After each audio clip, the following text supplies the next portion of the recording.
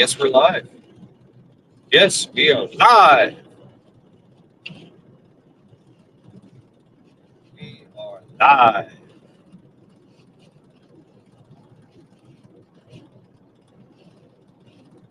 Mm. Crazy. Oh, I didn't think this through. I did not think this through today. Damn. Yeah. I should probably pull over and just fucking reset all this shit.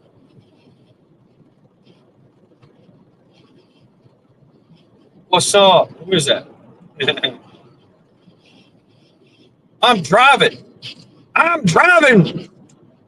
Me in suit. Driving.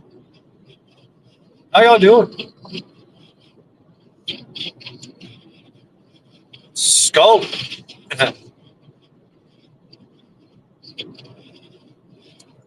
Yeah, I didn't think this through. I can't see chat. I mean, I can see it. I can't fucking read it. Fucking eyeballs. Who's that? Yeah, I need a tablet for this. Think about how bad it is to drive and fucking read chat. This was probably not a good idea. Probably not a good idea. But it's all good. It's all good in the hood. Wow, I see the moon. Oh, Cabo Carl. I noticed that one. If this works. Yeah, this sucks. Nope, that sucks. Got a stalled vehicle up ahead. Oh. Yeah, this was a bad idea, actually. Bad idea. I can't even see what to do to add somebody on the panel. We are on live stream through StreamYard. I am driving. I'm currently on 71, heading north, somewhere around Mount Gilead. Yeah, I'm currently about I don't know 100, 140 miles away, 150 miles away, something like that. I forget. I can't see it. Can't see the Google Maps. I'm out there. I'm south, heading north. 71, 118 miles or some shit. Yeah. I might just go ahead and pull over and set this up for the chat, the panel. I apologize. I can't see chat. Gunslinger, what's up?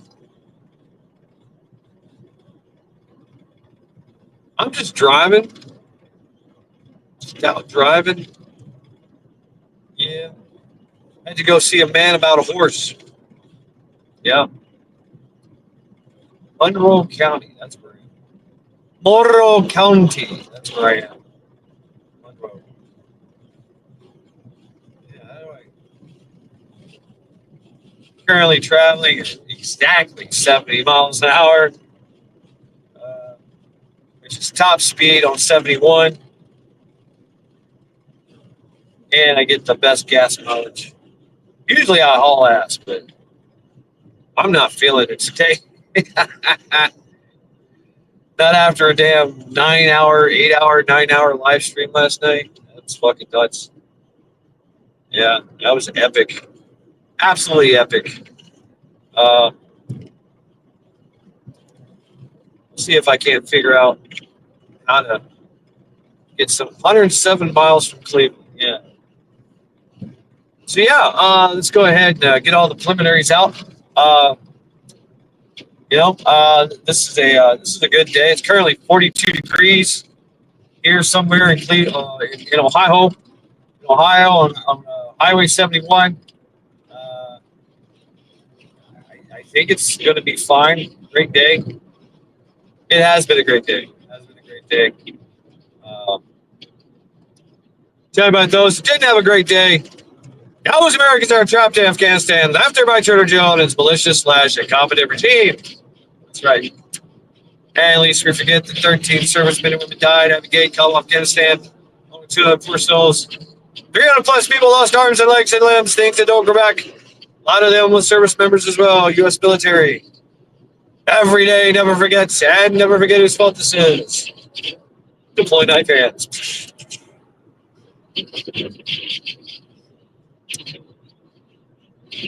But there was hope. Folks getting him out. Task Force Argo, Task Force Pineapple, Project Exodus, Project Dynamo Christian Coalition, Mighty Oak Foundation, just to name a few. Oh, can you guys hear me? I'm sorry. And at least we forget that 800, 900 plus individuals are still incarcerated over the J6 debacle, held there as political prisoners without sentencing, without bail, tortured in solitary confinement conditions. Someone lost an eye. There have been suicides. A lot of moms and dads in prison.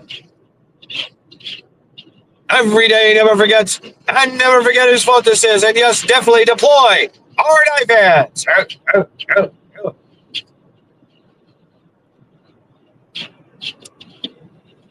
But there's hope.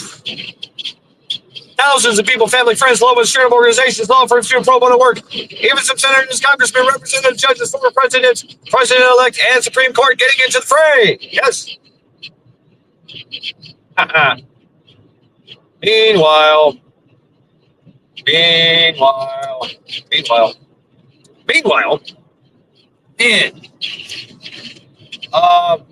have yet to be able to check to see what's going on in the mean streets of YouTube after my interview and epic live stream last night. You wasn't there. I think it's around 8:30 is when the interview started. And then just basically lackluster Friday shenanigans all throughout the whole fucking night. Ohio fam hanging out, for the most part. And everybody just kept popping in chat. Everybody just popping in. It was good times. The last analytics that I seen, which was shortly after the video, was like 640 something views. Holy shit, that's a lot. Can you imagine the watch hours that comes from it? Police reported ahead. Let me see if I can turn this down here. Right.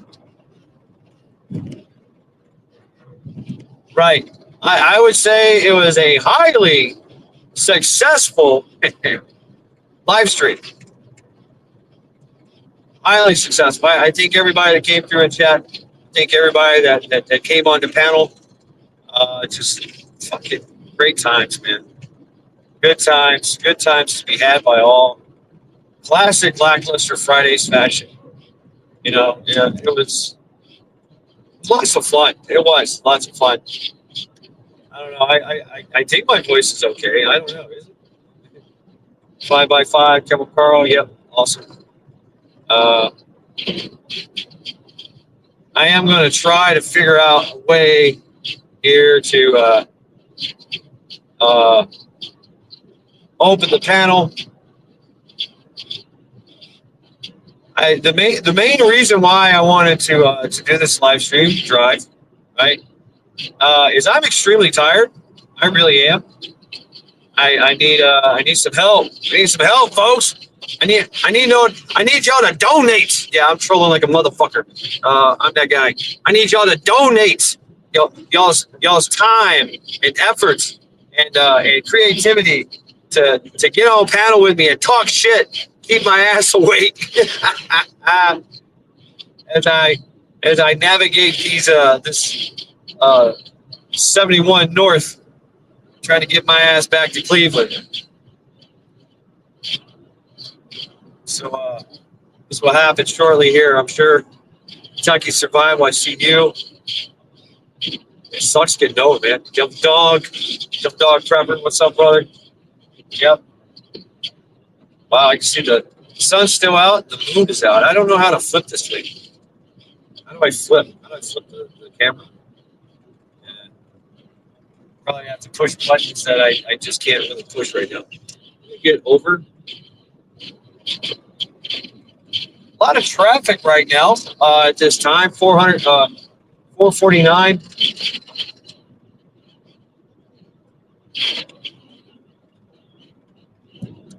When I started this journey early this morning, around 7:30ish,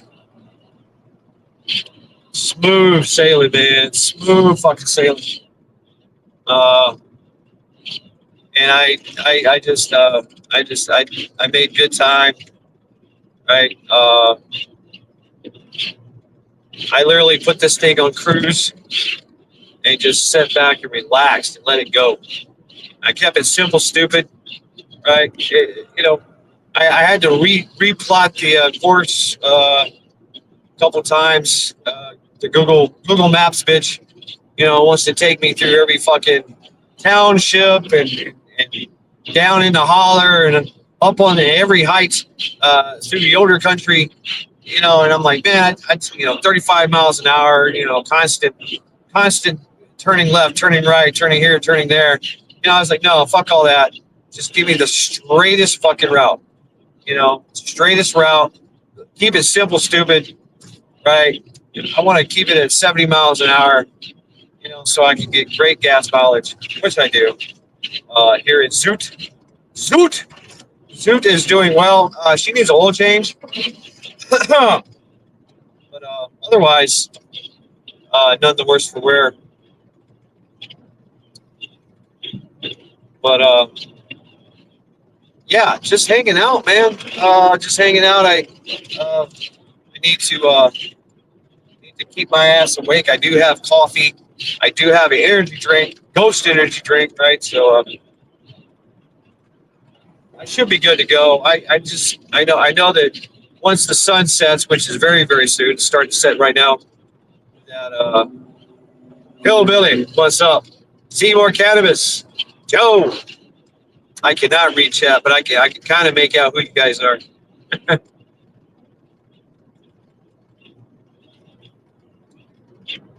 But yeah, just hanging out. You know what? I am just gonna pull over real quick. Watch this shit. Boom. Stand by.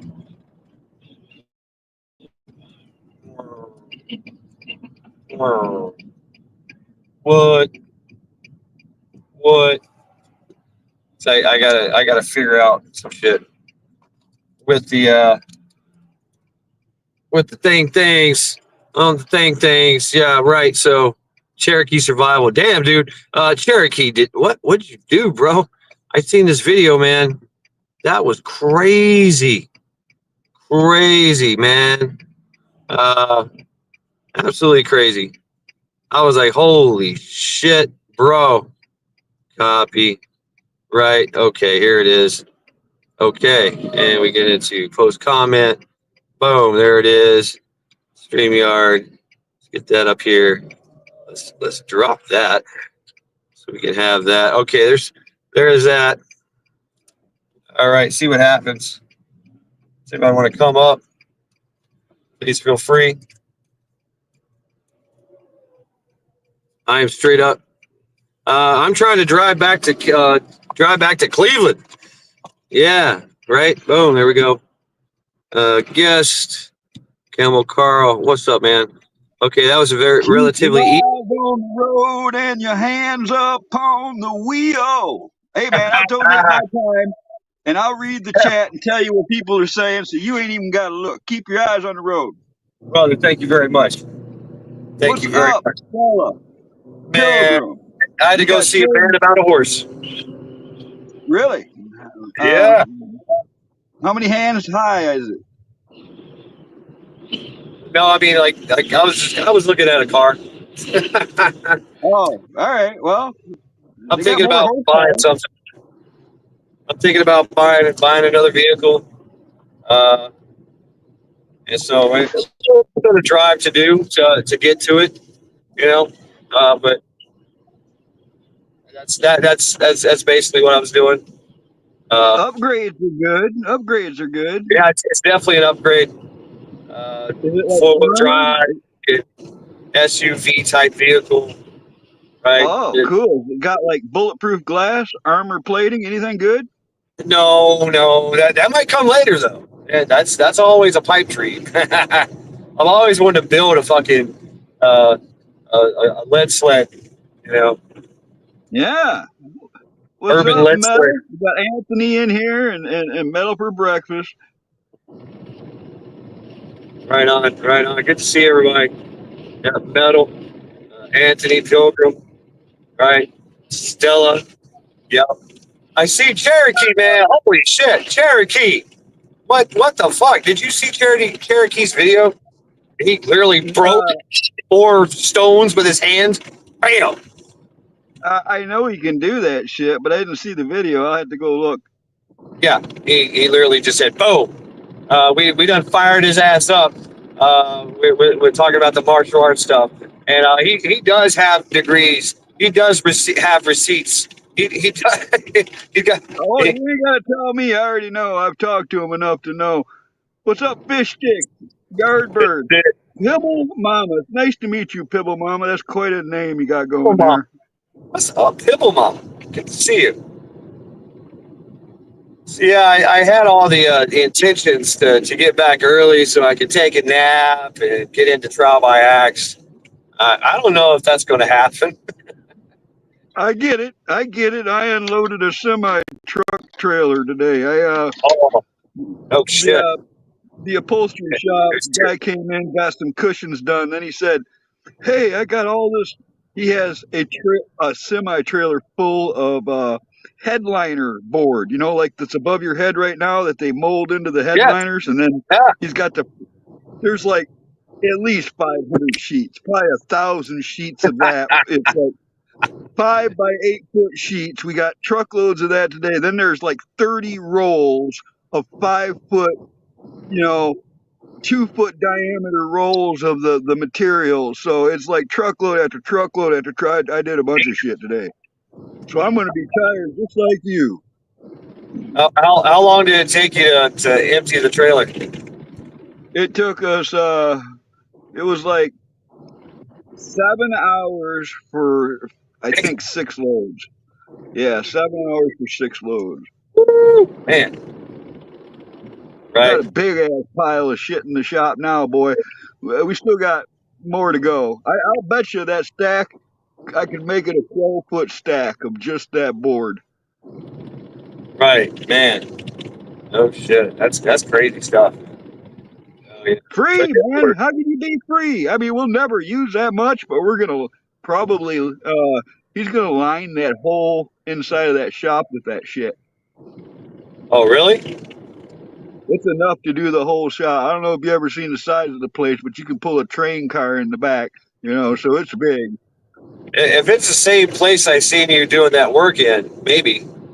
But Yeah, it is. It's dark and in 100 and something-year-old building, and it's dark, open, open beams everywhere. But if you put that stuff on there, it's white.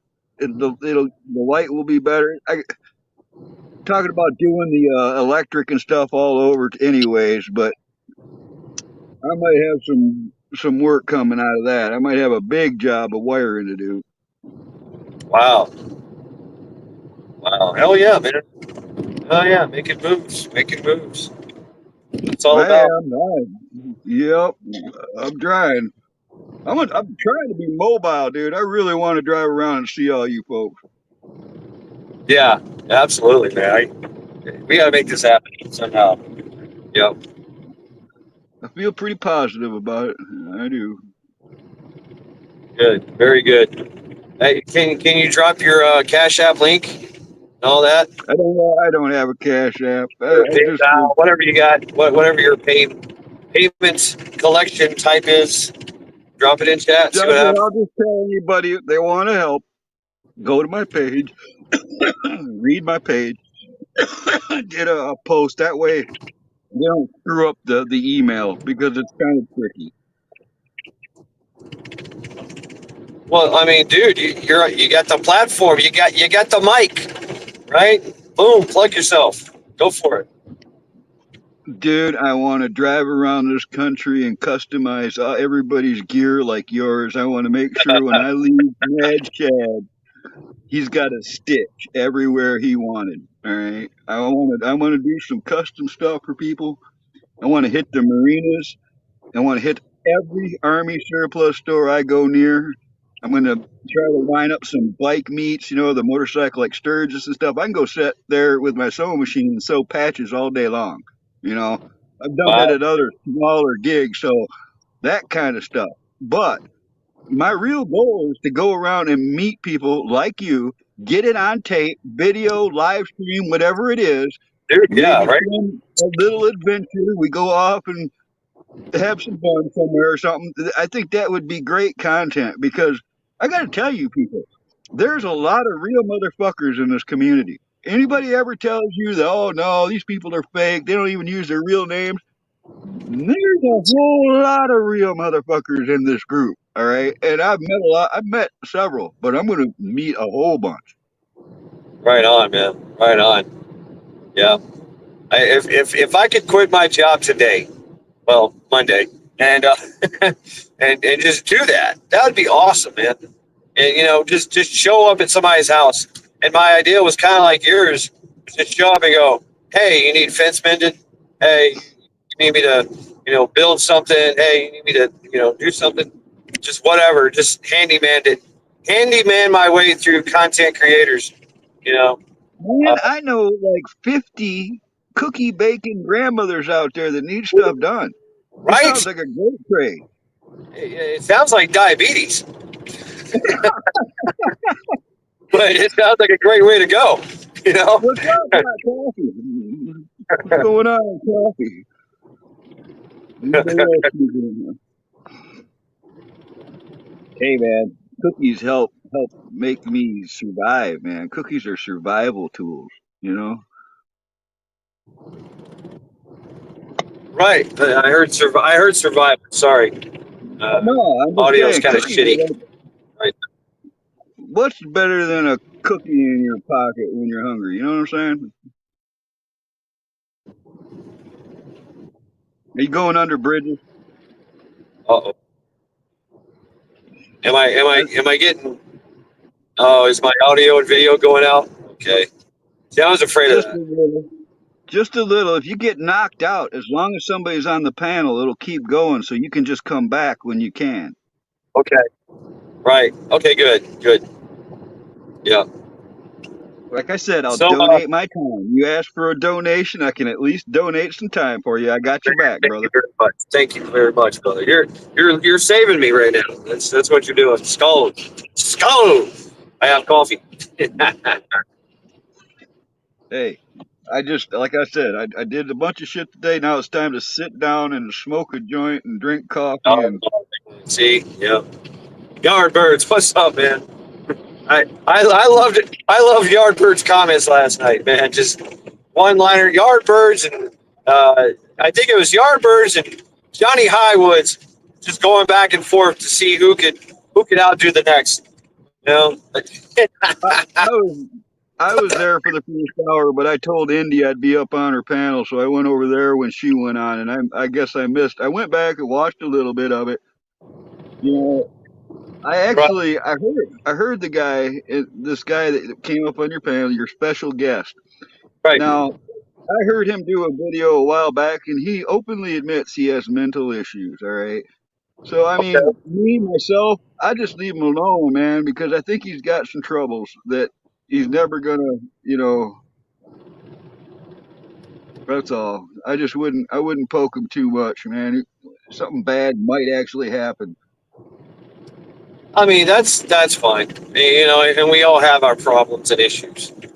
Well, we We do, do, we do. I you know. just, I mean, that's just my I can't opinion. go around. I can't go around smacking folks like I really want to. You know, Well, I used this to is the have that other issue. side of it. I don't know what hell happened, but I've seen him call out two of my friends now to Right. a physical confrontation. So that right there is, it's not very smart. It's not smart to do that in any shape or form. You just Right. when you really know life, you realize that there's always somebody out there badder than you. All right, you Always, don't need to always. Yeah, welcome. yeah. You Bigger and don't badder. need. They're not always bigger. They could be smaller. I mean, I've been That's crawled by right. smaller people. And, and it's always been this thing about righteousness to me. I don't Right. want to fight a battle that I'm wrong at because I'll lose. I've never done that. All right, I've always waited till somebody swung at me and then deal with it because then I feel righteous. Then I can cut loose, do what it needs to be done, and not feel guilty about it because I was just defending myself. And Yeah. that's pretty much the way I roll. I takes a lot to piss me off, I can feel that. and Yeah. but once you swing at me, then I know you're trying to hurt me. So then it changes everything. I've actually been in confrontations where I did not want to fight, and I absolutely allowed them to hit me so I could get in the mood. You know, And I get that. I get that. I do. I was like that a lot when I was younger. But now I don't even like to sock somebody. I really don't. I'll twist somebody up and hold them until they say uncle. All right, most cases, because socking somebody in the skull, for instance, that can do as much damage to you as it does to them. I don't want to. I don't never want to actually, unless it's a fucking death fight. I'm not gonna try to kill them. I'm gonna try to just stop them. And I wouldn't recommend that to everybody because it'll get you killed, and I'm aware of that. But I just don't really enjoy hurting people. All right, even total drunk assholes that try to fucking hit me with a broken bottle or something. I'm just and I learned that type of restraint, and applied it as a bouncer because and that was one of my I should have brought that up too with my special guest because he apparently is a bouncer at a titty bar and he just smashes faces. Uh, I've worked as a bouncer and you can't be smashing faces. You can't be breaking bones. You basically have to no. just grab somebody, throw them outside, and say, "Have a nice day." Well, Actually, in a lot call of a cab. times the cops are already en route. Start hurting people. You're going to get sued. The patrons are not going to be happy because they're going to be like, "Oh shit, they're heavy-handed around here." The owner is going to be like, "Hey, you're beating up my paying customers. You're putting them in the hospital, right?" It's never a good time. Lots of liability involved with that. There is no more roadhouses, right? In businesses. I mean, you go to a bar, yeah, there might be some places where you fafo, but it's more along the lines of, especially with security minded, clubs, instead of bouncing, right? They want to just isolate, contain, and get rid of you, as quickly and safely as possible. Well, it's just not like it is in the movies. A lot of people think you Right. can just walk up and kick somebody in the head with your boot. Well, I've actually seen that happen, and it folds the skin off of a person's face, and they bleed profusely, and it leaves big gnarly scars and shit. It just ain't like the movies, all right? And a lot of people get that all fucked up. It gets nasty, People will stab you when you turn your back. You think the fight's over and shit? Never turn your Yep. back on somebody. It's Exactly. like there's all these fucking dirty little things that people do, and Yep. Get shit thrown at you from no out of nowhere. Boom! Get hit with an ashtray, a glass ashtray.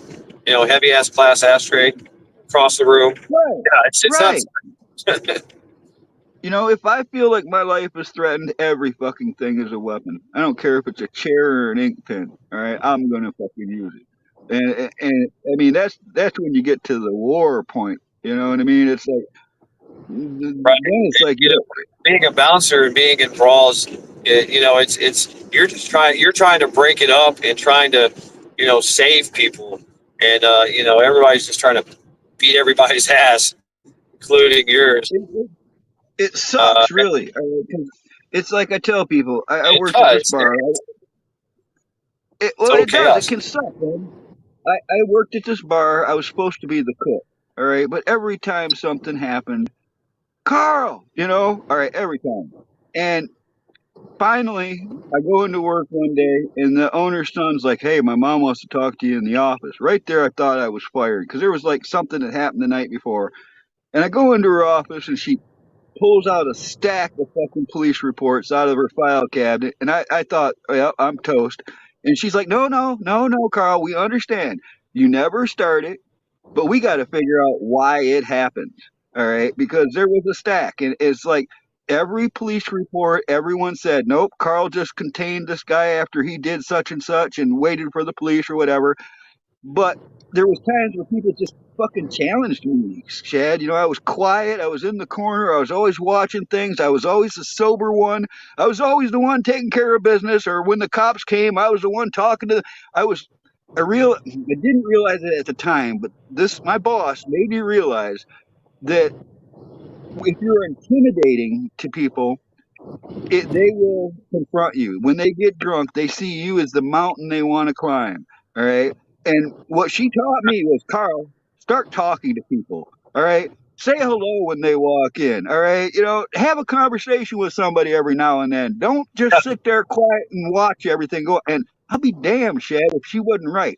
I've had very little issues since I changed my whole persona about that. You know what I'm saying? Oh yeah, Because yeah. I was the I don't talk. like fighting. I talked. I diffused a lot just by talking.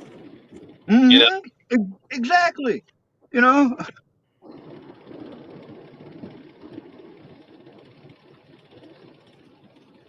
Oh, did I lose you? Uh-oh. now you're going in and out, but I'm still here. I who did. else? Who else? We got anybody sneak in here? Devil Dog says he's number one. He's at the top of the food chain. Ain't nobody out there tougher than him. No shit. I believe it. Well, Have they you fucking seen the cut his size of his fucking neck? head Have open. you seen the size? Well, have you seen his neck? I haven't. Yeah, right. right. Don't fight people like that. Yeah. Uh, You can't choke somebody out if they ain't got a neck. yeah, that's a valid point. You know, and if his hand is bigger than my face, no, that's Yeah, good God. Duck that's, and weave, brother. Don't let him get a hold of you. that's right. Oh yeah, yeah. Yeah, and you know, that's the romanticism of it. You know that you're gonna be a bouncer and you're gonna bust heads and kick ass and take names and be badass, and it's really No, not the no, game. I That's want to not be the the game at all. peacemaker. No, fuck. I want to be the peacemaker because I was there to Yeah, have fucking fun. All right. I wasn't there for the drama. I wasn't there for the fights. Can't we all get the fuck along? Smoke a joint with me, man. Come here. All right. You know, right. Yeah, the cooler, right? The cooler.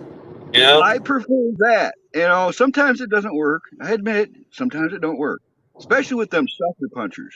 All right. If you guys knows, I mean, I've been several people have attempted to sucker punch me, but you always got to be on your toes. You know, if you know that you're in that situation and you pay attention, you're likely to catch them like I do, mid swing. And that's when it's like, okay, motherfucker, how's a dislocated shoulder feel? All right, what's up, Ohio? And for me, it's always it would always happen like either right in front of me, something went down, somebody punched somebody right in front of me, and I'm like, oh fuck, you know, and right there I gotta jump in, you know, grab somebody, you know, take them away. I always try to just have one person and take them, Yeah, so you know, as far away as the other person. Chat needs to know where you're going, man. Are you driving to Florida or not? No, no, I'm not driving to Florida. No, that's Good. you know, no, there's no fucking way. Hell no. I'm driving north, baby. North. Going Wait a north. minute. Going How back far north. north are you going? Are you on 75? No, I'm on 71. All right. Well, hey, you head that far up north. You know where I'm at. Oh, 71 takes me to you? No, 75 comes right by me if you go that far north from where you're at. I am 73 miles away from Cleveland. All right. So you still got, yeah, if you go over the Michigan border, is what I'm telling you, let me know. I will, brother. Absolutely. No, that's a dead horse, man. Nobody's gonna fight that guy. Just nobody is. I'm definitely not gonna fight him. I wouldn't even want to see It's it, no. man. I wouldn't even want to see it, Shad, because it's nobody wants to see a sad old man like me get beat up or beat somebody else up, right? I mean, actually, I'm wrong. There are people that would want to see that, but it's Sure. not me. I don't want to see that. I mean, I would rather see everybody like work it out. And on the other hand, I think you guys are making him famous. All right. I know But he's got. I think bad press is better than no press at all. It's kind of deal where I've never right. heard so much. I didn't even know who this guy was until all this stuff. Hey, I turned it all into content. I mean, I, I, I was like, fuck it. I'm gonna be that guy that turns it all into content. I deal with threats, and usually you threaten me, and it's on. I feel very obligated to get in your shit. But this time, I was just like, you know what? Let's just turn it all into content. Just lay it all out. Let's talk about it. Let's expose. Let's maybe it's therapy, right? I mean, so Mhm. if anything, Right. it shows everybody who's who and what's what. And on the other hand, I put the boxing gloves on with somebody who hated my fucking guts and went to town. And then after it's all over, they become my friend. Believe it or not, some Oh, sure, guys, yeah, yeah. if you I've end been up a lot. fighting I'm from them, Tennessee. It was you have a problem with somebody. Let's get in the back of the truck, drive down a dirt road, knuckle up, toe to toe, beat the shit out of each other, get back in the back of the oh, truck, drink a beer, talk about it later, be friends. Squash we that kept beef. You know, we kept the garage empty, and then there'd be like 30 of us in a circle watching it, you know, right? and then it couldn't be no, it's straight up. There's no fucking glass in the glove or none of that shit, so Well, I mean, and so that I say that I like that the version of the Tennessee, the wood. That's how they handled it in the wood. Right, the hood. It was just you're just walking down the street and you get jumped. right, It's fine. right. I You guess know, it gives them a chance to run too. What's up, Steph? Carolina Omar Steph. South Carolina stuff. Growing up, I grew up in the hood. I grew up in very, very, very poor, urban, ghetto hood settings. And I was I was a scared white boy in a predominantly black neighborhood. And so What's up? that's how it works. Now if Yeah, you did get in a yeah, fight with somebody, like, had an argument, disagreement, it might go down right there. There's always right. that there was always that threat that you say the wrong Yeah, thing, you catch somebody at the wrong moment, you make the wrong joke, talk shit, and boom, it's handled right there. And it's a big old fight, and everybody's watching. But if it was usually a beef, it was you got jumped. It's 5 or 6 people came out of nowhere, whooped your ass, and boom, they were gone. And then you got 5 or 6 people, or you did it yourself, jump out and whoop their ass, and then we're gone.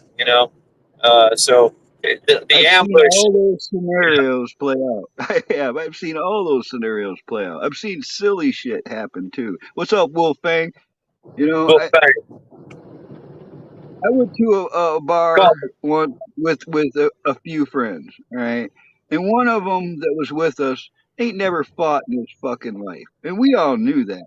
But he started a fight with a guy. Watched him walk Oh, directly no, into this guy right? and started a fight with a guy. And it was obviously to show he was tough or something because he knew the other three of us were, capable. And he started this fight, ended up outside the bar. The guy took our friend down so fast, it was fucking the fastest ending fight I ever saw, Shad. Boom, he was down. The guy was on top of him, started hitting him. He got up, he started kicking him. And that's when I said, all right, you won you know. And his buddies are like gonna get in on that too. Everybody's gonna kick him while he's down. I'm like, dude, Doug, you lost. You got your ass kicked. Stay there, and you quit kicking my friend. All right. So it Right. can go from somebody starting shit and you let them. You know, you're not their boss, but there's a point to it, man. I won't let nobody sit there and kick somebody in the head for something stupid. All right, if they killed somebody or did something like that, it's different. But if they sit there and just keep walloping on somebody, I can't watch that, man. What's up, farm boy? Right. I mean, yeah, it happens. I mean, we are a brutal species. We really are. Yeah, it is. It is a brutal world. You got it right. You know, but we also have that degree of compassion, and I'm thankful. Uh, I'm thankful for kung fu, Shaolin kung fu, to help me teach me to be kind of compassionate. Showing compassion in a fight. You, when everything is telling you to end it, be brutal. There, you can show compassion. You know, I Not to mean, mention, you don't ever hit somebody full force. You learn to hit people with controlled blows. You know, there's a discipline to that because you can hurt yourself. You know, if you're in anger and sock somebody, yeah, you might break your exactly. hand. Yeah, I mean, You I know, don't know how many times I've broken my hand. You know, right? and What's up, Rooster? that's the thing Sifu told me was that remember every time you hurt somebody, you also hurt yourself. He was Boom. speaking on a deeper level, but it's physical too. There's a lot of physical Yes, it damage is. that occurs. When you beat somebody up, your hands break, your ankles break, your knees they lose cartilage, your elbows get popped out of socket. You lose teeth, you break all kinds of things. Your Yeah, heart, your again, cardiovascular, your again. muscles get ripped and torn. You know, That has never felt like a good time to me. I mean, if I go out to the bars or to a concert or to a party, I wasn't there to fucking fight. I was there to have a good time. Where's the girls? All right, something like that. I never yeah, really. right, yeah, There's yeah. better things to do. There is. What's up? Oops, meat puppet. I've always been the life of the party and being in the life of the party, being cool, trying to be cool. But if something happens, it's 0 to 100 for me. It's bam. That instant. Let's go. Right? Like, oh really? Oh, I've never Oh, really come to think about it, really actually like, hey, let's talk shit until this guy, you know, let's talk to somebody. I have. I've been in shit talking battles that have led to fights. But this once is again, what once I again, noticed. they talk about that righteousness. You know, and maybe I did say Yeah, something bad. Maybe I did. I do have a mouth on me sometimes. I have to admit it. yeah. You know, I've pretty much right now. I don't want to fight, but I ain't gonna run from a fight. You know, Well, I'm uh, too old to run. I'm too and old to there is a run. part of me that really just kind of goes, ha ha, battle. Let's go. Right. I don't know. But yeah, afterwards you're like, oh fuck, I should have done that. I'm gonna be down for 2 weeks now, uh, nursing my wounds. Yeah, I don't know. Again, I was a little different when I was younger. I was Right, get me going, especially if you did something stupid to any gal, but especially my gal. There's times where I snapped, you know, and I right. regretted it. It's I also Yeah. grew up with a bunch of fucking instigators. I don't know about you, Shad, but I had these friends. Yep, I don't even know if I can yep. call them friends, but I You gonna, had you these gonna take guys that? that, You gonna let him talk about your mama like that? You gonna let him? oh You're a pussy. You're a pussy if you don't do nothing. Yeah, I have friends like that. Absolutely. yeah, And, yeah. and they ag you on, and they push you to that brink where you're like, fuck it, I got to do something. You know? And there's another thing you reminded me of. There's one thing, I mean, it's not always, but 9 out of 10 times, what I've noticed is the one with the biggest mouth, spewing the most shit, yelling, screaming. That's usually the guy laying there bleeding when it's all done. It's usually the guy with the Or big they mouth run. that just gets, Yeah, or they run like all ass. yeah, Yeah, yeah. yeah. I mean, 'cause that's where their braveness in. It's It's more of a Right. show. But I came from, that was the thing, is everybody talked shit to get into your head, to intimidate you, to make you, give you that sense of doubt, that, or fear. And then they would capitalize on that, that was that whole fucking get in your face, talking shit, intimidation, and then swing, because first they mentally try to break you, or rattle you, and then they go after you. Then they know that they've got you, and they can take advantage of a swing or sucker punch, whatever, because your guard is down. You're like, oh shit, you're already mentally kind of beaten down by the insults or whatever, you know, and so that's the art of shit talking, where I'm from, you know. But but you would see people stand up, and they would fakely stand up. You knew that guy didn't know how to fight, yet he's going to talk shit back. Like, fuck you, you're not going to do that. Getting his face too. Like, come on, what you going to do? Oh, I'm going to kick your ass. Okay, come on. And then they don't. So you're calling their bluff. Some it kind of leads to that whole narcissistic battle. The mental battle that happens, because a lot of people want to just talk shit to overpower and demoralize people, and they get off on it.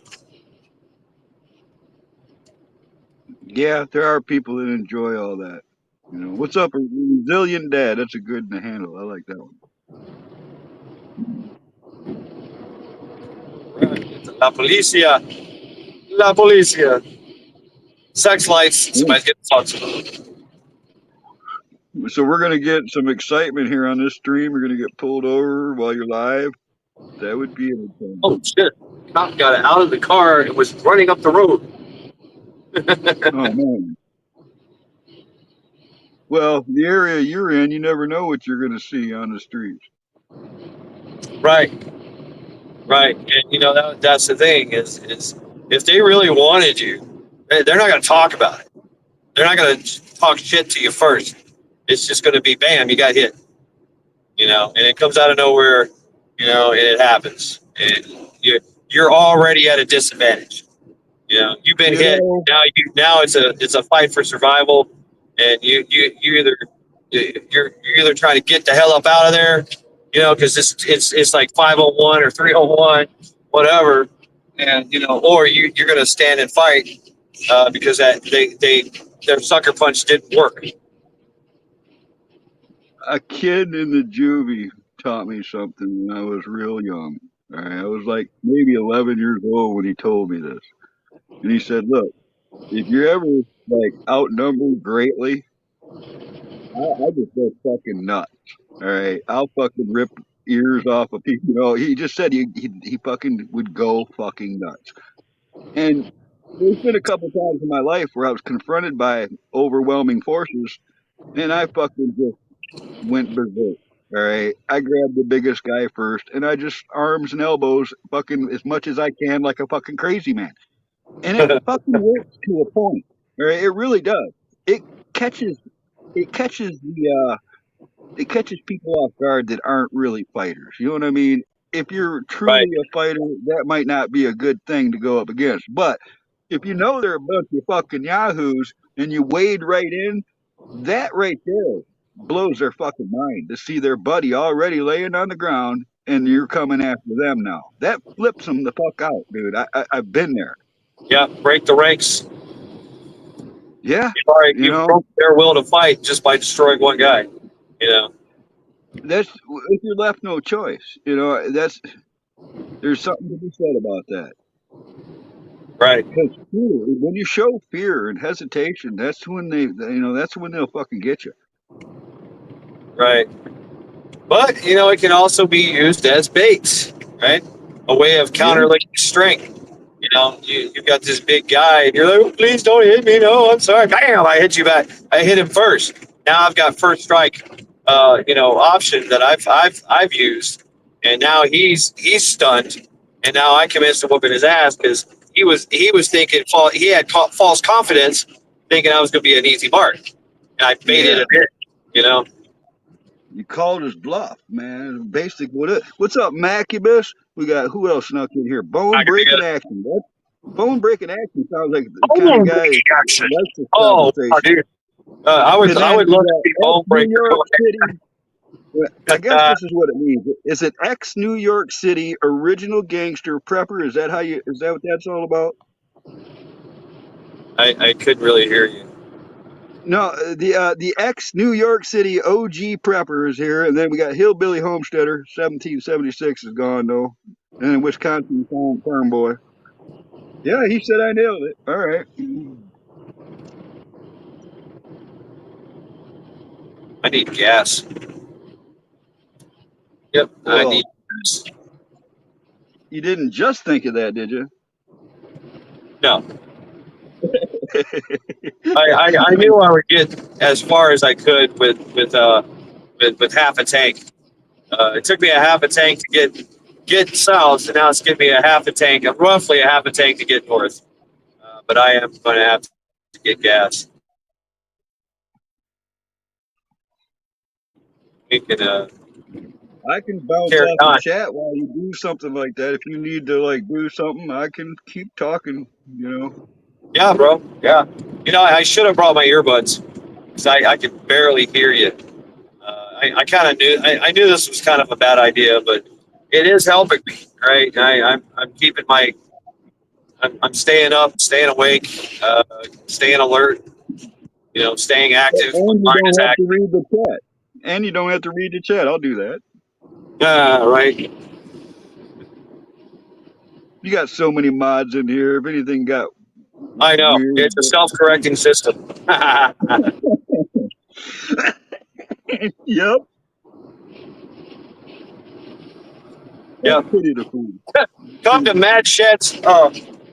Come to Mad Shad's school for moderator. College of moderator. YouTube moderator.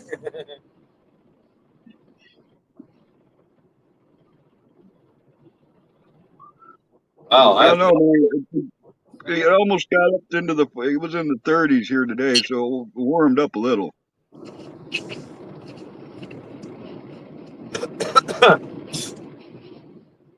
Yeah, I'm coughing too. I'm smoking this powerful doobie. I was given half a joint here. It's a little bit rough. it's been months since I've had a joint. Months.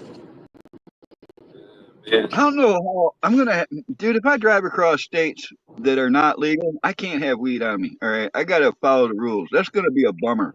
All right, if I gotta go through states that aren't legal, that's gonna be the worst part about it all, right there.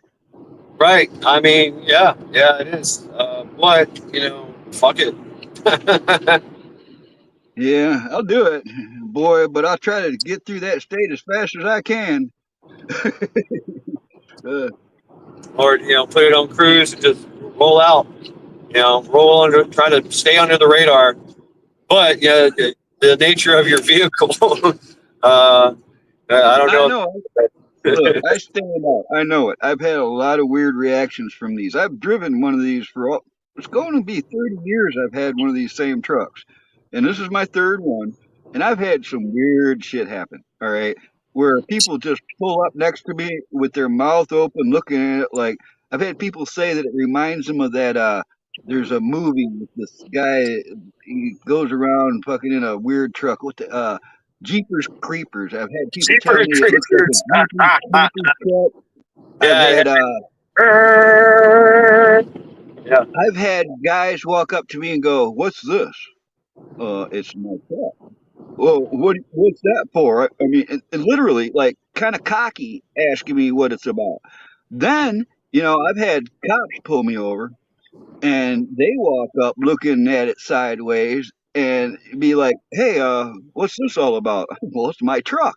Well, can I look in the back? No, it's locked up. Oh, well, can I see your license, driver? Last time I got pulled over one of these, I loved it, Shad, because I told him, I said, I'm clean, check him out.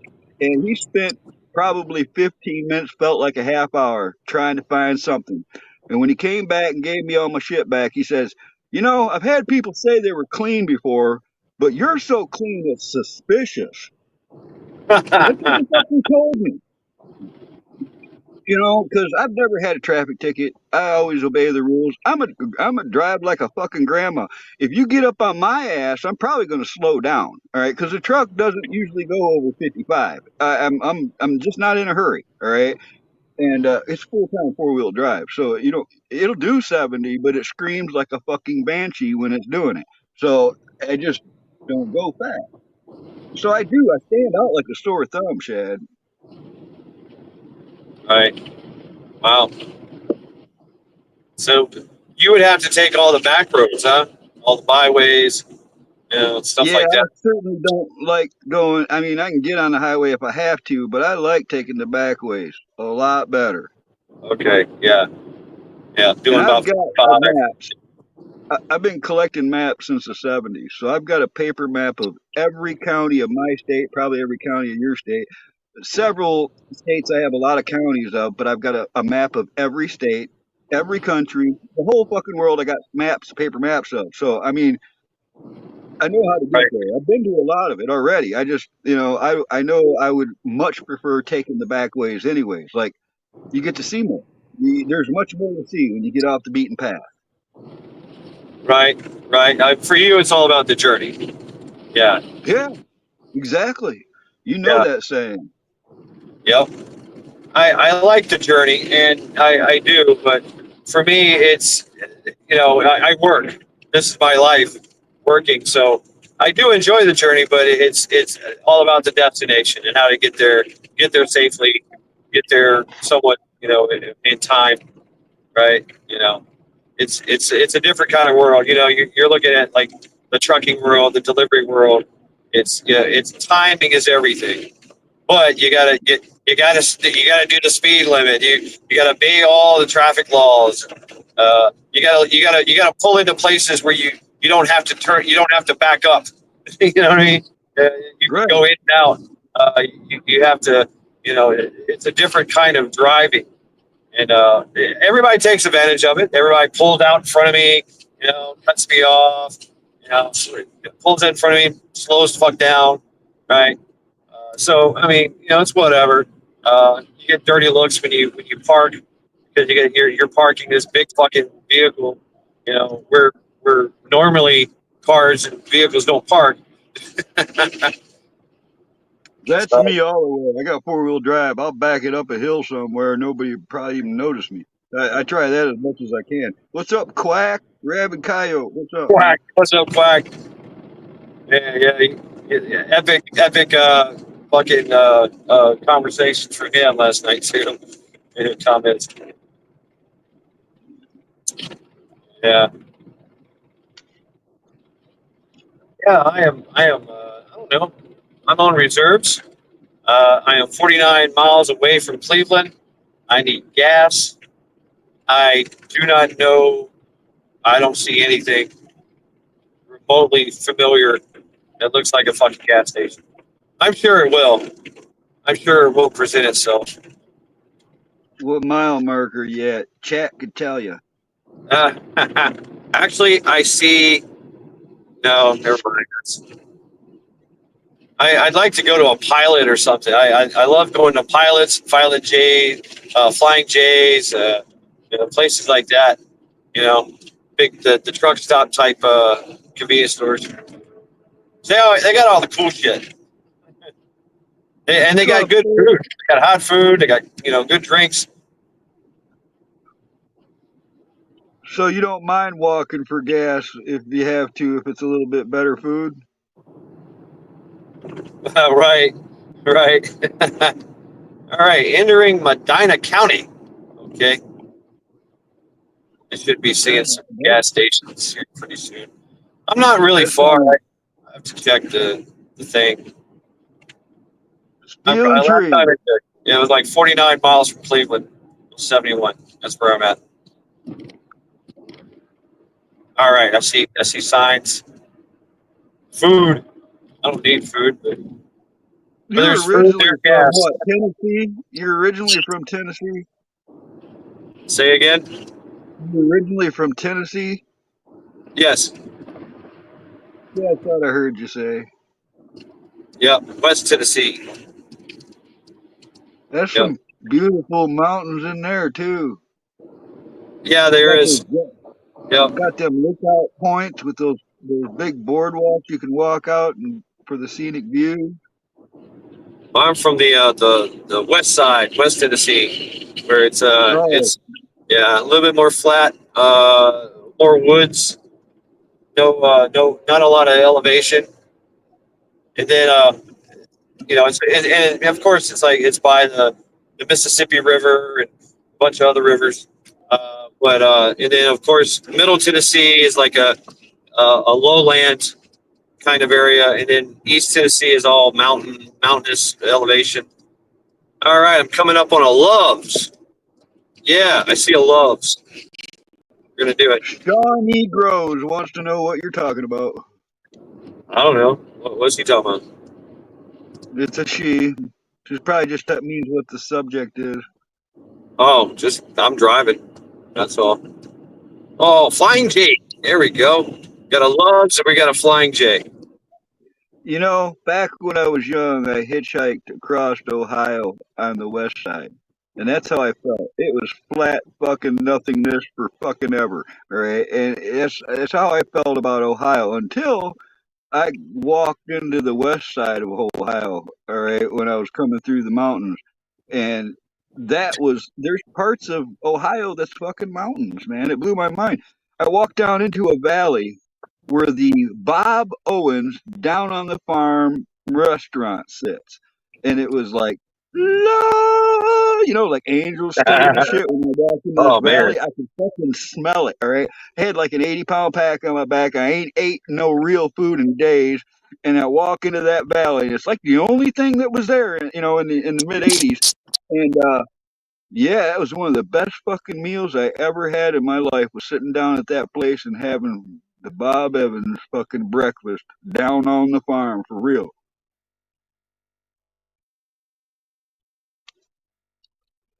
Did we lose him? Got awful quiet. Now it's just the Carl show, everybody, until he comes back. Now I can just bounce right off of the chat. What you guys got? What's up, Leslie? What's up, Oops? Wingnut.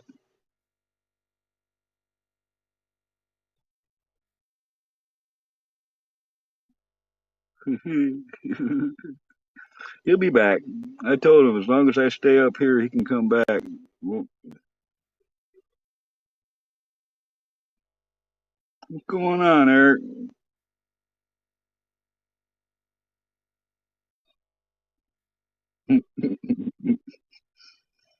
I am the Lizard King, and I can do anything. Wingnut. My day went pretty good, Wolf. I went and helped the owner of the upholstery shop. He was given a semi truck trailer load of headliner material and the board that they use for doing headliners and bands and stuff. I mean, hundreds and hundreds of sheets of the stuff and Okay, like 30 massive rolls. I'm back. Hey, he's back. I'm See, back. everything's cool, man. I knew you'd be back. Now you sound even better, clearer. Would you pull over? Yeah, I'm getting gas. Right on. Yep. So there might be a time when you go in my pocket, but oh, I'm at I'll the look away. Loves. I don't want to be no part of that. I'm going to look away. Right.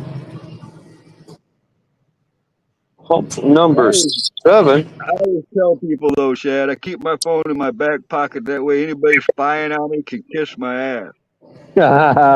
Right. Actually, I got this little technique I do. I put it in my the crick of my neck on my left side, and that's where it stays. So I can it's kind of like a hands-free version. Well, you know I'm a cheapskate, so I put adhesive Velcro on the back of my phone case, and so I have little swatches of Velcro stuck all over the place to where if I need to set my phone down, it's right there where I want it. It's going to stay.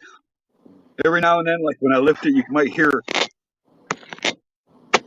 when I lift my Right. phone. I mean, that's a good idea. That really is a good idea. I should think about getting some Velcro strips.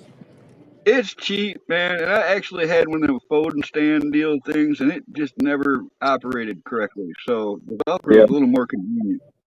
I always break those. Always. Any kind of vehicle mounted stand or tripod, I always fucking break them. Customer 65, your shower is ready. Please proceed to shower 5. Oh man, that just sounds wrong. All right, that sounds like what you're gonna hear when they put you in the FEMA fucking camp or something. That's Lowe's. No, I'm at Love's. Yeah, Love's. So some trucker wants needs a shower. You pay for a shower, I guess, or you reserve a shower. Everything's like automated and it talks to you. What a weird world. Yeah, right. AIs. Yeah, Drones flying around all the time now. What the fuck? right. Yeah. So I'm in the bathroom. Actually, I remember a truck stop in Ohio somewhere that was off of 75 that was very famous. I 65, forget the name your of it. shower is ready. Please proceed to shower 5. Yeah, Ohio, you're bad. Ohio says hand love and shower 6. All right, thank you. Where am I? Where's my cup?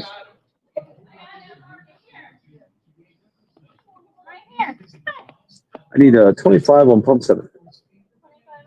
Yes, ma'am. No. Welcome to Loves. Bob 942. What's up? What's up, Bob?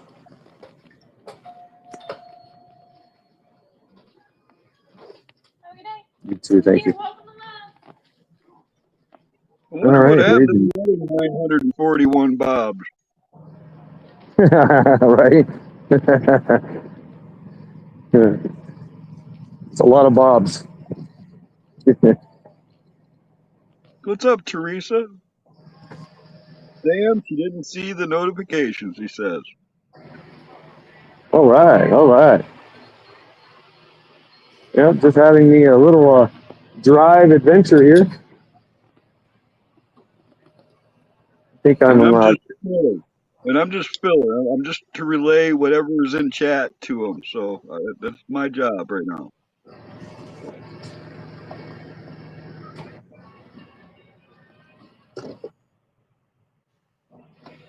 Wow, gas is $2.92 here. Well, Bob, that's just wrong. He's making syphilis flavored popsicles. He said pickles, but I know he meant sickles. Yeah, watch Bob. Bob and Ghost Yeah, Lincoln. They like their popsicles in basements. I Yeah. think he wears a white lab coat. I do. Now Yeah. I got a whole different image of him. Well, he was Air Force, so probably a white pair of white coveralls. I don't know, maybe blue. I don't know. What's the Air Force colors? Well, you got that sage green, you got the light blue, you got Oh the yeah, dark right. green. They're kind of all over the board there. Every now they even got their own camouflage and shit, you know. That's true. Yeah, they went camo. Yeah, did you? I think, or the new Yeah. camouflage. I forget what it's called. Yeah, I know what you're talking about. But they've got the Navy's got their own shade of blue. Air Force got their own shade of blue. Right, the blue stuff. Yeah. I like the black BDU sets. I still have a pretty well worn out, M65 field jacket, the field shirt, and then the BDU pants and stuff. I like the slate grays, the blacks, even the tans. Those are nice, Right. Yeah. I feel you. Yep. A little more gray man than wearing camo all the time, but that's why they call me camo. I do wear that shit fucking all the time. What's up, man? Oh my God. Shut up, Google Maps. Can y'all hear that? Google Maps? No, it like cuts out or something. What I'm hearing is like your microphone cuts out when whatever's happening is happening. Oh, okay. I think Oops just bid $2.50. I don't know what he's bidding on, but What? What? What are y'all oh trying to bid on? well, wait, Anthony's got top bid now from Central Indiana. He says $3.15. Oh, they're gas. They're, Oh they're, man, I thought they were bidding for something. right. Yeah, auction. What are they auction? My car? Fuck, man. Yeah, talking about gas. Damn, $3.15 for gas. I mean, I did pass places that were like $3, over $3. But That's what right it now I is here. find 292 here. Across the street, BP is 277. I should have went there. No, Oops. I'm not for sale, man. I'm keeping the soul too. Not for sale. All You right. can you can only rent a Carl out for services. All right, you can't buy him. Hey, you're the one talking about getting cookies. So Well, I that's a mean, win-win situation. that's All right, that's that's that's there's your no weak spot, dude. you well, stay, you come in for the cookies, and next thing you know, you're sticking around. Doing work here, doing work there, more well, cookies. there's more to it. All right, I've let some people know I have an agenda. All right, all these I know a lot of grandmas here now in this community. I mean, a lot of grandmas, and I figure there's nothing more dangerous than a grandma when when their grandchildren are in jeopardy or their pets or something. You fucking piss off a grandma. Absolutely, I agree. So I was thinking if I just got them all together, I could create a granny brigade.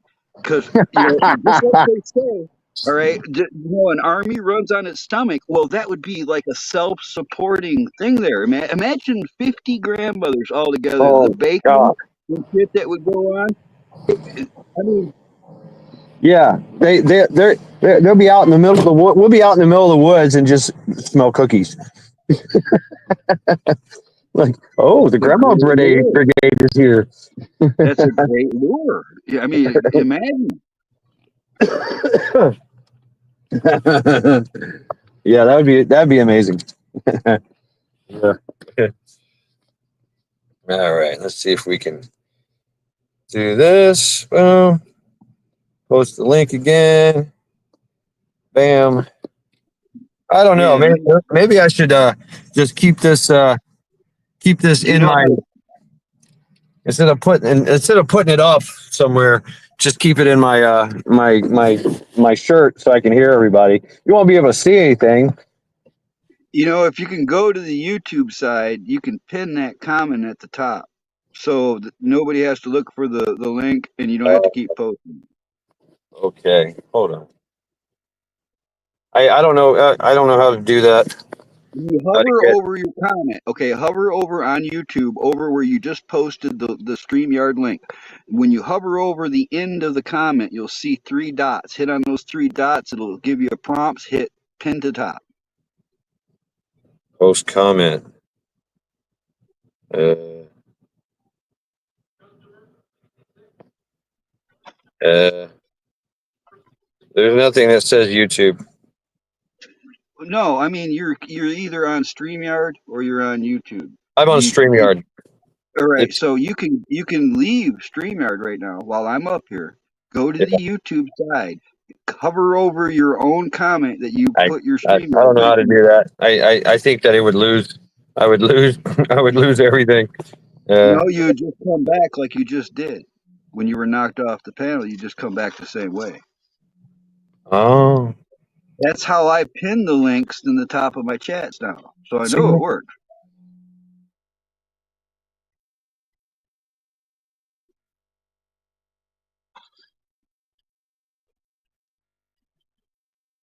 Yep. Right on, Yardbirds. You know, there's a lot of really cool grandmothers in this community. I've met a lot of them. I know. Can't wait. Can't wait to meet the rest of them.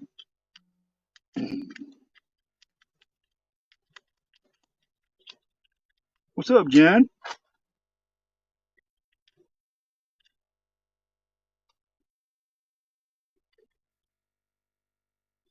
He'll figure this out.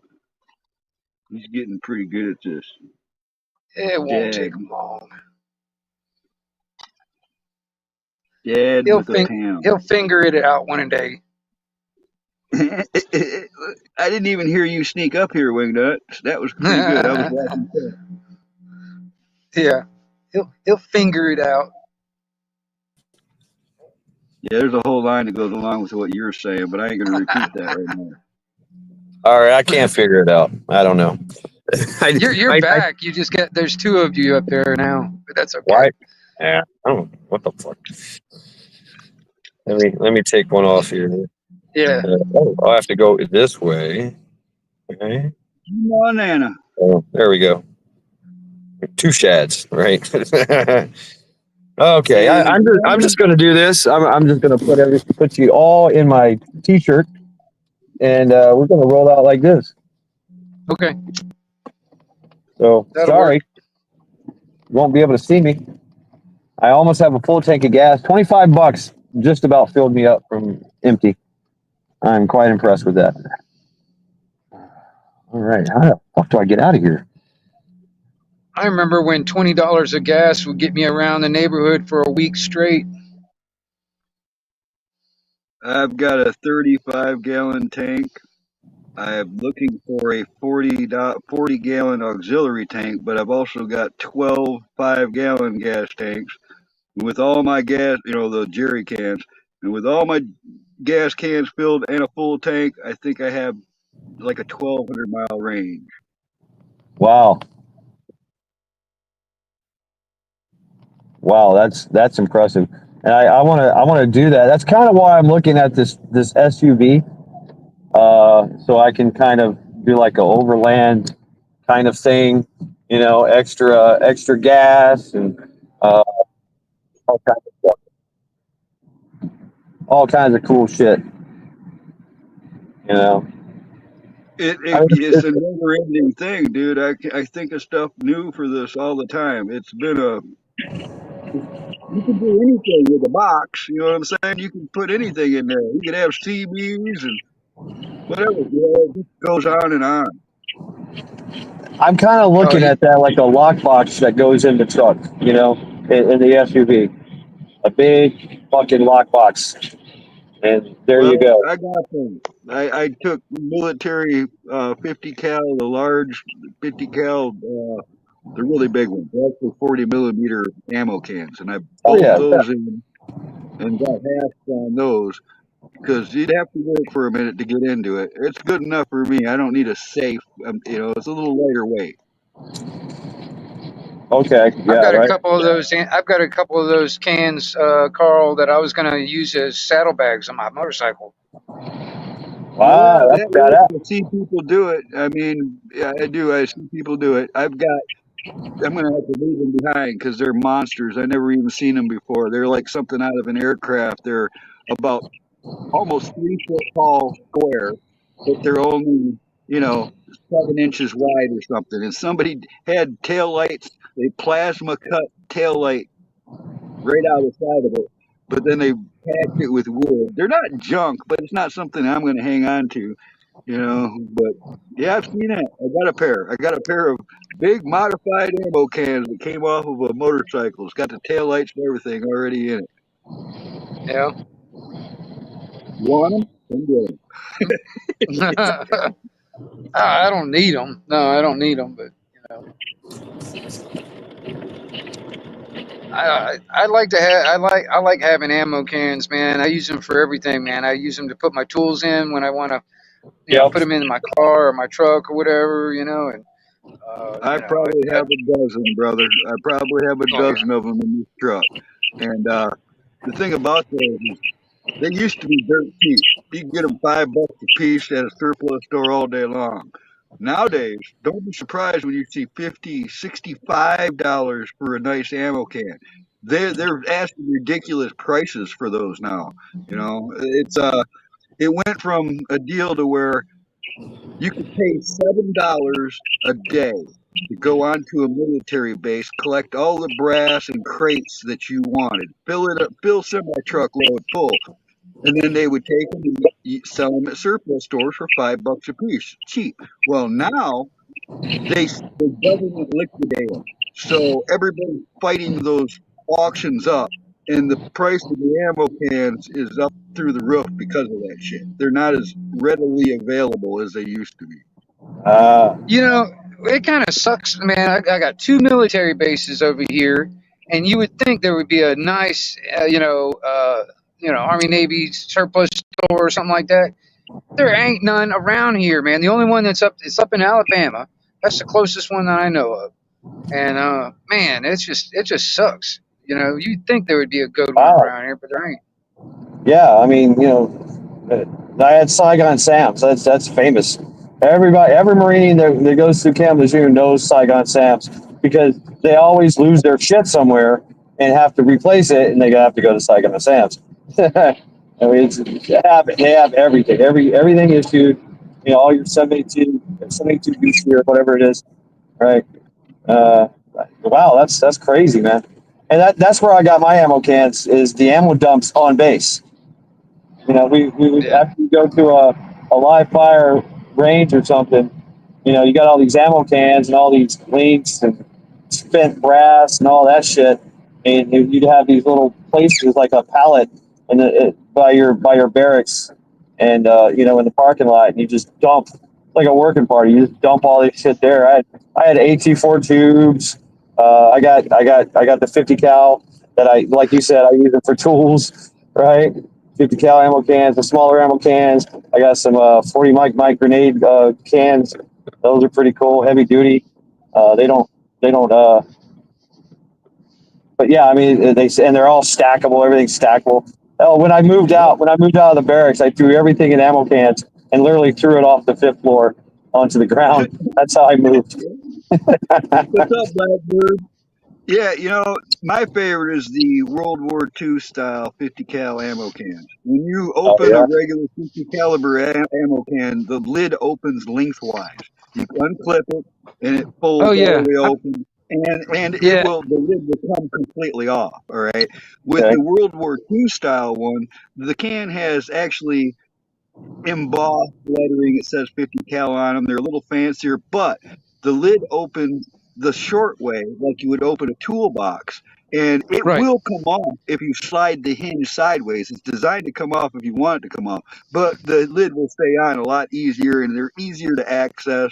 And there's cool stuff you can do with them. They even, back in the day, from Cheaper Than Dirt catalog, you guys remember that? I got these trays. Yeah. There's 3 little olive drab trays I got that are plastic with dividers like an organizer. And you lay those 3 little trays on top of each other inside of an ammo box is designed to fit them.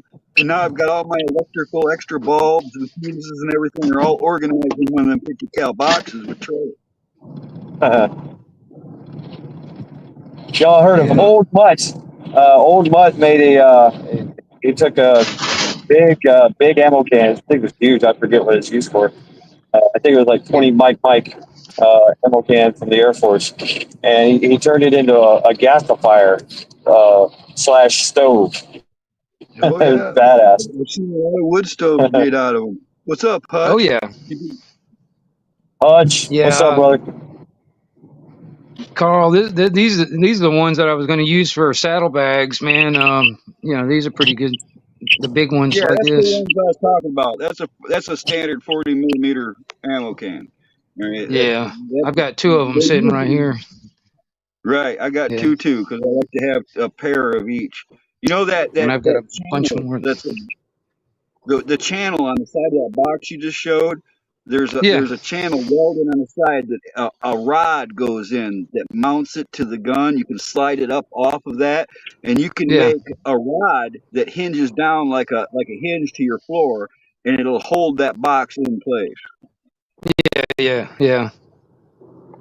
Yeah, I've got a few of them actually, man. Like I said, these are full of tools and stuff that I had in my truck, you know, and I've got another one somewhere, man. It's got nothing but a damn big ass toe chain in it, you know, just in case or whatever. But Yeah. yeah, I've got a bunch of them. You know, they're very handy. You know, like I said, you know, I whenever I come across them, I grab them if I can. You know, but like I I said, got I a don't know good exactly what I'm gonna video. do with these yet. I'm not sure yet. Those big ones, I'm not sure what I'm gonna do with them yet. But Yeah, I've got some that I'm not using. I need to trade them off or give them to somebody. I got extras. I mean, that happens. I think I got a small one, kind of like what you were talking about, the World War II one. I'll go find it real quick. But it's What's up? you know, instead of opening lengthways, it opens up like sideways or whatever. Yeah, yeah. What's up, Sister Marie and Jules Goldstein? What's up, sister? Good to see you.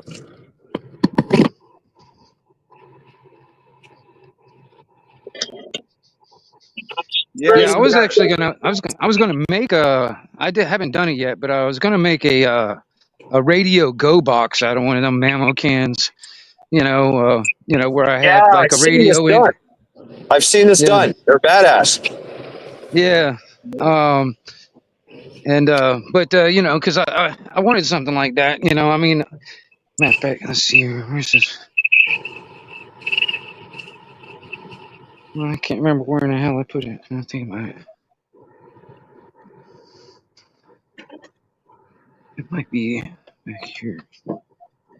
But yeah, I wanted to do that, man, just because I wanted to have one that just like, you know, radio, battery, solar panel, all the antenna, the cabling, and all that stuff, all packed into one box. And Yep. so I've seen it done in the short 5.56 boxes, you know, and I've seen them done in the 50 cal, the long 50 cal boxes. You know, yeah, yeah, have you that's seen badass. where people turn? Have you seen where people are turning jerry cans into portable bars? yes, that is kind of slick. That It is. is I kind of could have slick, one of those. I could have that mounted on the back of the truck and nobody even know. You can't tell. right? Yeah, I mean, you know, you know, that's something. I mean, you know, that's something that I'd like to try one day. But I mean, I saw somebody on some video that some guy did that. It just looked good the way he did it. Yeah.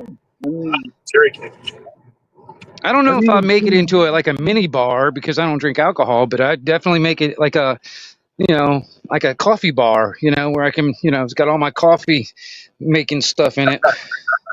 Well, I've Right. even seen the jerry cans turned into a container to where you just lift the whole thing, hinges open on the top. They keep their toe straps and shit in them. You can do all Yeah, kinds of stuff with them.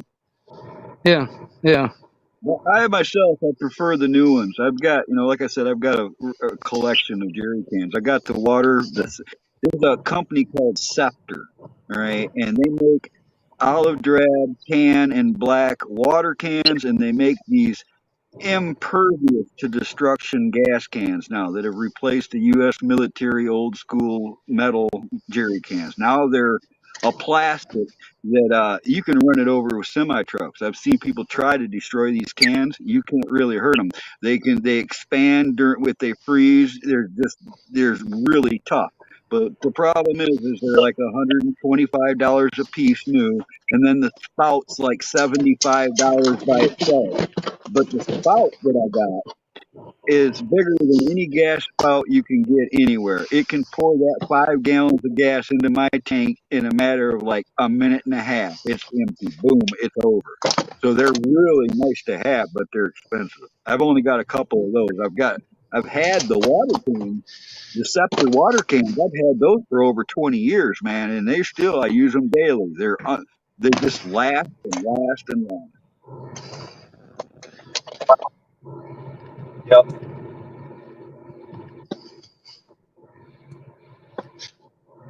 I Highly thought recommend that gear. What's up, Billy? adding gas cans to the outside of it. I don't know. Would I have to get like a locking lid or something for the jerry can for the gas cans? Jerry What can. I did is I spot welded a little piece of chain right on my. If you look at, all right, now I can lock it to the back of my truck. So if you look at the video I did on that, because my truck was designed to only have 2 jerry cans in the back. And what I did is I got an extra set of double hinges off another truck and then welded those hinges together as one giant hinge. So I was able to double mount. Now I got 4 jerry can mounts on the back of the truck alone. Oh wow. Okay. I did a video on that a long time ago. Oh. Or Okay, I'd like to have like a whole extra gas fuel tank. Talk about That's just doable too. See, that's because this is a 70s Dodge. There was an extra, it's a 40-gallon reserve tank that they use on camper models and stuff that goes right where the spare tire. I don't carry the spare under there anyways. I carry it on the roof. So I'm going to get a 40-gallon camper special additional tank for underneath it. It'll fit right, it'll bolt right up, man. I just got to find it. You can find them in frames and stuff in junkyards. I just haven't found it yet. Hey, Carl, this is that one can I was talking about right here. This one right here. It opens up. That's the World War II. That's like the World this. War II 50 cal. Yeah.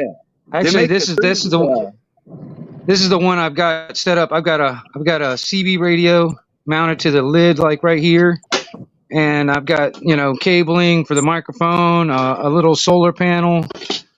I got it's like just a little 12-volt battery in there. A flashlight and all that stuff. I mean, it works. I mean, it just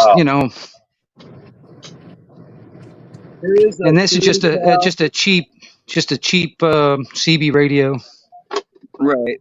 And now there's the 2 most common style of U.S. military ammo cans. Is that style, that size called a 50 caliber, and then there's the 30 caliber cans, which are thinner. And there is a World War II 30 cal can as well, but it still opens lengthwise, just like the others. Yeah. These are actually, it's hard to find these. I haven't been able to find these type in a long time. Oh, to be honest, man, every World War II 50 cal can is worth like $25 and up now. Right? If it has original markings, it's worth more. It's that stuff that you used to get for $5. I'm telling you, it's 5 times the value now.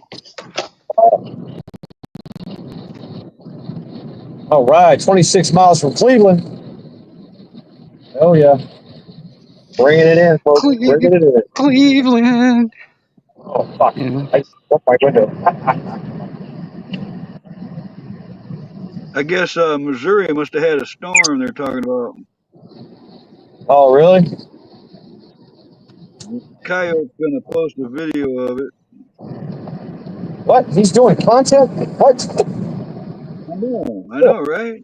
We'll see that. Oh, damn. I think I broke my... Broke it more. Oh, man. That sucks.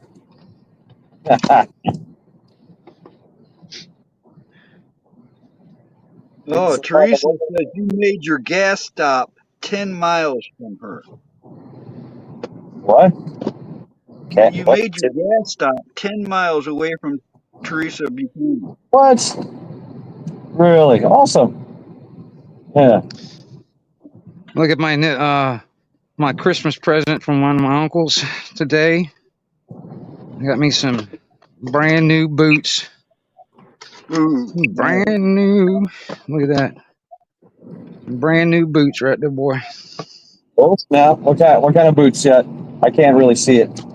That's called Georgia Boot. That's a brand name. Oh yeah, yeah, Georgia's, they're good. Yeah, Yep. went down to Tractor Supply, got me some boots. There you go. Yep. It's a great adventure. That was my Christmas present, basically. Oh yeah. Yeah, we were in town today. Both me and him were in town today getting some stuff done. And he's like, "You want to go into Tractor Supply?" And I was like, "Sure, let's go in there." He's like, "You need any boots for this winter, man?" I was like, "Really? I really don't need any because I've got I got 2 pair of boots that I wear all the time, and then I've got another pair that I'm probably just going to need to throw away." He's like, "Well, here, I'll just get you a pair of boots. You need a good pair of boots." I was like, "All right, well, that's up to you." He's like, "Well, here he goes. Merry Christmas." I'm like, "Well, thank you, thank you, thank you." Merry Christmas. Oh yeah. Yeah, I like Danner. I like to buy Danner. Uh, I bought a pair of Rockies, and for extreme cold, I got my Mucks. Yeah. When I want to go full Eskimo.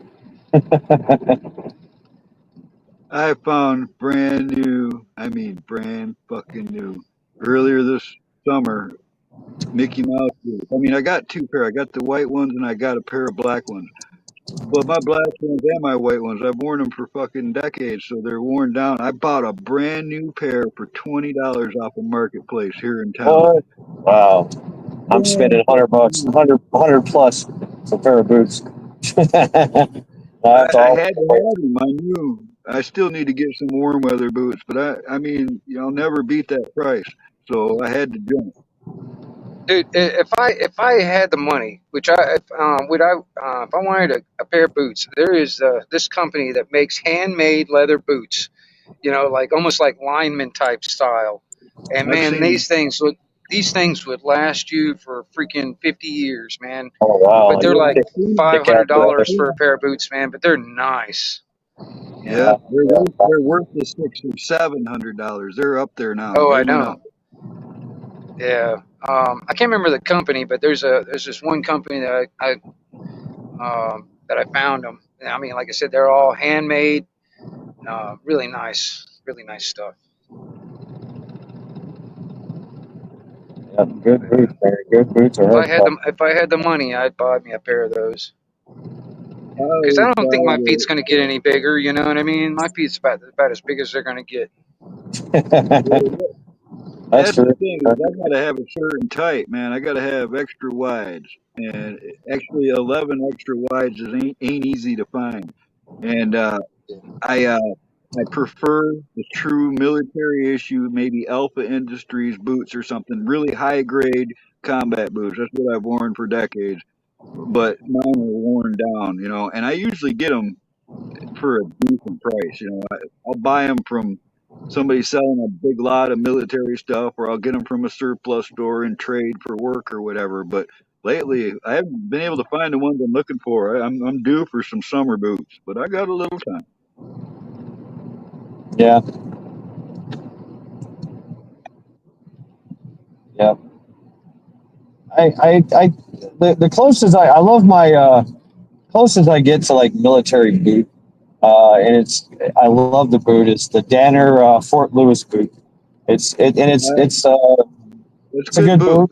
Yeah, it's a It's really got good boot. steel shank. That's the thing. I gotta have a steel shank. Lasted me years. It's got the steel shank in it in the insole. All kinds of and it's great. Like when I hump it out, when I put the backpack on, that thing it feels like they feel like Cadillacs, and so I worn it down, and the fucking waterproofing is bad on it now. So every time I step in a creek, my feet get wet. But I still have them around. I used them as work boots where I worked at, and absolutely destroyed them, I guess. But they still are holding up. Like Yeah, mine too. Mine are almost still 20 holding up. years. They Almost they 20 look. years, I can still slip them on, and they're just like, wow, that feels great. The Yeah, Well, mine. soles, I so could probably ma- even have them. I could have mine resold probably because that's the only thing is I've worn the yep, soles down on mine. See, that's the reason why I was thinking about the handmade boots because they're yep, made to be resold. Yeah. You know what I mean? And the most modern boots nowadays, they're not made to be resold. You know what I'm saying? It's true. It's true. I got to meet a guy, right, when I was living up in Traverse City. This guy opened up a shoe shop. And I went in there to check out his shit. I was in there to check out the machines and stuff. And this was a couple decades ago. And he's like, "You do canvas work?" And he just pointed at this pile of canvas that people wanted him to sew. And I made a deal with him. I'd teach him canvas work and paid for letting me do whatever I wanted to do in that shoe shop. So I got to play for months with all them Wow. the whole million yards, man. I mean, that was a fun experience for me. That's very cool. Yeah. I got to play as a cobbler, the cobbler shop, small little cobbler shop right outside of Camp Lejeune. He got all the business, right? He got everybody. And I just got to get in there and I was like, how do you do this, man? He's like, oh, dude, check this out. You know, he's like, just give me like hands-on tour. Like stand next to me as I do this. I'm like, damn, no shit. He's tapping in the nails. I didn't get all that. He got all that. He got all that from an old man in Bay City, Michigan. But I didn't get all that. He just let me He just cut me loose and let me do what the hell. I just kind of winged it. You know what I mean? What's up, Billy? The thing is, it's Yeah. hard to find a damn cobbler shop anymore. I mean, there used to be that one is about true. 15 years. There used to be one right here in Panama City for about 15 years ago. Yeah, look But hard man, for it. They're yeah, in there there. ain't no more. I haven't seen a cobbler shop in freaking forever. You know, it's been a long It's time. true. It's true. I mean, They there's they few and they far do they between. do military boots, work boots, and stripper shoes. That's Right on. that is their And customer base. I'll check, Jen. Yeah, After I get off here, I'll look. But I can't do anything when I'm on the panel, so I have to wait until I'm off here. But yeah, they don't. It's hard to find a cobbler. It's the same thing with a farrier. All right, try to yeah. find a Well, blacksmith. around here, there's guys that are still farriers around here. There's a lot of people that have horses around here. So I mean, you know, that'd be actually a pretty decent because you'd corner the market if you get into that because there's very few farriers around here, but there are some around Ferry, here. like a ferry, I'm not like you want a 10 years ferry? out of the loop, but I know there were very few around Michigan 10 years ago. Oh yeah, yeah. Like ferry you I, across the river kind of ferry? no, a farrier, like a Farrier, guy that yeah, does the blacksmith. horseshoes. Yeah, Oh, horseshoes. oh yeah. Okay, yeah. Yeah, those guys are amazing. I've seen them work. Yeah. I got into blacksmithing and stuff like that, and I mean, I thought it'd be right up my alley and stuff, man. But I knew a guy that did it, and I'm gonna tell you, man, it's definitely a whole nother art, you know, in a way. And then dealing with the horse, man, me and horses, I don't know what it is, man. It's like they're very, I'm really weary about horses because I mean, I love them and they're Yeah, beautiful, you but just said it they right can be there. very You just unpredictable. explained Yeah. Oh yeah, it. You yeah. just They explained it. can If kill you're you. weary of a horse, you just said it right there in all in one sentence. If you're weary of a horse, they Yeah. know it. I grew up around horses, and I've had a lot of people around. I've worked at riding stables and boarding stables and all that shit. And if you're weary of it, they fucking know it, and they will take Oh, I know. advantage of you. Oh Yeah, yeah, I know. yeah, yeah. I've been I kicked mean, by a horse when I was a kid. well, when I was 10 years old, I used to live in Ocala, and you know, our nearest neighbor was like about a half a mile away, and he had horses. And there was one time, man, I was over at his house, and he got me up on one of his little ponies or whatever, and he was just kind of walking me around. Next thing you know, something spooked it. Man, that thing took off like freaking 200 miles an hour, right straight for the woods. And Oh I'm sitting there shit! holding on to the mane of the horse for dear life, dodging fucking tree branches and stuff, you know. Damn. And oh man, ever since that experience, I've been really kind of weird. Yeah, Right. yeah. I mean, I can. I wouldn't mind, having a horse. To actually tell you the truth, especially now. But I remember as a kid, I got kicked by a horse, damn near fucking killed me. And then I had a horse. This bitch, this cousin of mine, she rode horses. I got knocked off the horse. Like we were riding together on the horse. I was young, and sure enough, the proverbial branch. She ducked. I didn't. I got knocked off the horse. She turned around to get me, and at full gallop, full fucking gallop. This horse is coming down on me. I'm on the ground, fucking hurting. And she's like, "Don't move!" And the horse runs right over me. Never touched anything. But I mean, I was so close to death. I mean, the horse was looking at me like, hooves I knew, inches I from knew, my head. I knew Fuck, a dude. girl that got kicked. I knew a girl got kicked in the head by a horse, and she had to wear a freaking helmet for the rest of her life. Yeah, yeah. It kicked me in the chest and the stomach. Just boom. Hey, I got behind the horse. The guy, we were on my family's farm at the time, the homestead, which we lost. But it's a whole bunch of older guys, cousins, cousins and stuff, older cousins, and they're like, "Don't get behind the horse." And I got behind the horse while they were doing whatever they were doing, and the horse was pissed off anyway, and he just boom kicked me right out of the fucking barn.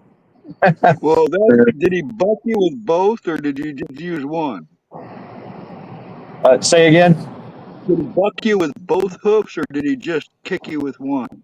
I don't know. I don't know. I don't remember. I know he fucking kicked me right outside the barn, man. I went flying. Fucking hurt like hell. I've been stepped on. I've been bit. I've been squished against the wall. I've been thrown. I've been bumped. I've been kicked. They'll do that to you. And the thing, what I noticed about like riding stables, those horses do not want to be rode. They get some greenhorn in there on that horse, and the horse knows it's in control. All right, they'll turn around, go right back to the barn with this inexperienced rider on their back. They don't give a shit. They won't listen to them. They don't know how to control them. And the ones that are at the riding stable, those can be the biggest dicks there are. All right, if those horses get abused, they get people kicking them to get them to go and stuff, and they get tired of that shit. They get moody. You learn to like put the kids on the mild horses and shit. There's horses you wouldn't want kids on. But yeah, you never know what to expect. I was just a kid, man. I was like 6 or 7, and I was out in the back pasture with a new horse. My sister she was boarding this black mare, and I was picking apples under the tree, and the horse was just standing there. I didn't think anything of it. And that was the first time I ever got the wind kicked out of me, because that bitch bucked me in the gut. And I remember laying there in this pasture looking up through the apple tree thinking, I'm dying because I can't breathe. This horse killed me. I just wrote myself off, man. If you ever had the wind knocked out of you that bad, I couldn't breathe for a couple minutes. It's like, and you're just a kid, so you don't know. It's like, holy shit, you can't really get behind horses, and you got to know them really well to trust them. I used to know this really cute girl. She broke horses for a living. Dude, she had arms the size of a freaking 8x8. You know what I mean? Damn. Oh my gosh. But she was really cute, though. Damn. It's like, man, I go up to her, I'm like, you want to wrestle? Well, that's it, man. I only wrestle women, and I always let them win. But I've been complaining about riding horses. It's my favorite pickup line. That's right. You want to wrestle? Or raffle. Yeah. It depends. Yeah, you want to wrestle or you want to wrestle? And I want to wrestle. You want to raffle. You can wrestling. Yeah, I mean, I haven't rode a horse in 10 years. It's killing me, man. I've been talking about it. I feel it's been too long since I rode a horse. I need to get on one. I like the steel horses, man. Steel horses, man. I like my motorcycle, and that's about as far as close as I'm going to get to a horse. Yeah. I like those too, but I have a dream, man. I want to ride horses down into the Grand Canyon. I ain't seen the Grand Canyon yet. Oh, you need a mule for that. You don't want a horse. You want a mule. No. I don't really like the mules. I rode one of them. I don't really like them. I want a horse. I know a horse. I can steer a horse. I feel safe around a horse. I mean, I used to know a guy that did that kind of stuff when I was in New Mexico, and he'd ride a horse, but he'd have a mule to put his pack on, and he knew that mule is more stable on his feet out there in the mountains and stuff than that damn horse is.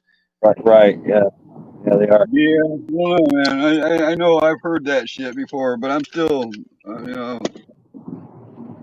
don't want to take the hard trail. I want to take an easier trail with a horse.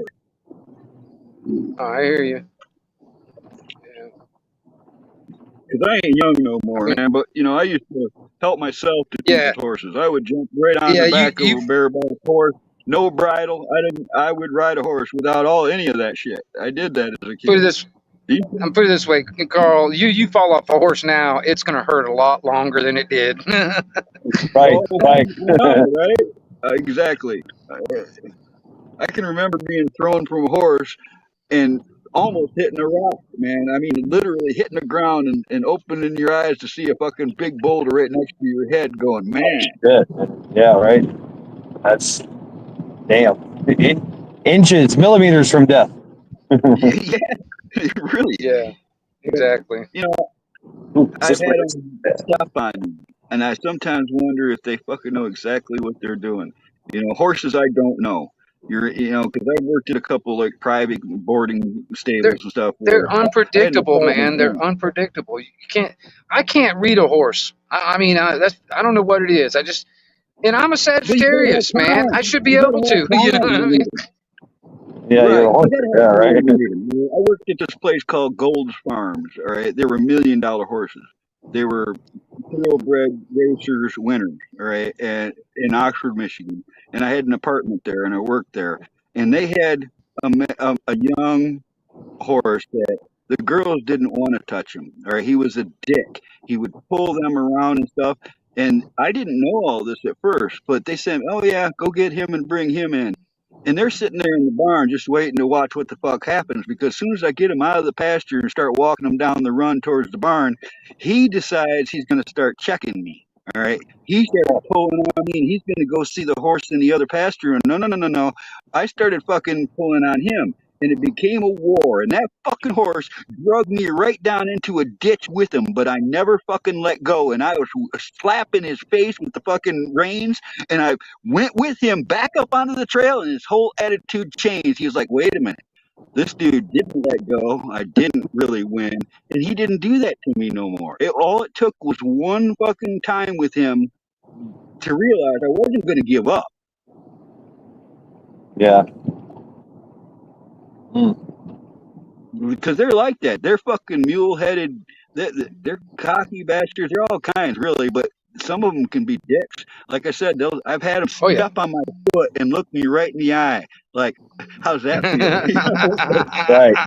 Oh man. Fucking yeah. Total fucking personality, huh? Yeah. Yeah. And you can't let them know that you're fucking weary of them because they'll take advantage of that on you. I mean, it's that it's kind of the herd mentality. They're always checking each other.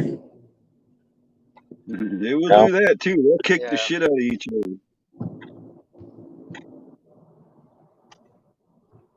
But I grew up with Tennessee Walkers and Morgans. Morgans are pretty damn tall horses. We had like an 18-hand tall Morgan, and they're really mellow and kind-hearted and all.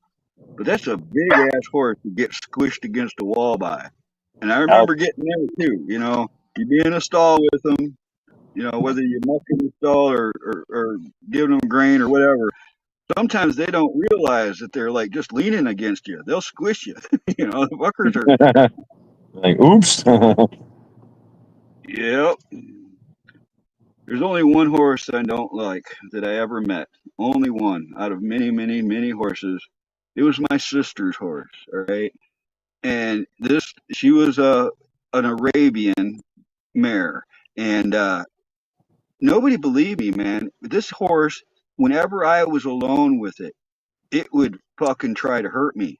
I mean, the last straw, I was in the stall with it, turned my back to it, and I decided to look around and look up, and this bitch had her mouth wide open, headed for the top of my head. She was going to bite the top of my fucking head. And I dodged that shit. And, I kept telling them, I said, man, that bitch tried to bite me. And they'd be like, oh, bullshit. She's never hurt nobody, la, la, la, la, la. Nobody ever fucking believed me. But that horse fucking wanted to hurt me. All right. That's the only one I ever loved.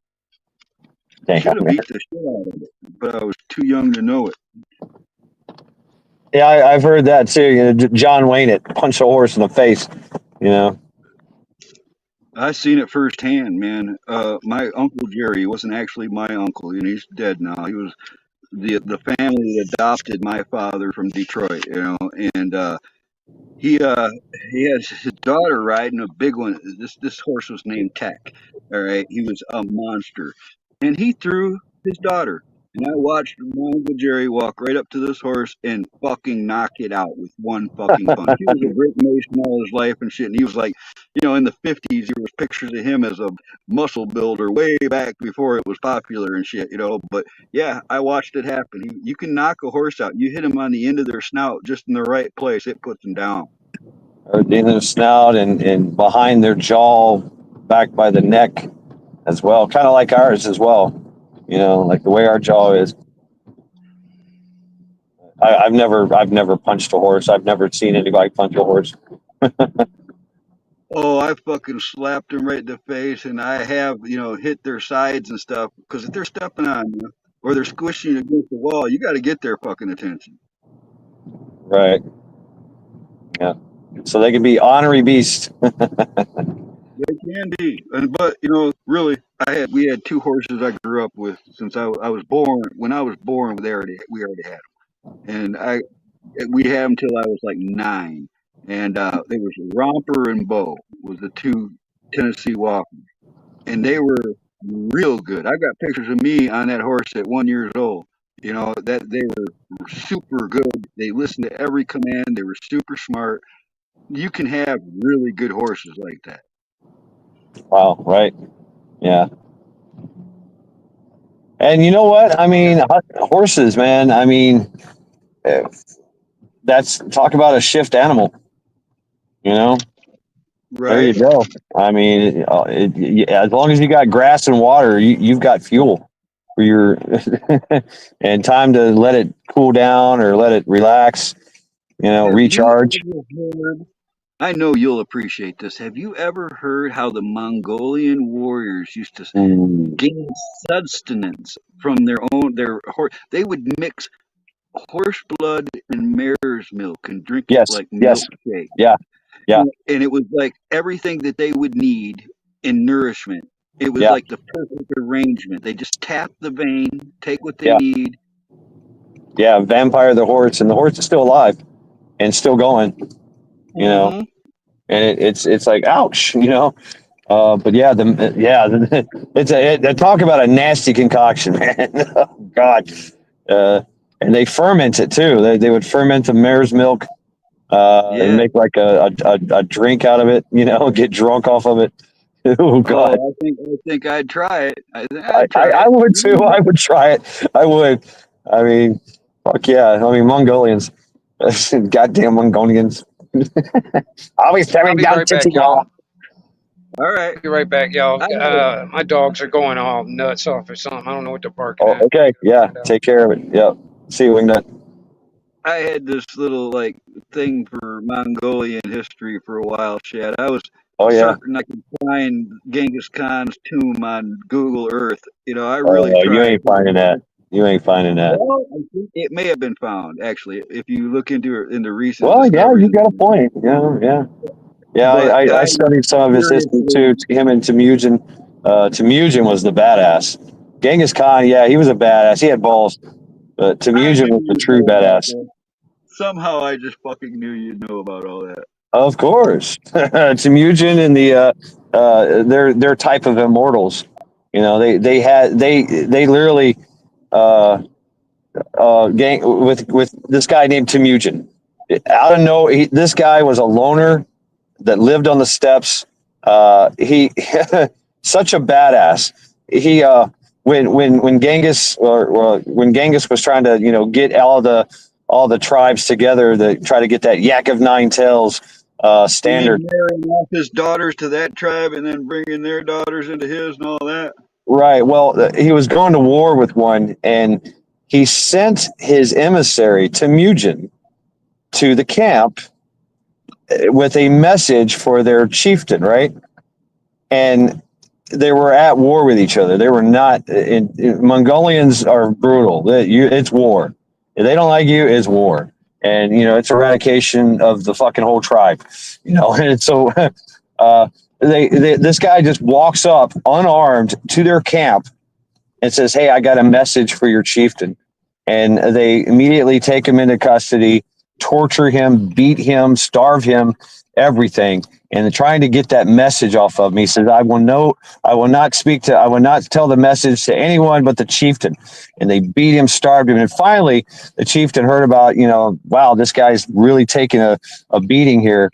So when they were thoroughly satisfied that he was so weak that he couldn't fight or anything, they brought him to the chieftain and tied up on his knees, and he says, "So now that you're beaten, bloodied, and close to death, what is the message?"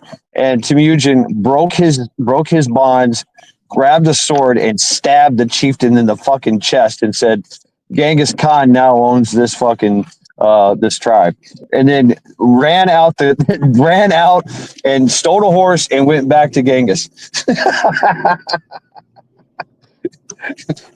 That's like a fucking superhero fucking movie right there. That's This is Temujin, and what he did when Genghis knew this guy because he was from his tribe, right? And he said, "I want you to," because he had no fear of death, and he would do these he would go for miles without food, without water, all these things. I learned about this, of course, in the Marine Corps because they have the war library. This is in the war library that we have access to, and we're encouraged to read.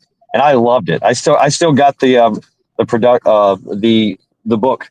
I stole the book from the library. Got it. the library copy been looking for you. The Masutai, the Masasutai. So he created this elite group.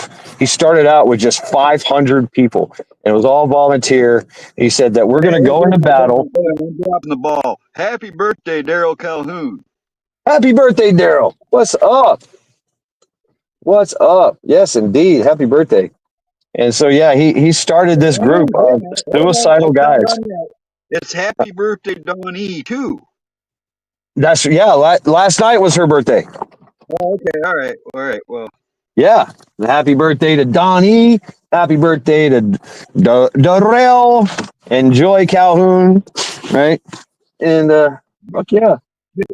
Just get in the van, Vision. Just get in the van, man. All right, I'm back. I think Vision wants yeah, to Can you drop the link again, Chad. Oh, okay. Yeah, stand by. I'm actually home now. Hey, I've made it home safely. mission complete. That's a good thing. All right, let me do this here. Stand by. Isn't it weird to be quiet after you lose your dog? Isn't it weird, man? No. It was weird for me. I was used to her. I'm always around. No, I talk to her constantly. Is that weird? No, I did too. But it was like, coming home. You just reminded me of what it was like coming home, not getting that greeting. I kind of I drive by where she's buried, and I say give a little nod, give a little prayer. I come in the house, I say I'm home, Charity. When I'm driving, I'm like, I'm coming, Charity. It's just my kind of thing, and I mean, she would always just kind of. She wouldn't last long anyway in my presence, really. She would, meet me at the door, and boom, it's waiting for that damn treat. I don't know what was getting my dogs going, man. I must be some deer out there walking around because I didn't see any freaking drones or aliens or nothing, so I don't know what it is. Oh, I forgot something from the car. Oh, it is today. Donnie's birthday is today, she says. What's up, Blue? Count Trumpula? Okay. Oh, what's up, Count? Oh, I forgot something from the car. Damn it. Or maybe I should just leave it there. Yeah, I'll just leave it there. I think you like panel life, man. I think you like this shit, don't you? What? The panel. Like option. what? I do. I mean, You've been running solo for how long? How long have you been doing the show? You've been one of the best solo YouTubers I've known, Chad. You Yeah. bounce off the chat. You can handle the show completely on your own. But ever since I seen you doing this panel, you look like you have more fun. I like talking, man. I really like talking to folks, and I like people that talk. I like to listen. I like to talk. Yeah, I get that Rock too, and roll. man. You know, I mean, I don't mind doing it by myself, but man, it's just like I'd like to have that feedback other than just reading chat. Sorry, Trent. What's up, Trent? How you doing, brother? I'm sleepy. You're sleepy. I'm sleepy, and I just ate the last of the 9 pieces of pizza. Oh, 9 pieces of pizza? What? Yeah, and I'm debating if I want to finish the last of the banana pudding with my cup of coffee. Skull.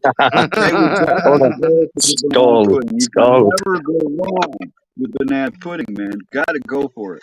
I say. Oh yeah, yeah, and it's homemade, and yeah. Oh yeah, it's good. It's good. You only live once, right? You only live once. So they say. Yeah,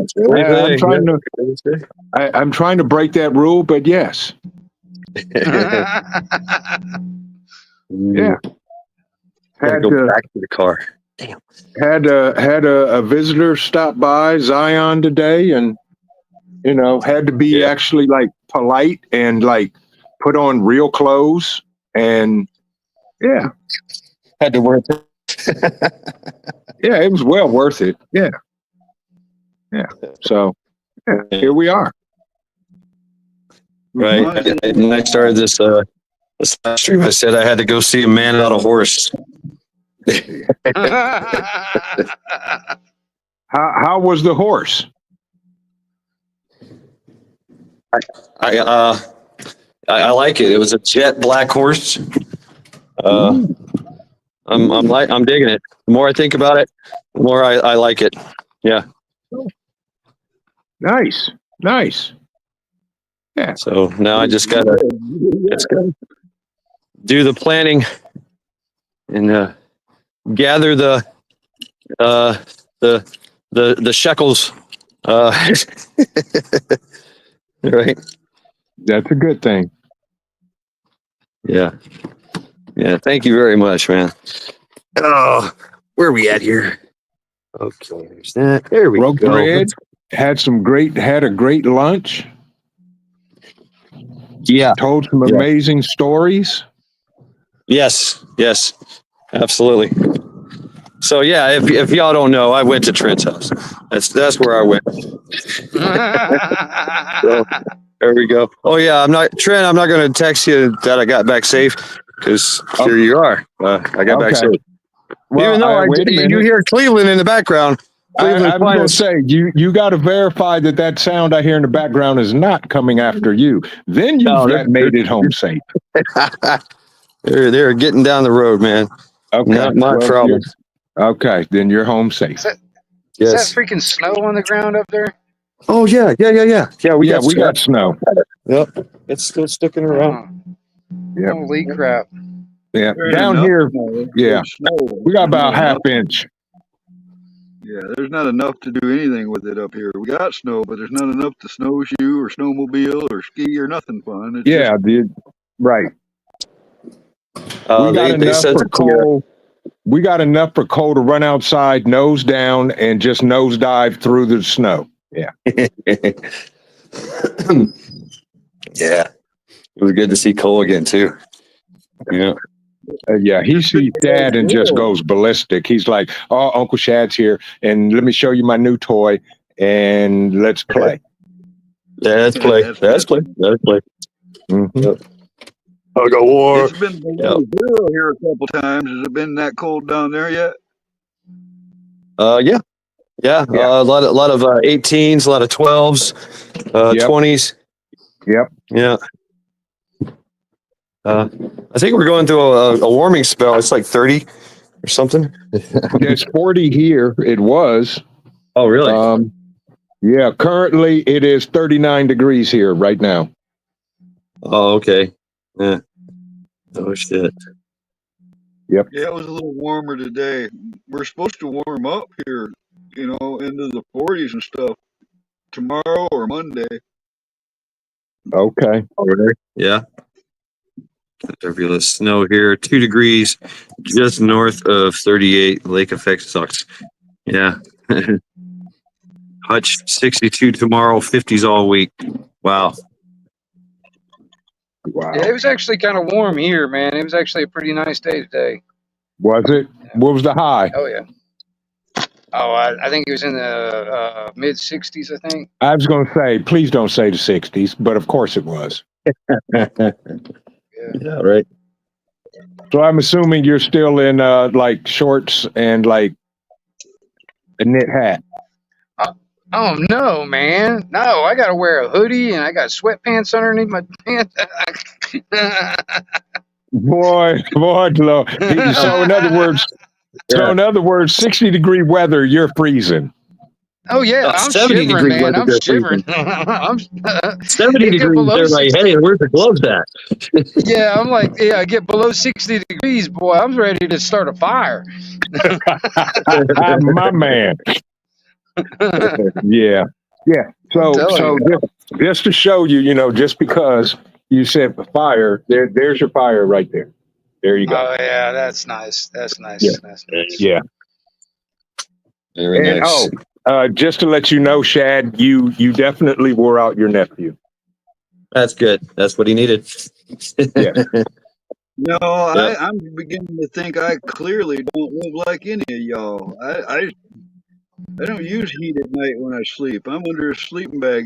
It's I'm 40 below zero. It don't matter. I'm still not going to have a heater on. I sleep like that every night here. I'm starting to That is think I good don't. sleep. I like to open my doors and windows at night and just crawl into the blanket. Yeah, I wake up. It's I cold. don't like it. I don't like it hot, man. I mean, I Me live here neither. in Florida. I mean, it's hot all the time. I don't really like it hot. I mean, I like to be a little cold when I go to sleep. You know what I mean? But Right. it's nice to have a little heater going in the morning, so I'm not sitting here. I can see my breath. I don't want all that.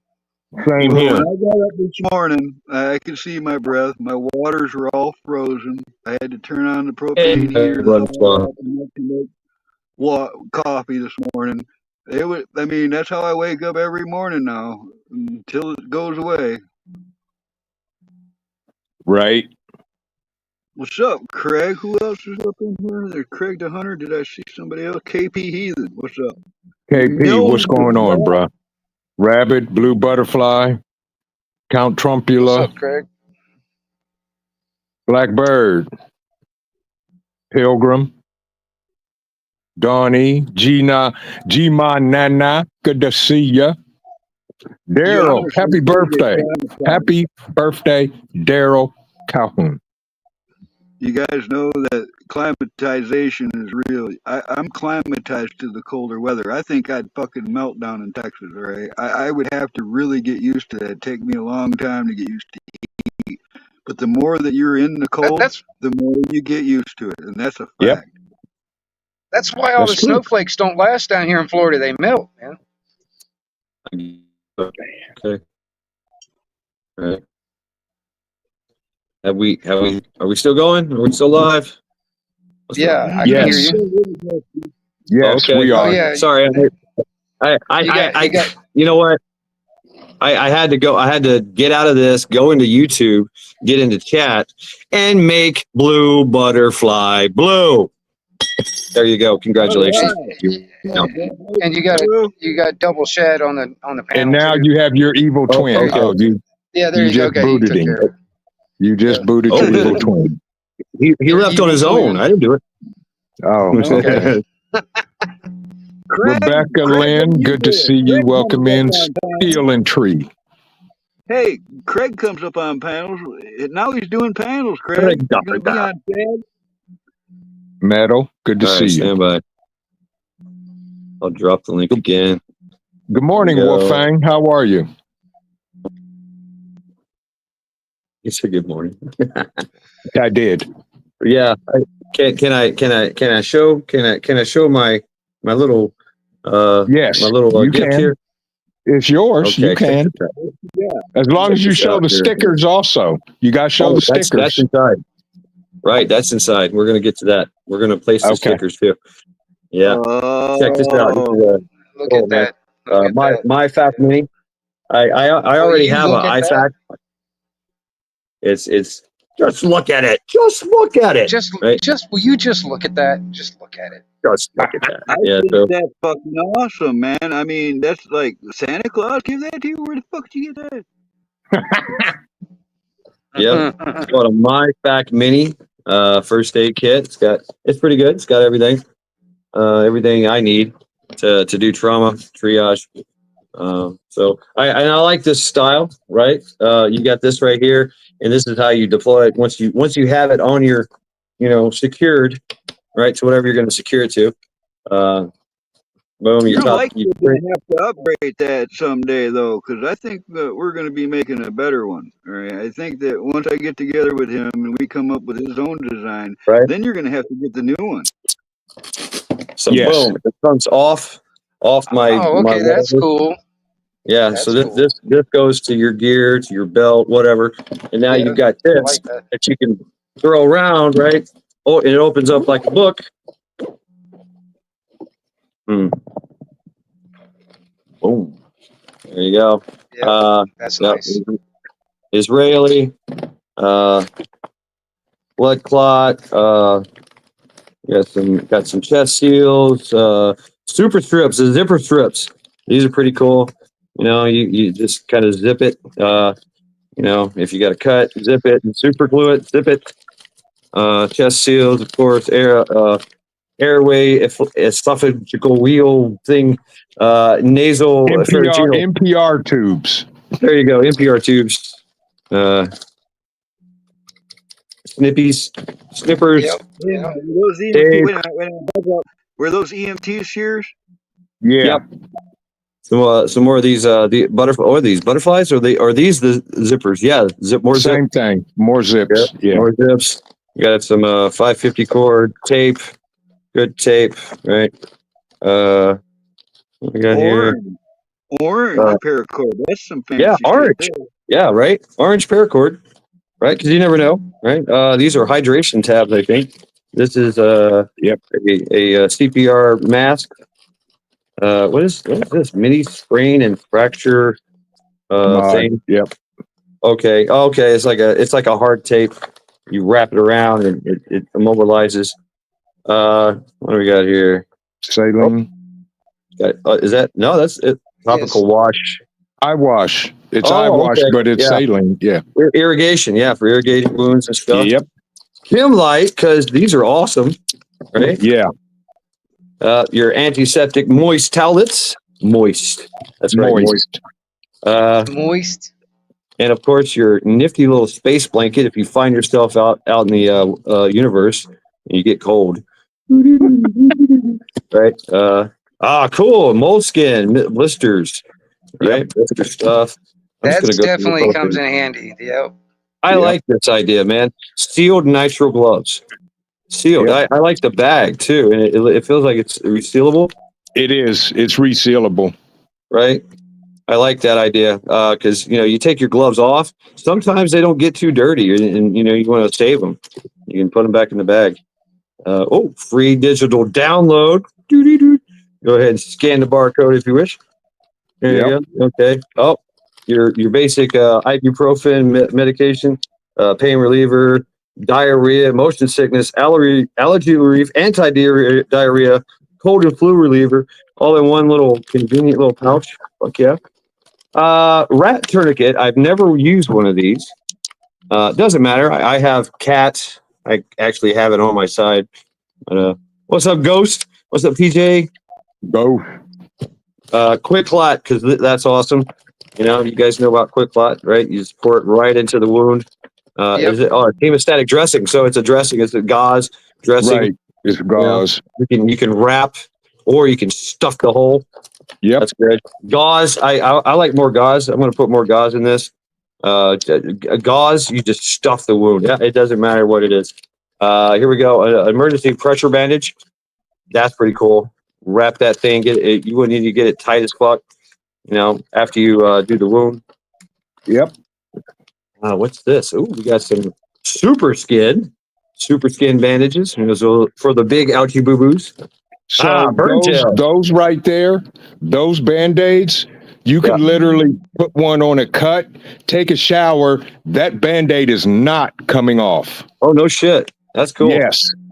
Or we I put one. I had to use one, and I took a shower, and it took that thing a week. Wow. The Band-Aid never came off. I ended up pulling it off. Really?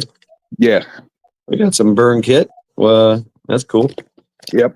Burn shield. Yep. Let's see. We went through all this, right? Yep. And here we go. Boom. Stickers. Mayhemic vision preparedness. We're gonna place these stickers. Did I show you the Israeli bandage? Okay. Yep. We got some more stickers here. Little package. All right, cool. My medics, stay alive. Should have gotten a my fax. Little ghost. I like that. And here we go. More my medic. And the Holy Grail. Some Grail stickers. I do not have a Grail, but I do have the stickers. So that's the most important part. There you go. But I plan on getting a Grail in the future. Definitely. So yeah, very cool. Thank you very much, Prince. Thank you, man. You're more than welcome. Merry Christmas. Yeah, that is pretty cool. Merry Christmas. I got a manila envelope packed full of stickers I've been saving for decades. I just never put them on nothing. I think I got some bargaining chips for tradables when I finally get down there. There you go, man. Yeah. All right, so we're gonna put this one here. I'm just gonna everything you're showing in that med pack I got, but most of my stuff is military. Most of it's camouflage bandages and stuff. But that's a nice kit. I just don't like bright colors. I'd have to have green paracord at least. Yeah, well, I mean, I got that too. Yeah, I got rolls of that, but I like the idea of the orange because you can use that. I mean, sometimes you need to do some signaling, right? Sometimes you need that. Using that for would be like the guy lines at camp. Like if you were to go to the state park at the meetups or something. I was thinking they even make glow in the dark paracord. I think I'm going to get some of that just so people really? up on the guy line. Nice. Yeah, it comes in handy at night, man. You know, so you can see where the hell that thing is. You don't trip over it. We put glow sticks in the bathrooms at the bug out weekend. Yep. At nighttime. Like a rave or something? Vision? You like doing a rave or something? No. Rave in the bathroom, right? No. I like seeing, so when I sit down, I don't fall in. See, I can understand for seeing, but if you're standing, you use the audio rule. That is true. Yes. If you hear nothing, you're missing it. If you hear water, correct. All right, Trent, yes. if you will, let's see if we can see that. Smack dab in the middle. Just go boom. Right there. There you go. All right. We're covering up. That's quite a collection, isn't it? Though. Oh, there it is. I want to get some stickers made up, man. I've got some pretty decent designs I'd like to do for like hard hat type stickers and stuff, you know. Yeah, I like round stickers personally. Did you see where people like YouTubers, the bigger channels, they make up stickers and wherever they go, they put stickers and people have piles of stickers on road signs in certain areas of the country that they all visit the same place and stuff. You see where they do that? Yeah. Oh yeah. Right. Yeah. Absolutely. Yeah. So yeah, it's growing. It's growing. Thank you very much, Trent. You were You're more on than welcome. You were on the cabinet. I made the cabinet. Yes, I am indeed. happy. Yeah, you hit the big time, man. You hit the big time. I'm done. I have reached my goal. I have made the cabinet. That's all that counts. That's right. Now I can plan my retirement.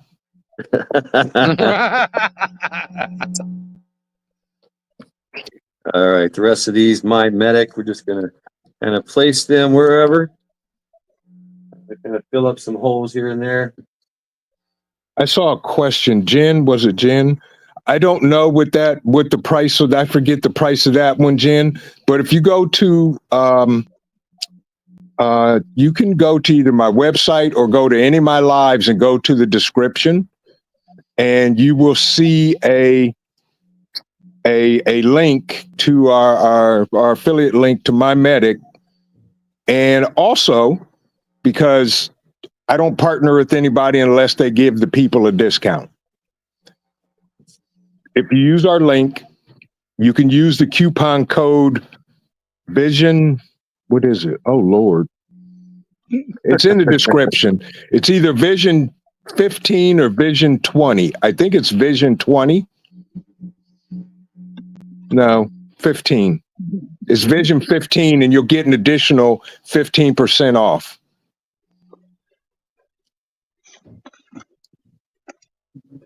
So I don't remember what the price on that one was, because I just ordered it and had them send it here, because I heard the professor talking about he had to up his game on his kits. And so you. I said, I'm gonna give you That's that. number 2. That's number 2 I have. And the other one came from you as well. So Yes, it did. thank you very much, man. And that one goes to work with me. I think I'm gonna put this one. This one's gonna go in my backpack.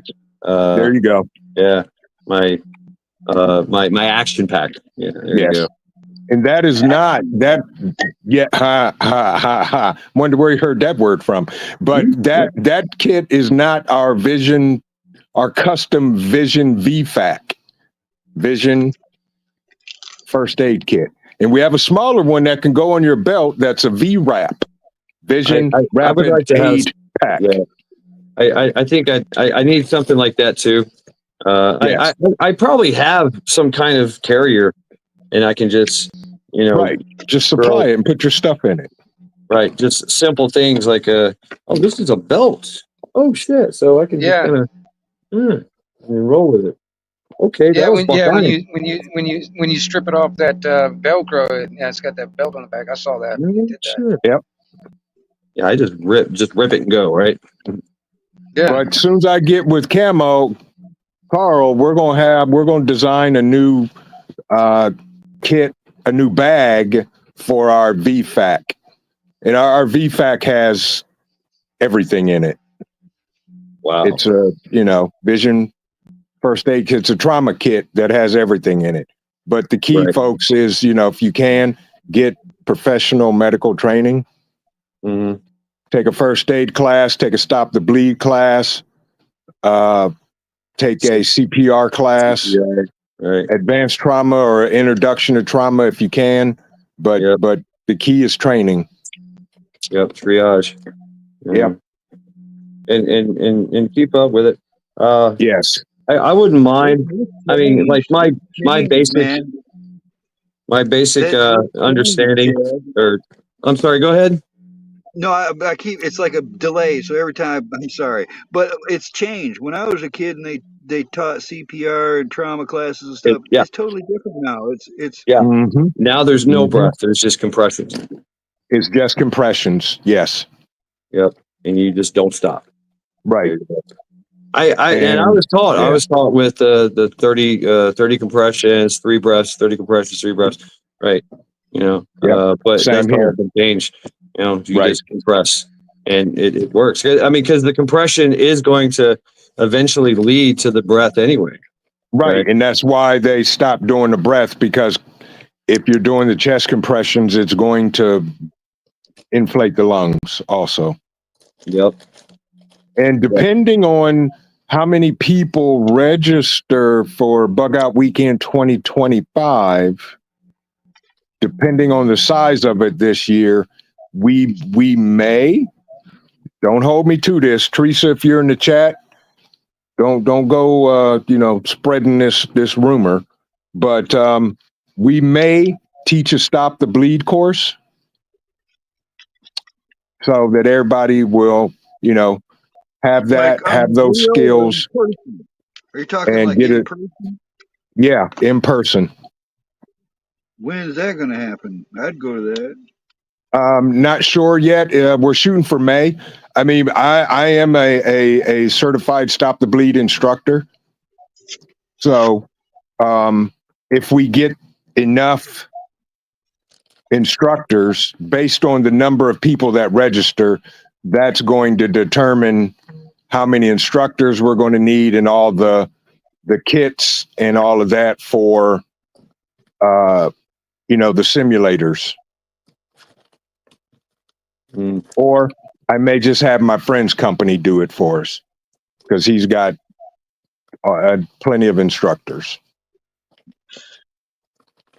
Now, But my kit's a little different. I collected a couple of these lightweight aluminum lifeboat first aid kits. All right, they're one of them's like, oh, I don't know, the size of a really thick encyclopedia. The other one's like half that size, and I keep camouflage bandages. Of course, I try to keep everything in my kit subdued, but they protect them from getting crushed. Now I could take those containers. I've got other ones too, plastic ones and stuff, but now I can take those containers, put them in a pouch, and it keeps them from getting crushed. I like that option, especially when it comes to fragile stuff. But also, there's these things. I don't know if you guys are familiar with them. They're U.S. military decontamination kit. Yeah, container. decon kit. Yeah, I have Yeah. one. Not to be a sippy one. Right. Now, it has my yeah, those are cool. But I keep one of those. I made a pouch for one of those that I can put a smaller medical kit. I keep in that one, so it's like Yeah. I can carry one on my belt and have my big kit on my pack. But then I also have a vehicle kit that's a lot bigger. And when I do meet you guys, I got like a whole case of these large compressed camouflage bandages, new in the sealed packages. Oh and yeah, shit. you told me about that. Yeah. nice. Yeah, we got some tradables going on. We're gonna have to barter, haggle, and trade, man. I love that Okay. shit. There you go. Okay. All right. There you go. Yes, indeed. Absolutely. I need some cravats. You already said you could save me a few of those. Save me like 4 cravats. The olive drab ones or tan. I don't care which ones. But yeah, man, that's that shit. That's how you do it, man. You just collect what you want over the years and make your own kit. You could take a bag like that and replace the items with more desired ones. Like the Right. one thing I don't have allergy. I don't have the allergy pills, but I got a whole bunch of the motion sickness and the rest of them and stuff. But yeah, you can just keep adding to those kits and upgrade them, and always check the dates on stuff like the eye wash. That can go bad, but that's good stuff, man. You got to have a Yep. kit. Yep. I'm setting everything up so I can grab when I open it up. It's right there. Exactly. It's prioritized in need. So I will. Shall be right back. Okay. Like the tourniquet should be the number one thing on the top. I like on the outside of the bag. Yeah. Well, this one is going to be on the inside. But your EMT shears should be next. There's certain things you want to keep where you can get it. You just grab it. Right. I keep my EMTs on the outside of my stuff usually. Let's go here. Mini wound closing. Okay. And are those real ones, Vision? The ones that'll cut pennies in half? I'm not cutting a penny in half. I tried that, and I messed up a pair of trauma shears doing it. Well, that's when they're not the real ones. The real ones actually do cut pennies effortlessly. The same pair I've got for years. I've cut many pennies and showed people how to do it. Right. So yeah. There you go, Carl. What you got going? Let me see. Don't cut pennies in half. Just don't. Okay. Don't test it. Just trust it. They even make really expensive ones now, man. They make some fancy ones. I was tempted to buy a pair. I saw. This is my med pack or whatever right here. Thank you. Like I said, I got a bunch of stuff in You here, okay? but some of this stuff I don't even know. Okay. I'm not even sure how to use, but I've got a bunch of shit. That's nice. That's the multi-cam camo. I like There's no that. cups in there, I don't think. Maybe there is. Is that the pattern we were trying to think of? Multi-cam, Shad? Yeah, but it's the new kind. I forget what it's got a special It's name. digital multicam. No, it's Well, not this Disney. isn't this is not digital. The one this is No. but this is the new camo Yeah. that they got Yeah, now. it worked out good. It's Yes. got white in it. Okay. It's got like Right. little white spots in there. And you know, I've got like, you know, every one of these little bags are velcroed in, and you know, got multiple different things. Nice. Airman's manual. Yep. But like I said, you know, this is I got all kinds of stuff. Like I was talking about, I think I got Salient in here, like I was talking about early at one time, and I want to say it was out of date because it's been sitting in this bag for so long. But I got a little bit of everything in this sucker. I even got goggles, or like these plastic glasses. Oh yeah. Hey, man, Hey, you never know. I mean, That's cool shit, man. That Yep. keeps the splatter out of your eyes. You don't want to catch it something from somebody. Yeah. I think this is, you know, I remember correctly. I think I even got a small surgical kit in here with all kinds of stuff. Oh yeah. Yeah, I got 3 wound closure kits. I've got the Vietnam issue field surgical kit, that the trifold that folds out with all the probes and the hemostats, and they're all German made. I've got the full real surgery, and I got a whole bunch of There you go. newer sutures, different Nice. gauge sutures, and then scalpel and all that stuff. Yeah. Yep. Same here. I'm not qualified. No, I'm not going to go there. You know what I'm saying? That's what I was That's not saying. mine. You know, there's some stuff in here that I'm not even really sure how to use. You know what I mean? I'm never Right. going to. Just got a shit I'm never stuff. going to try to sew anybody up. I'm not going to try to do surgery. No, I'll staple you closed before I sew you up. I'm pretty good I at got sewing, guys. portable, I'm really- disposable, sterile surgical staple guns. Nice. Sodium chloride injection. Yeah. And I am not. I gotta put this out there too. I am not a doctor, even though I Not a might have doctor. played a doctor Right. a couple times in the bedroom. But that's other than that. In the I'm not. bedroom. Trained doctor, of course. Yeah, I just want to. Well, all I want to do is, because it might be me. I just want to plug a hole, stop the bleed, and get them out of there. One of the main That's my reasons why I've got this, I mean, one of the reasons why I got this is because even if I don't know how to use it, somebody else might. And I have all the Yep. equipment for them Right. if they need Right. it, they have it. You know what I mean? That's one of the main reasons why I like it. But like I said, I mean, there are some things I do need to kind of, rotate in a sense. But generally everything else is pretty much, it's all still in the original packages, and,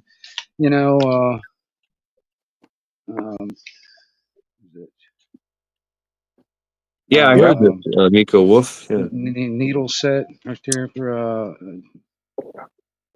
yeah, like I said, there's a bunch of stuff in here that I'm not qualified. See, my brother was an EMT, or like a chopper medic, and I got a lot of this stuff from my brother when he retired. So like I said, most of that I don't know how to use, but I have it just in case. And if somebody else knows how to use it, they've got the equipment to use it. So I'm curious about this bag. It looks very flat. Yeah, it's like a flat backpack type of thing. I mean, it's got straps for a backpack. It's got a Velcro thing right here. You could put that on a plate carrier or some deuce gear in the back. Yeah, and there you go. Or, You've got a ready-made medic. Yeah, pretty much. Like I said, I keep these shears right on the side, just right on here in the open. Right. I don't want to put anything on the outside of mine because I'm just going to be all over the damn place. You The know. only Yeah, difference it it's is possible. I Yeah, put a lanyard on mine, and if you take a lanyard and make it just long enough, you can loop the lanyard around and grab the tip of it, and it kind of locks them in. That's how I keep yeah, mine. yeah.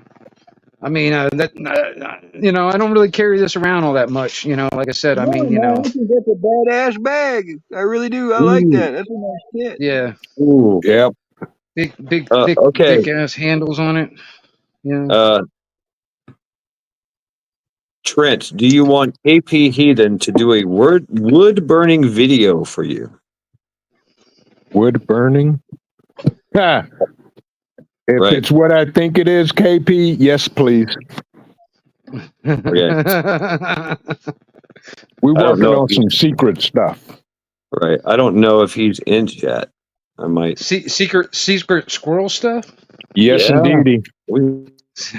There's a couple things I keep in my first aid kit. I wonder if you guys do too. It's not usually in a first aid kit, but y'all got candles in your kit? Nope. I got matches.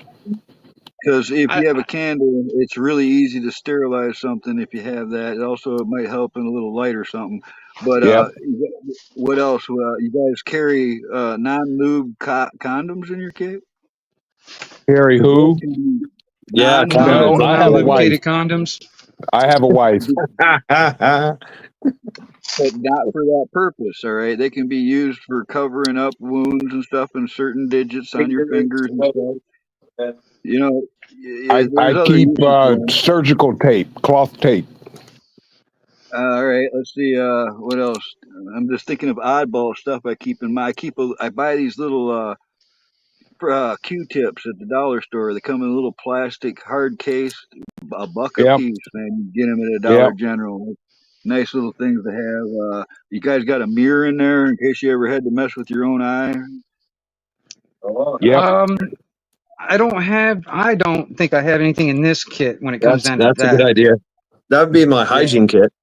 My little small Yeah, little I've got it in hygiene kit. different. I've got it in a different kit. This You is got the eye basically, wash and the eye patches, and they even make an eye ointment. If you have all those things, it's a lot harder I've to got do the without. eye ointment and I got eye shields.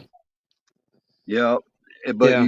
without a mirror, man, that'd be a bitch on your own. Yep. You know. Let's see, I don't know, man. There's just a bunch of stuff like I'm gonna do a video on my kit, on my first aid kit. You guys see the tactical Combat fanny pack, gauze.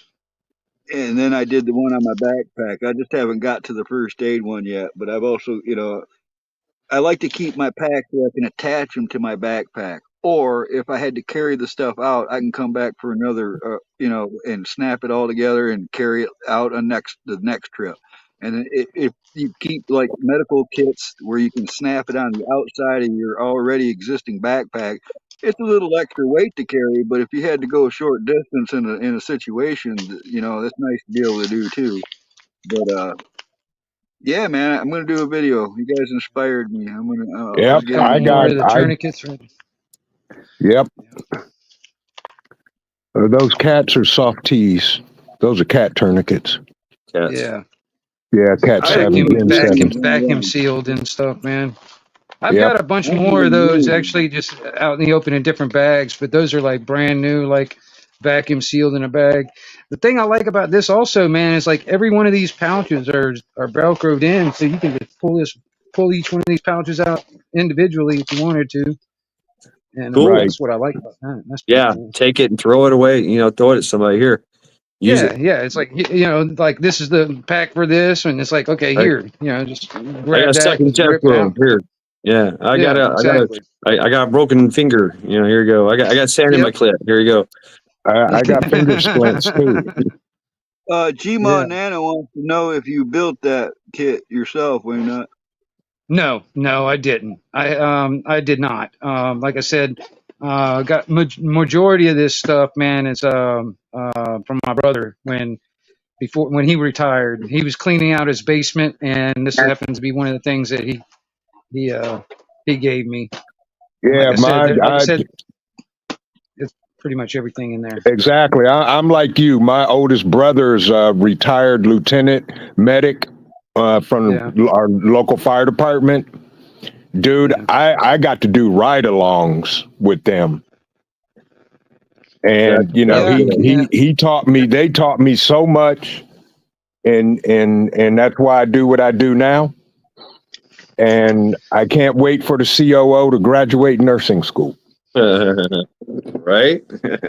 Yep, because I'm putting her to work. My medical kit over like the last 40 something years. I got into this thing where I would buy medical kits off eBay, surplus stores, yard sales, any old military medical kit or lifeboat kit. I would buy those, man, and I would keep what I wanted, and give or sell off the rest of it. And Right. You never know. You could open up two of the exact same looking kits and find different items in them. They Different got some items in them. Yeah. Yeah, I was looking on Amazon for like refills type kits and stuff. You know, so you can refill. KY, that does that. When I saw that KY survival, that reminded me of the stomp bag also from Refuge Medical. Yeah. Like I said, I mean, I'd like to know a little bit more about that stuff. But like I said, he was a chopper medic, and retired as was it the master sergeant or whatever, Chief Master Sergeant. Yeah, something like that, I think. Yeah, my brother flew medical chopper helicopter too, light flight. Yeah. Wow. Yep. And there's some emergency field medical books and stuff out there that you can get that are like private made. They're not government issue books or field manuals or nothing. But there's some good ones out there, and it'll give you. That's how I know how much it's changed. All right. Yep. On my Patreon channel, which is free. We got a bunch of digital PDF download, everything over there. That's our document repository that if you join our channel, you can download all that stuff for free. Somewhere in my videos on my page a while ago, it's been a couple years, I did a video on my portable library. It's basically just, now it's Pelican kits, and I got a big aluminum medical trunk, and a bunch of little ammo boxes full of all my field and technical manuals, along with those medical books. And they're good. I mean, you get the updated versions of those, field surgery books and stuff. That's a lot of good knowledge in there, man. I recommend the reading. Yep. I definitely need to learn a little bit more about it myself. I mean, I know the basics, I don't know, I've never had any schooling or training or anything like that, but I do know a little bit. But I'd like to know a little bit more, because I mean, it'd be nice to know, like, even how to use majority of the stuff that I've got. You know what I mean? Because I mean, I want to get a little bit better than just patching up a boo boo. You know what I'm saying? Right. But I mean, because when it comes to like what just basic triage for what I'm going to be doing, when it comes to like, the things flying through the air at you and sticking sticking in you or somebody else. Right. I mean, it's just. Wait a minute. Why would you get rid of that stuff? I know there's got to be somebody out there that needs that. My thing is I slap a tourniquet on it. I plug the hole with gauze. If I have to use an Israeli bandage or a compression bandage just to stop the bleeding, there you go. My job is done. Yep, exactly. I mean, exactly. Now all the other stuff that's an interesting thing too. Is like you're out there in the woods. You're out there in the field, right? So, we've had this happen where somebody got bit by something and boom, they swelled up. And you're out in the middle of nowhere. You're like, has anybody got any, allergy, Benadryl? Any Benadryl? That's right. I don't have anything. It's happened to me, when I was working, and I had to go. I had to stop what I was doing because my fingers were swelling up and everything, and I had to go to the emergency room. If I would have had that, the allergy stuff on me, it would have been, I've been okay. Broken bone, shit like that, tape and sticks, right? Make a stent, mobilize. and then of course treat the wound. Right. Yep. The irrigation thing, that's interesting too. That gives you, like, say you get a nasty gnarly cut from falling in a rotten deadfall or rusty ass blood covered metal fence or some shit. Irrigating that wound or something would help you out, and to help to see what's going on in that wound, how deep it is, what's going on, clean it out. It can happen to you at any time. I know Yeah. you can't talk about your stories, but mine aren't fucking military. I got stories. I went into this fucking house with a buddy of mine when we were kids. We were gonna go check Oh, I out could the talk new my house they shit. were building. And we go into this house in the middle of the night, sneak in their building, and he walked off the wrong end of an unfinished stairwell. It had like Oh a no. temporary fucking 2x6 stairwell down to the basement and no Oh railing. And he shit. walked off the wrong end. And we're like a mile and a half from his house. And he fucking hit those last couple steps on that staircase and went through them and broke himself in 12 fucking pieces. All right. Oh my When god. Ouch. Damn. I had to pull him in the dark out of that fucking over them broken stairs and up onto the top floor. And when I got him out, I could just see his bones were sticking out of his fucking hip. They were sticking out of his ankle. They were sticking out of his everywhere, man. He had fucking bones sticking out of him. And I'm a kid, all right.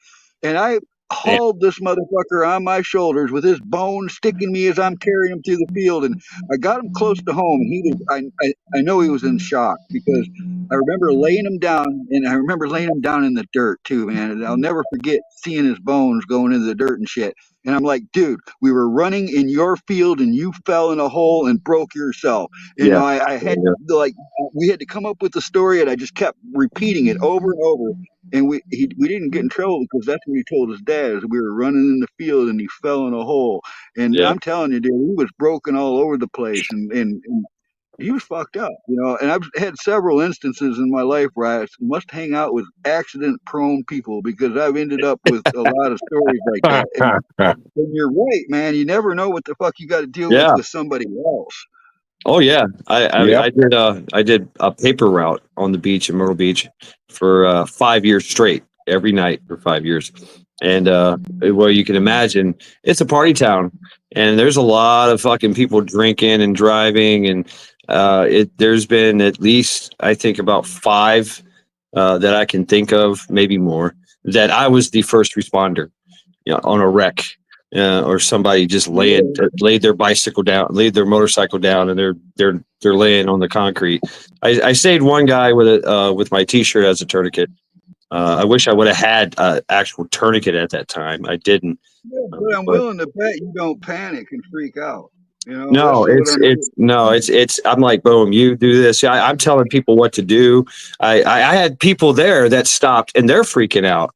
You always had that Karen, that lady, like, oh my God, he's Right. dying. Yeah. Somebody help him. And what I found is that you give them something to do. I'm like, hey, Right. go block traffic. Yep. Go get a blanket. Go call 911, even though I've called them. Right. I just give them something to do. Right. That's right. Hey, hold his hand and talk to him. Right. Or something. And, they sometimes they get a little crazy. They're, I'm like, hey, calm down. Shut the fuck up. Do this, do that. It ain't good for the patient to hear some kid in the corner screaming and crying Yeah, and shit. no kidding. It's I've never had kids. That's for me. I've had, people laying on the ground. I've had 2 cars where, they hit the driver was drunk and hit people, and there's like 4 people in the car and they're getting out, and first thing I do is I walk to them and I check them for blood. I'm like, okay, Right. There's no blood. Are you bleeding? Okay. Can you see me? All right, fine. You sit right there. You're fine. Go to the next one, make sure they're not bleeding. If they're bleeding, bam, stop the bleed right away. Tourniquet, plug the hole, whatever you got to do. I found one guy, and then that's it. That's all you got to really do. And just make sure that they don't move. Just stay right here. And then you're just kind of watching traffic. But people always stop. They try to help. And they're just like, hey, what can I do? Like, hey, direct traffic. Hey, wave the ambulance down. Right. It's, or grab a blanket. I found one guy. It was It was about 30 something degrees on the beach. He had laid his bike down. He was laying face down on the concrete, just, he was unresponsive. And I just kind of picked him up, and rolled him around. He was a big guy too. We rolled him around, just checking to make sure there was no blood or no bones sticking out. Right. And I took a blanket. This lady had a blanket in her trunk, a wool blanket. I was like, yeah, wrap him up in that. There you go, and just stand by. He was, just don't move him. Right. The one I seen one guy. I was going one way, and he was going the other, in on the opposite sides of the highway. And I knew there was a turn in Merle's Inlet, and instead of going straight and making the turn, I seen the headlights go straight. Wow. From far away, I'm like, that, oh fuck. And I turn around, and I get there, and he is literally in the car, just busted up. Everything is busted. Everything, glasses, everything's busted. He's still, he had no seatbelt on, and he was just sitting there, passed the fuck out, going. He still had his phone in his hand. Right. Oh.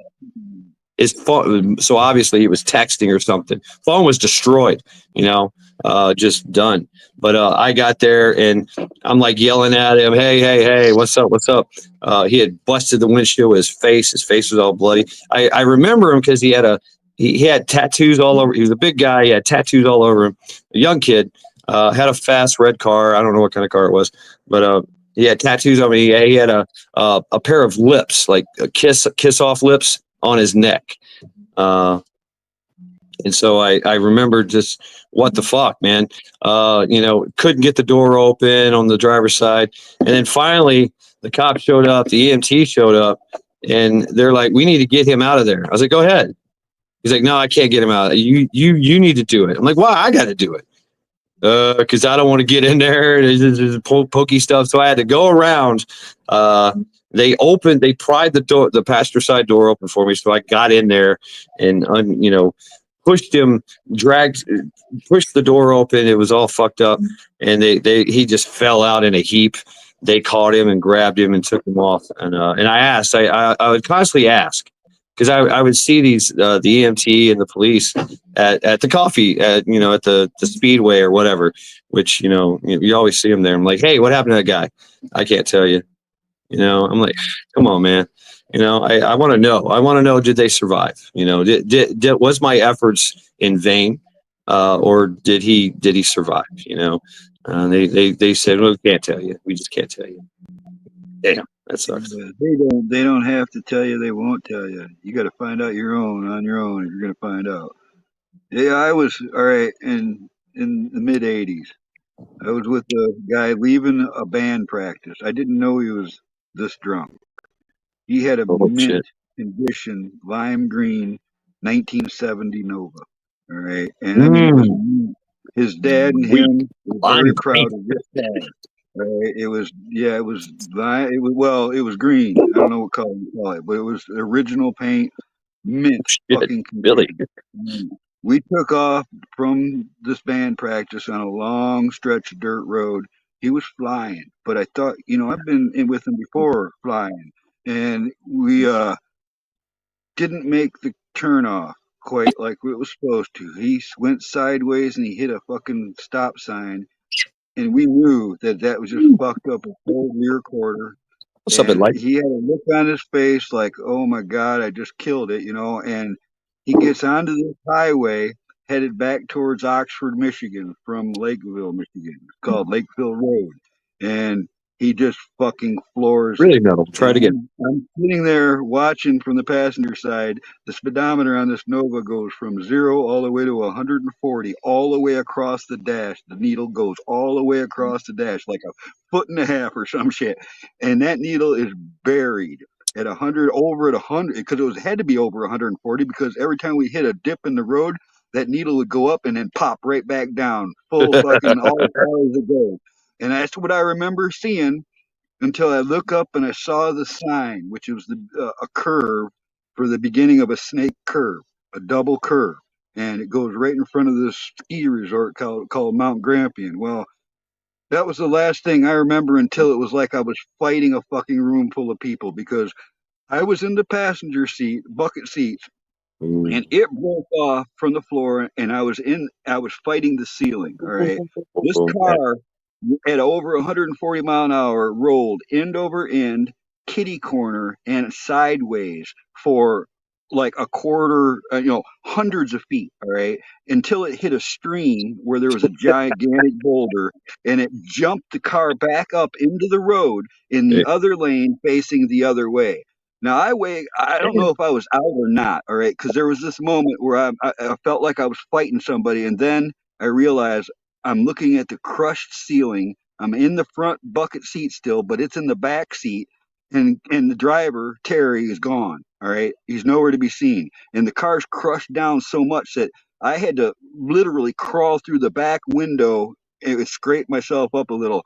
And I get out of the car, and I'm untouched, dude. Other than scraping myself, getting out on the glass, I have no injuries. All right, and I can't find the driver. I walked 150 feet up the road and found him with his head in the ditch, with puddles of blood in his eye sockets, a fucking hole the size of a basketball in his side, all right, and his feet up towards the road.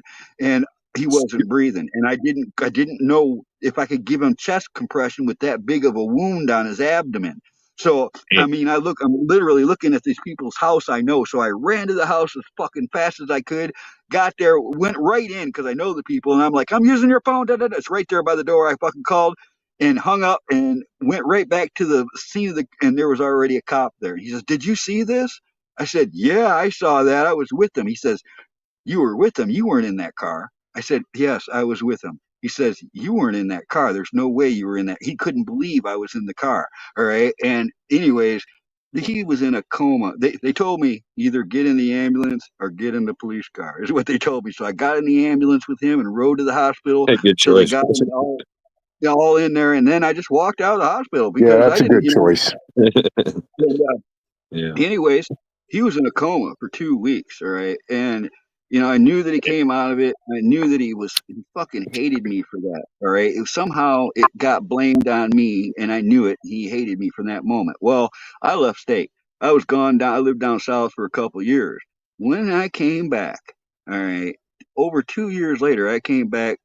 Somehow the cops found out I had got my room at the old boarding house I told you guys about, that where a bunch of ghosts got together and made a big boarding house. And anyways, the next fucking morning the cop showed up, said, "Well, Carl, you got to come to court." I'm like, "What the fuck for?" I was subpoenaed to court. They walked me into this courtroom, and here sits the driver, and he sees me, and his head just fucking falls to the table. He's got lawyers and shit around him, and he was telling them I was driving it, even though they had his prints on the wheel. He had his See? statements, they had my statements, and for 2 years he was trying to get out of that shit and lying, saying I was the one driving. And I won't talk to him no more. I mean, I tried to be friends with him, and he fucking bridgings this shit up. He goes, "Why don't you just admit that you were driving?" He's down there in Florida somewhere, man. I'll tell you, he'd be one I'd be hard pressed not to sock in the head when I seen him. Wow.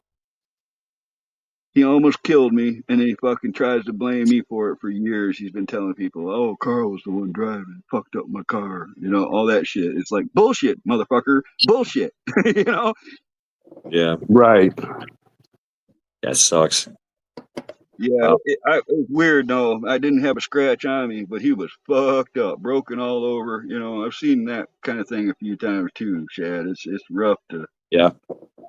Yep.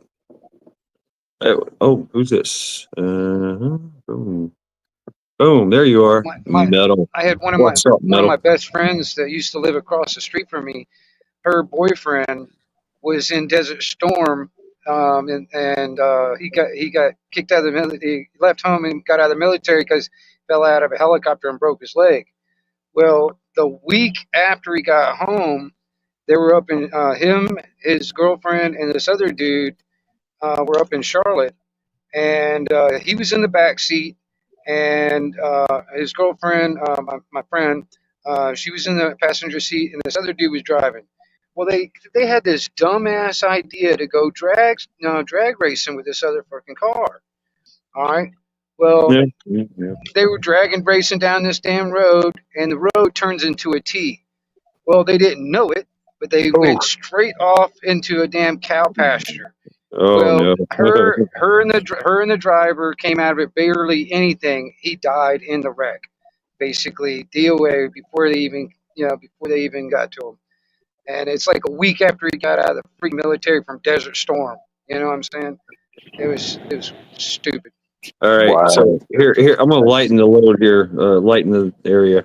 I was I'm from Tennessee, right? So that's what in the went from the hood to the wood, and them good old boys. We like to just act a fool in cars, right? So my buddy Pete, he had this T-top fucking Cutlass Sierra, badass car, 2-door, and we're just he would haul ass wherever he went, and we're going down this hill, and at the bottom of the hill is a curve, and on the other side of that, off of that curve is just it's called Kilgore Corporation. It's where they make all the bombs and grenades and flares and shit.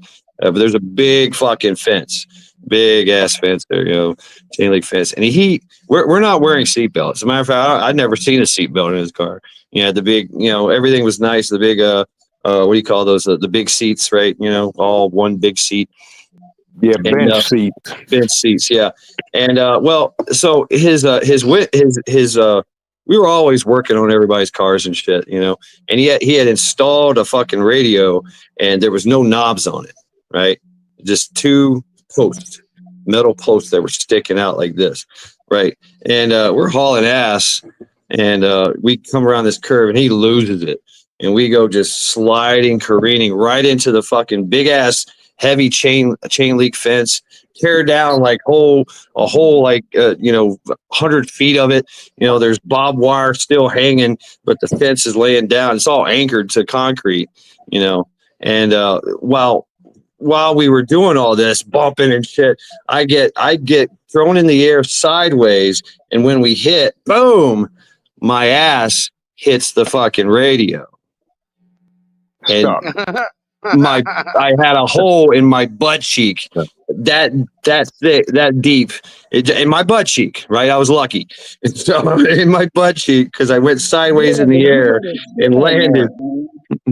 So did you pick up radio stations and everything?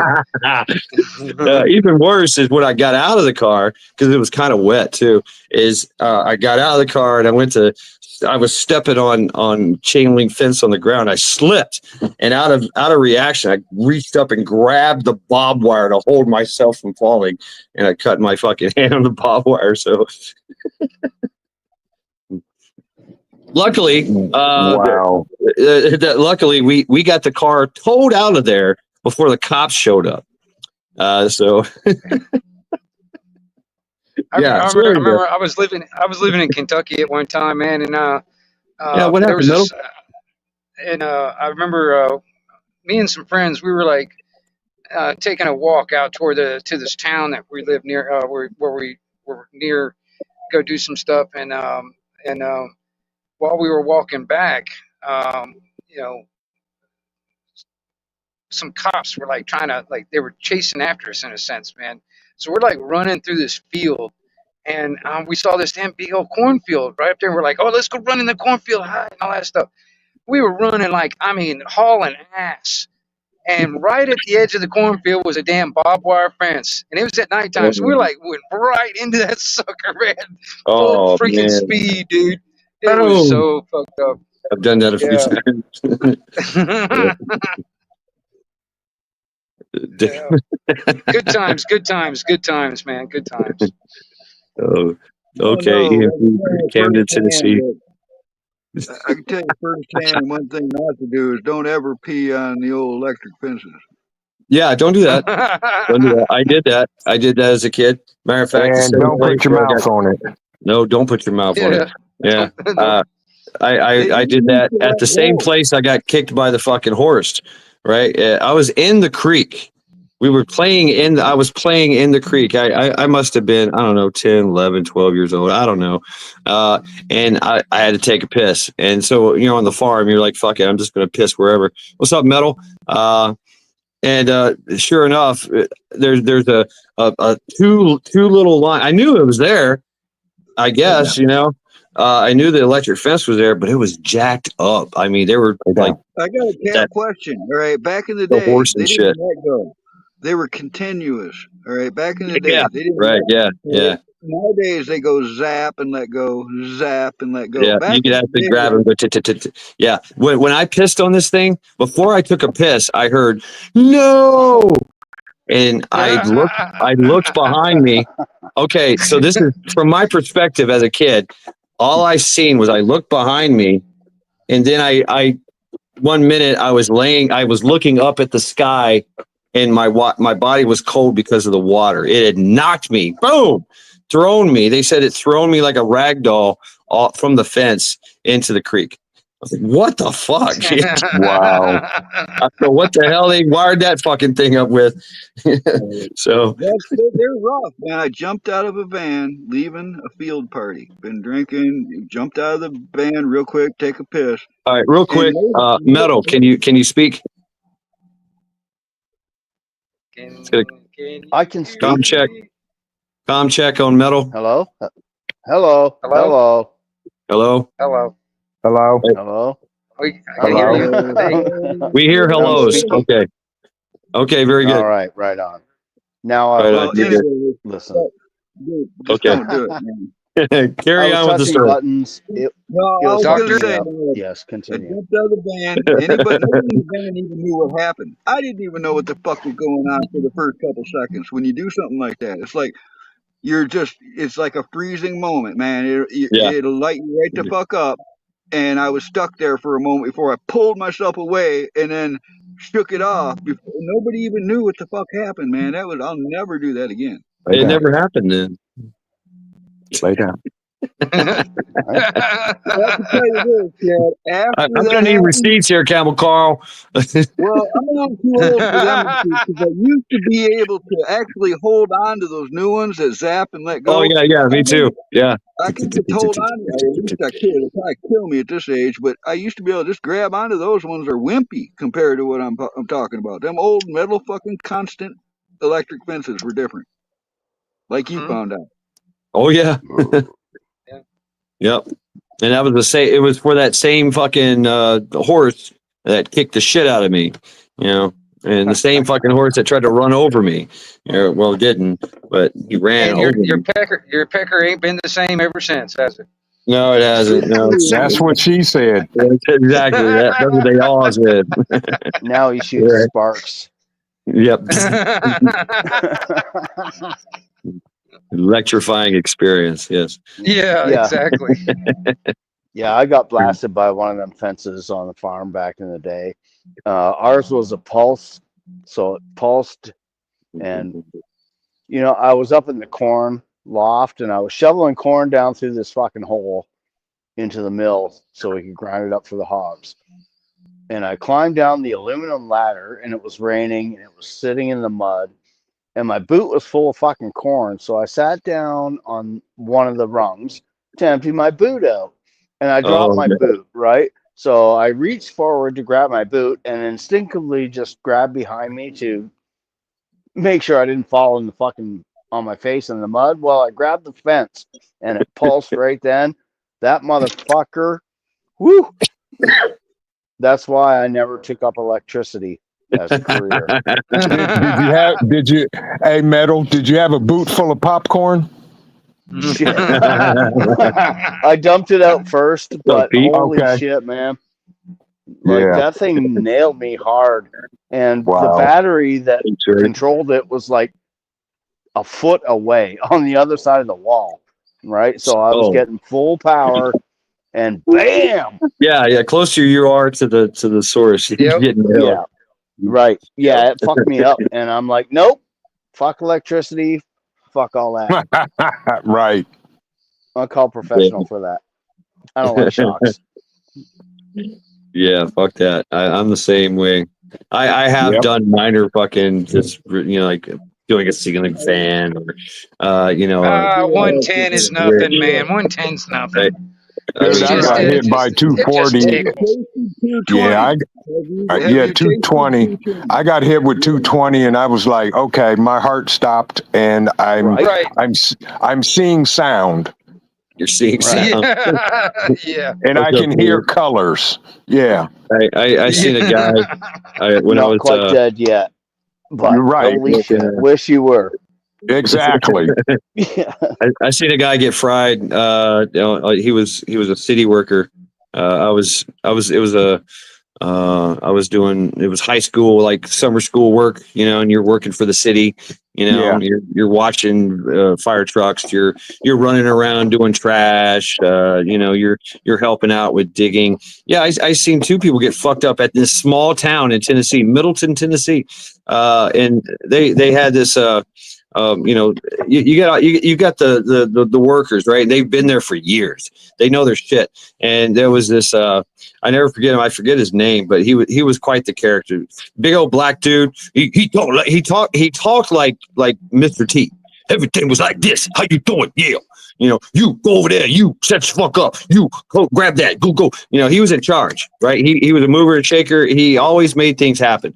If you were there on the job or whatever he was doing, he's telling you what to do while he's running around doing everything. He was quite the amazing individual, right? And so we had a really bad storm, and knocked down some power lines. And he's out there. He's got all the gear on, the big heavy gloves, the big heavy boots. He's got this kind of like bib on and everything. Everything's wet, and he's got this special pole with a grip on it. A grip, kind of a, I don't know, whatever. It's all non-conducting, and he's trying to grab this power line that fell off of a power pole. And we watched it, man. We were all standing because they made us, step back and all that. We were doing other shit, and he, as soon as he grabbed that thing, he stopped, and we were like, "Why is he stopping? He never stops moving." And he just stood there, He stood there, and then somebody said, "Oh no, get him!" And there was like, "Don't get near him, don't get near him." And finally, he fell down, still like rigid. The thing released him, and from that day on, dude, he could not talk right. He could not move right. He was right, and he was Yeah. That's Christian some Pride, dangerous man. shit right there. His hands, his hands, he had 3rd-degree burns on like one side of his body, all the way I would left to imagine so. damn, Mhm. fucked up, man. The same place. We were called out to a water main bust in a neighborhood, and there was already a backhoe there. And this guy was down in the hole, and he was instructing the backhoe to dig into this pipe that has burst, and water's flying everywhere. It's muddy as shit. And we were like, okay, we're holding shovels, like, okay, what do we do? And they're like, no, step back. And the dude is telling the backhoe guy to get this, get that. And the backhoe guy, we literally seen from like, maybe 25 feet away, the backhoe picked up a piece of dirt and turned, and his head popped right off right there. What? Like, damn. And they were like, oh, and one person grabbed us and ran us away. And, right there, just Shit. boom, his head just popped off from the backhoe, just moving sideways to drop the dirt. That quick, took his head right off. Wow. Yeah, quite cool. Yep. Get out the fucking way. Right. I mean, and I'm thinking, you know what? I was in some kind of special, like, foster care, therapy, therapeutic foster care was called, because I was from the hood. I was a problem child, inner city kid, getting in trouble. They're going to move me out to the country and where it's safe. And I just literally watched one guy get fried and one guy get decapitated. Right. Join the trades, they said. It'll be fun, they say. Right. That might be why I understand you so well, Shaq, because I spent age 10 to 15 either locked up in the juvie or on the run, and I saw a bunch of dead people, and I saw people die, and a lot of gore and fucking nastiness. So when you're young and you grow up seeing that shit, it kind of changes a guy. I really think it does. Oh, yeah, Kind it of like does. the movie Stand By Me. You want to see a dead body? Right. No, I mean, like, I watched a guy walk off a 6-story window, all right? He thought he was just going to leave, and he somehow got a window that wasn't supposed to be able to open, and in front of all of us, he walked right out, and he fell 6 stories down to ground and Damn. crumbled. And then Oh, yeah. the 2 Suburbans out on the land, this is a state, juvenile facility, the 2 Suburbans started headed that way, This dude got up and ran like 100 yards off towards the woods, and we saw him fall again, and that's where he died. He was running with a broken back. I walked into the bathroom ahead of Jeez. everybody one morning, and I saw the handicapped kid Blue in the bathtub floating there, been there all night long. They forgot Mm, about him. yeah. I was sitting. I had this room to myself first for a while, and in the middle of the night, they brought this guy in. And the guy immediately sits there for a second, says, "I'm getting the fuck out of here." I'm like, "Yeah, me too." Right? And he fucking gets up on the concrete bunk and pounded with his bare fist this light fixture that's built into the ceiling and the wall that ain't supposed to break. All right, it's supposed to be break proof, because it's in a maximum security holding facility. And he fucking broke it with his fucking bare hands and took a piece the size of your index finger and thumb and carved it across his belly, looking me straight in the eyes. He What? zipped it across his fucking belly from side to side, and his guts poured out in his lap. And I'm trying to fucking hold his guts off the floor and shit. All right.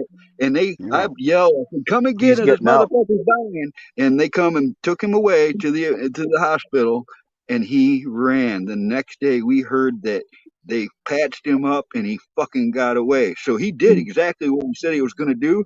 But the kicker is like 8 years later, I'm at a party in another town, and this gal I know is like, "Carl, I want you to meet my boyfriend." And it takes me Ha! up and says, "Oh, this is my boyfriend." And I looked at this guy, he had one brown eye and one blue eye, and I immediately knew who this fucker was. And he started, they introduced, and I'm like, "I know you, Tony." He's like, "You Yep. don't know me. How you know my name?" I said, "I Your fucking know spilled you, Tony." guts. Yeah, That's your that new name. motherfucker. Damn. I lifted his in front of his girlfriend and everything. I fucking quickly snatched his shirt and lifted that shirt up, and there's that scar all the way across his fucking belly. And I said, "That's how I know you, motherfucker. That's how I know you." He's Wow. got receipts. Yeah. Yeah, he does. Right? Yeah, that's a real receipt. Yep, I did that shit. That's a crazy. We almost seen that shit last night. He was talking about cutting himself. I'm like, no, Yeah, right? no. Yeah, that never mind. I don't even never. Yeah, okay. Uh-huh. Right. Not Yeah. worth our mental capacity. Thank you. Okay. All right. Well, I mean, There you go. that's some bad shit, but Yeah, so, people get Dude, fucked up. Man. It there's does. this one. It's. Go ahead. No, I was just gonna tell. I was gonna say that was like I was working on a damn construction, building a house, and it was like a 2-story house, and we're putting deck up on the damn roof. And one of the guys up on the roof, was putting a piece of plywood down. Wind caught it just like a kite. He flew off Oh, that sucker, landed down on like it was like the back deck that hadn't been built yet, so they had like just rebar sticking out the edges of the concrete. Landed on one of them fuck. rebar. Actually added another asshole in his backside. oh, Man. Ooh. oh Yep. no. Not good. Mm. Yeah, no Oh, kidding. no. Yeah. What's up, Watt? It's good to see you, Indy. Yep. Independent Mini United. She's been talking about Truth with Tom. He had a stroke. Oh no, I know he had that, but is he doing worse, Indy? Yeah, he said Let's see the he's pretty chat. messed up. Twisted Tat said he had to take off because his dad or something just got into a car wreck. What? Think about it. Nice. Yeah, it was back up in the chat a little ways. Hey, oh shit. Yeah, I seen him in Yeah. there. Where are you? Where are you, Twisted? Okay. There we are. I'm trying to push buttons. I'm trying not to fuck up. Good luck. Yeah. Got to go. My dad was just in a car accident. Oh my god. Yeah. Twisted Tats, man. Good luck. Yep. I'm gonna edit my Go avatar. handle that. Every time I try, it fucks up. Hope You dad. everything's all right. We were just talking some horrible shit about car accidents. Yeah. That's weird. Anything can happen to anybody. Anybody could die at any time, man. I'm telling you, anything can happen. Yep. That's right. I feel better now because you gave me that. That's the update I got from you last night, Indy. Okay. I'm just glad that it There didn't it is. get worse. There he You is. know He what my just got biggest out of. gripe is lately? He got out of that- ICU, doing better. It's a long, slow recovery. Okay. All right, good. What's Well, up, not Watt? good, but glad he's doing better. Yeah. All right, go ahead, Mel. Oh, I was gonna say, my biggest gripe lately is people won't get off their fucking phones while they're driving. Right? Right? Stay away from the fucking middle line. Ride the other side, because dickheads be looking at their phone, drifting in your lane. Right? People die Yep. that way. Yes, Simple. they do. You're And 6 inches from death. I would never want to be a policeman, but if I was a cop, I would specifically ask for a job to bust people who are on their phones while they're driving. That's all I Yeah. want to do. Dude, Get the that's why I fuck off have your like a phone, man. that's why I got a PA speaker on the CB radio in the vehicle, so I could just sit there and yell at them, "Get off your freaking cell phone!" Do you? That's fucking awesome. I so Yeah. want one of those. I need one of those, man. I see it Yeah. all the time, man, in my job. Driving I had around. I Everybody's had got one of a those phone. outside loudspeakers hooked up into the grill of the truck, so I Yep. could sit there and just yell it loud as I love coming up Fuck behind yeah. somebody at a stoplight. If somebody at a stoplight, they're on their cell phone and the damn thing turned green and they're just sitting there on their phone. I'm like, Yep. get off your fucking cell phone and drive. I haven't found one of those yet, but I always this wanted horn a on train horn. Oh Yes. yeah, That's those what are. I just getting Oh ready to my say. God, those things That's what I just those things make you I just jump, got man. I'm one. gonna tell you. Yes. Listen, I was just getting ready to say that. I got a 70s Dodge, so the original horns goes beep. It's fucking ridiculous, all right? It's like this little beep. And I finally got one of those air horns, the train horns. They were like, they're going to fucking hear me now. Dude, there's this one guy. I was at an auto parts store, and this guy had one of those big, huge trucks, lifted up like way high with big freaking tires on it. And he had just hooked up his damn train horn in that sucker. And I'm serious, everybody in the parking lot's head turned when he honked that sucker. It was like everybody jumped out of their skin. You know what I mean? Oh man, those things are scary. No, it's nice to have. Now they're going to hear me when I want them to. Oh What hell happened? yeah! Metal got dropped. Damn, again? What? Roman Prepper, what's going on, Pete? I did a video on that horn. There's a video on my page of it. What's the matter, Cole? You're sleepy. But I do want one of them loudspeakers so I can get on that speaker and tell them, get the fuck out of my way. I had a friend of Yeah. mine that back in the day, Tennessee, and we crazy white boys, right? And in the woods, he allegedly climbed a pole at a baseball field and took one of the PAs, like you're talking about, and wired it up to his CB radio. Yeah, I mean, a lot of CB radios they got a PA thing you can hook up to it, and it has a little section where you can just talk through your microphone on the CB radio and go right through into the speaker, and it's nice, dude. Oh yeah, I mean, we had so much fun with that. We would yell at people from pull that damn thing over. You need to pull that thing over and milk it. Yelling, bring out your dad. It was just crazy, man. The shit we were able to play and say, a bunch of teenagers running around just saying whatever hell we want. What's up, Cole? Yeah, he looks tired now. Yep. I used to sit at the job site on my lunch hour, man, and yell at guys on the job. Oh, really? Yeah. Hey, you, yeah. Damn it. The Cobra has a PA auxiliary. Yep.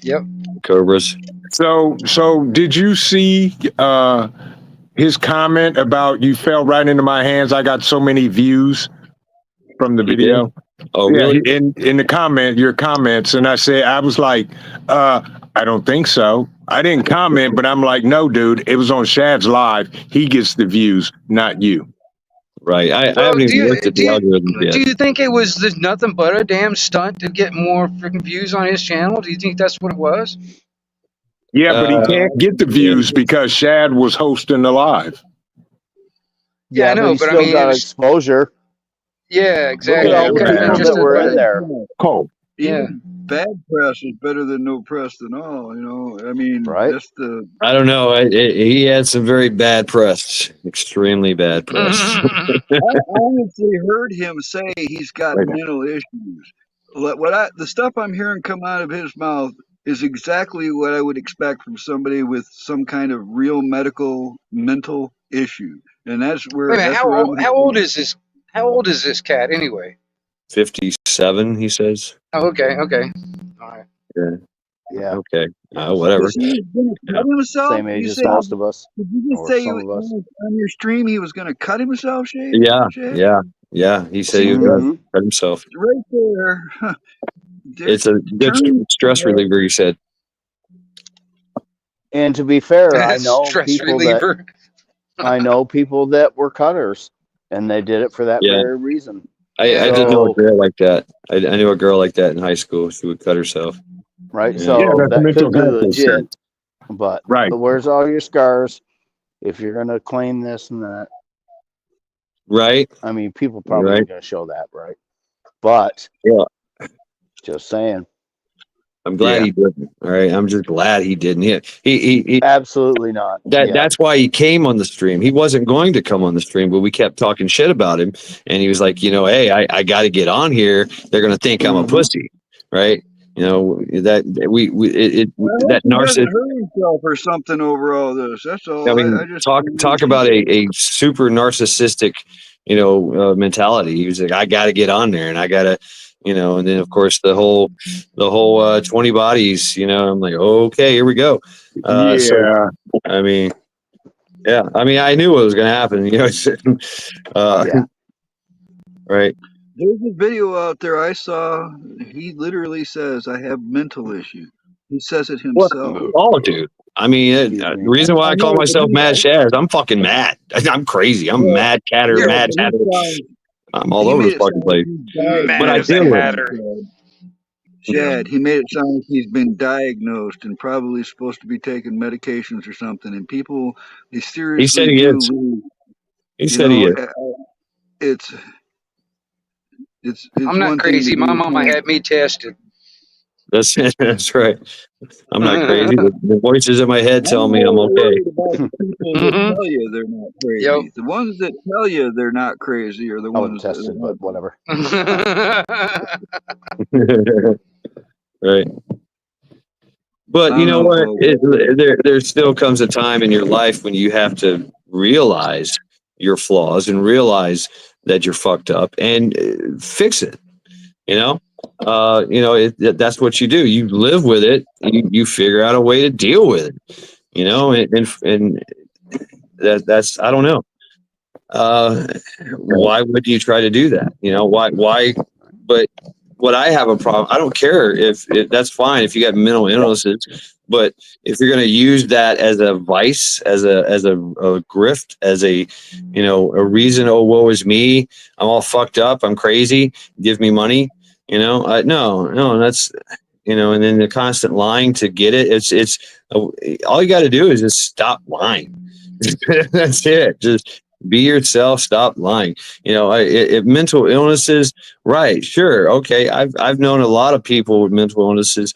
I myself, but Well, there's different degrees. There's definitely different degrees. And oh, I'll sure, say, right, yeah. I Right. mean, I've been called if crazy, Carl, most of my somebody, life.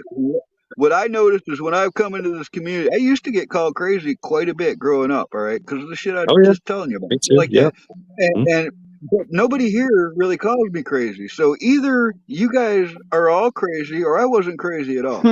So No, I'm the most normal person I know. You are all crazy. Thanks. what's up, Deb? Wait, I thought I was normal. I thought you guys were I'm all the most fucked normal up. person I know. Right. Look, right. I've come to Hey, this conclusion that just do you because some guys people know? know better Do you doesn't know, mean guys? that Do you guys know? Do you know where the old sound, the saying "Mad Hatter"? Do you know where that came from? No, please. I, Enlighten. the people that used to make hats back in the day, they Yes, I used heard a this. certain type of. They used to use a certain type of glue, and that would actually make them mad in a sense. That glue, Yeah. that You're right. Yeah. Yep. I remember this in the Victorian era.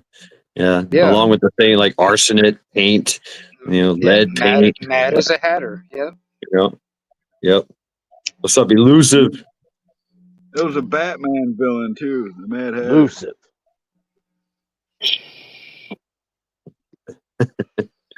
Now, why am I a double agent, Deb? What the hell's going on there? I didn't do it. I don't think I've What'd ever you do been now, called a Carl? double agent. I know, right? I don't. Carl's a double agent. Secret agent Uh-oh. man. Uh-oh. And that's with his water heater. I like the Devo version of that. Oh, Secret agent. there's a man. Devo version. Yeah. And then of course there's a citizen CIA. Who is that? It's Operation Ivy. Yeah.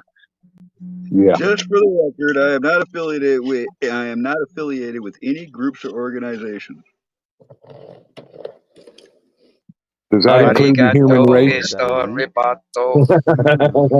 Right. My race is the human race. What's yours? Here's my affiliation. Oh no. Right. Stand by. Oh. Yep. I was just ready to go pull mine off my bag. Yes. Ohio family. Yeah. Yeah. We'll put it right here. Let's see how that works. Oh shit, that's like a clip. Okay. This is a clip? Yes. Oh. G-Ma Merkel. What's up, G-Ma? Oh, the vats of mercury the hatters had sitting around. Mercury was used in hat making in the era. So the mercury was getting crazy. Damn. Okay. Ooh. Wow. Mercury crazy. Wow. I got a little vintage bottle of mercurochrome. Anybody got any scrapes or cuts they want to be reminded of? Yeah, dude.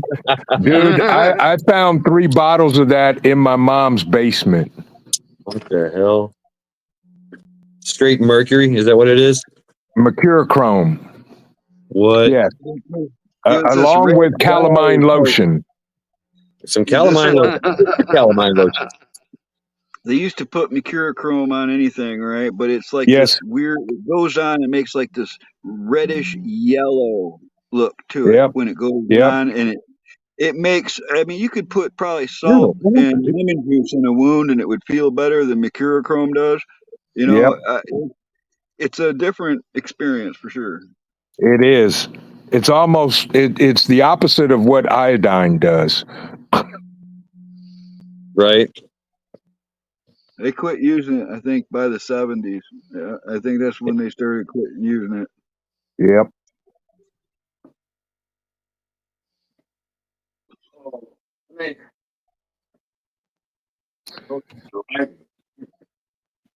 Well, gentlemen, I will say this. I am not going to be baited into staying on here until 4 a.m. I can tell you that. But we have cookies. I have banana cream pie. Yeah, you try. Yeah, you win. And you, my friend, did eat the last slice of cheesecake. That was really good. That was really, really good. And you could tell it's homemade. Absolutely, it was amazing. Thank you. Yeah. Yes, I had cheesecake. I had fish and chips and cheesecake. Yes, you did. I've got some banana walnut. Stand by. From Publix. Yep. Stand by. There you go. What is that? Banana walnut bread. Yep. What? Okay. From Publix. And I've only got 2 slices left, man. I mean, you got some milk to go with that? No. Oh man, dude, that's some good stuff right there. Look at that. They put on $6.99 for that thing, man. Too. Yeah, you need milk with that. Yeah. Ooh, he needs some milk. Stuff right there. Yep. He needs some milk. Oh, see what happens. Uh-oh. Yeah. Wrong button. I don't know. Can y'all hear me? That's how you figure out how Yes. you do stuff. You Okay. push all the buttons till you know what they do. Exactly. Yeah, that's what I'm doing. I'm setting up my Bluetooth. Oh, you may have pushed the wrong Okay, button there. y'all still hear me? Yeah, we can Yeah. now. Okay, good. Don't push that button. But there is I an can hear y'all a echo. lot better. There's an, I you can hear an hear. I echo. can hear the audio in your background. Yep. Hello. Really? Is there Ah. anybody out there? Doctor. Doctor. Doctor. Doctor. We need a doctor. Doctor. Doctor. Doctor. Doctor.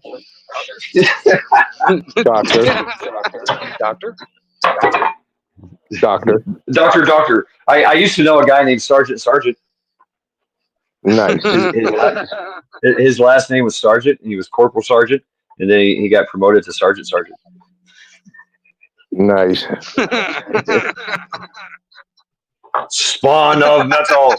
What's up? There can't be many of those. Metal Spawn. Hello. How are you? What's up, Spawn? Ooh, here you go, Blackbird. I have some chocolate chip banana bread and zucchini bread for someone. There you go. Huh. Yeah, zucchini bread's damn. good.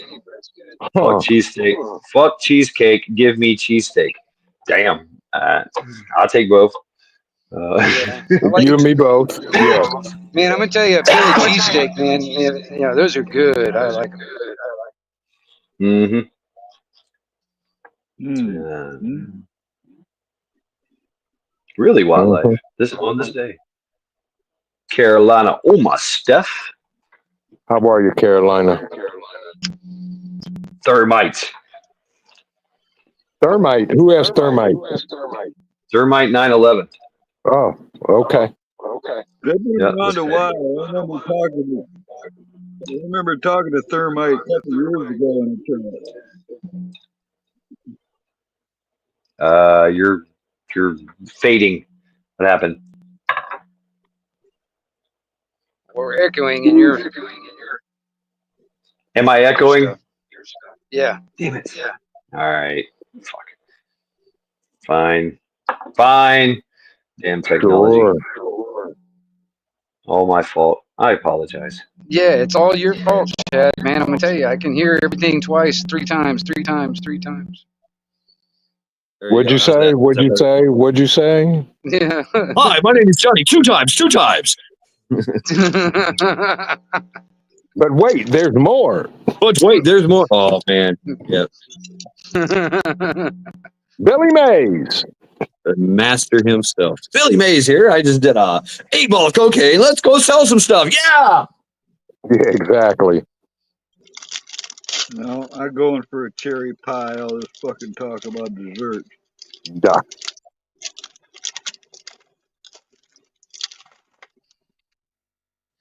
Oh, I found this a little while ago too, man. This is something I had stored away.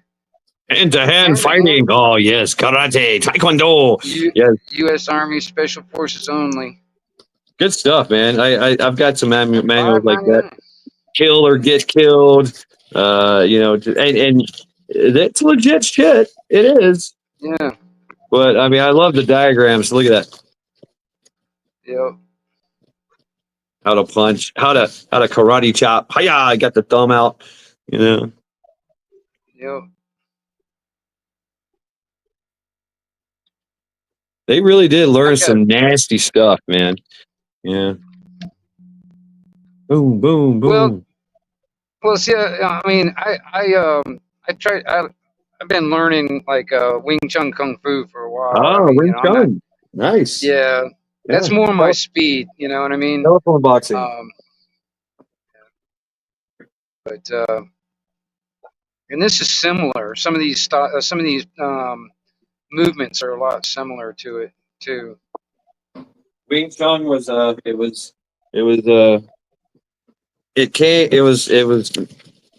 came from a nun in Shaolin. Well, no, Ip Man is one that developed it. But it was directed toward. I mean, it was for anybody, but it was directed toward elderly women. You know what I mean? Boxer, yeah, and they used it extensively in the Boxer Rebellion, right? Yeah, it was But a yeah, it was a it good. has its roots, absolute roots from Shaolin, from a nun.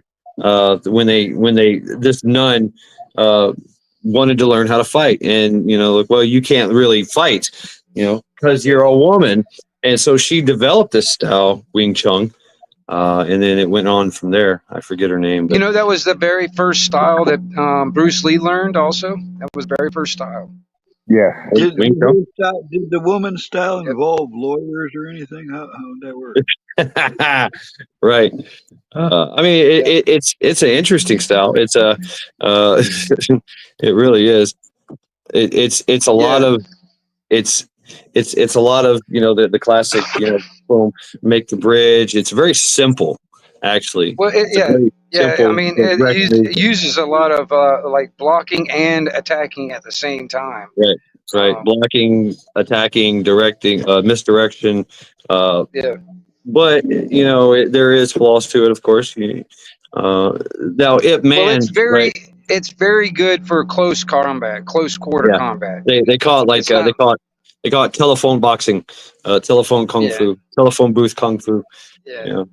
That's what it was made for. Um, So you could really get in there, and yeah. Ip Man had his Hip Man, Wong Fei Hong, all these guys. Yeah, I know some Chinese shit. They got together and they did these quick styles, these quick little classes to get everybody trained up to fight in the Boxer Rebellion, right? Yeah, he before he died, he wanted to make it a worldwide thing, but there was some kung fu masters that really didn't want that because they thought it was like a national security issue in a sense. Right. Yeah, exactly. That's yeah. There is a council of masters, right? Yeah. And basically, there are old guys that knew kung fu, sit around and smoke cigarettes and talk shit.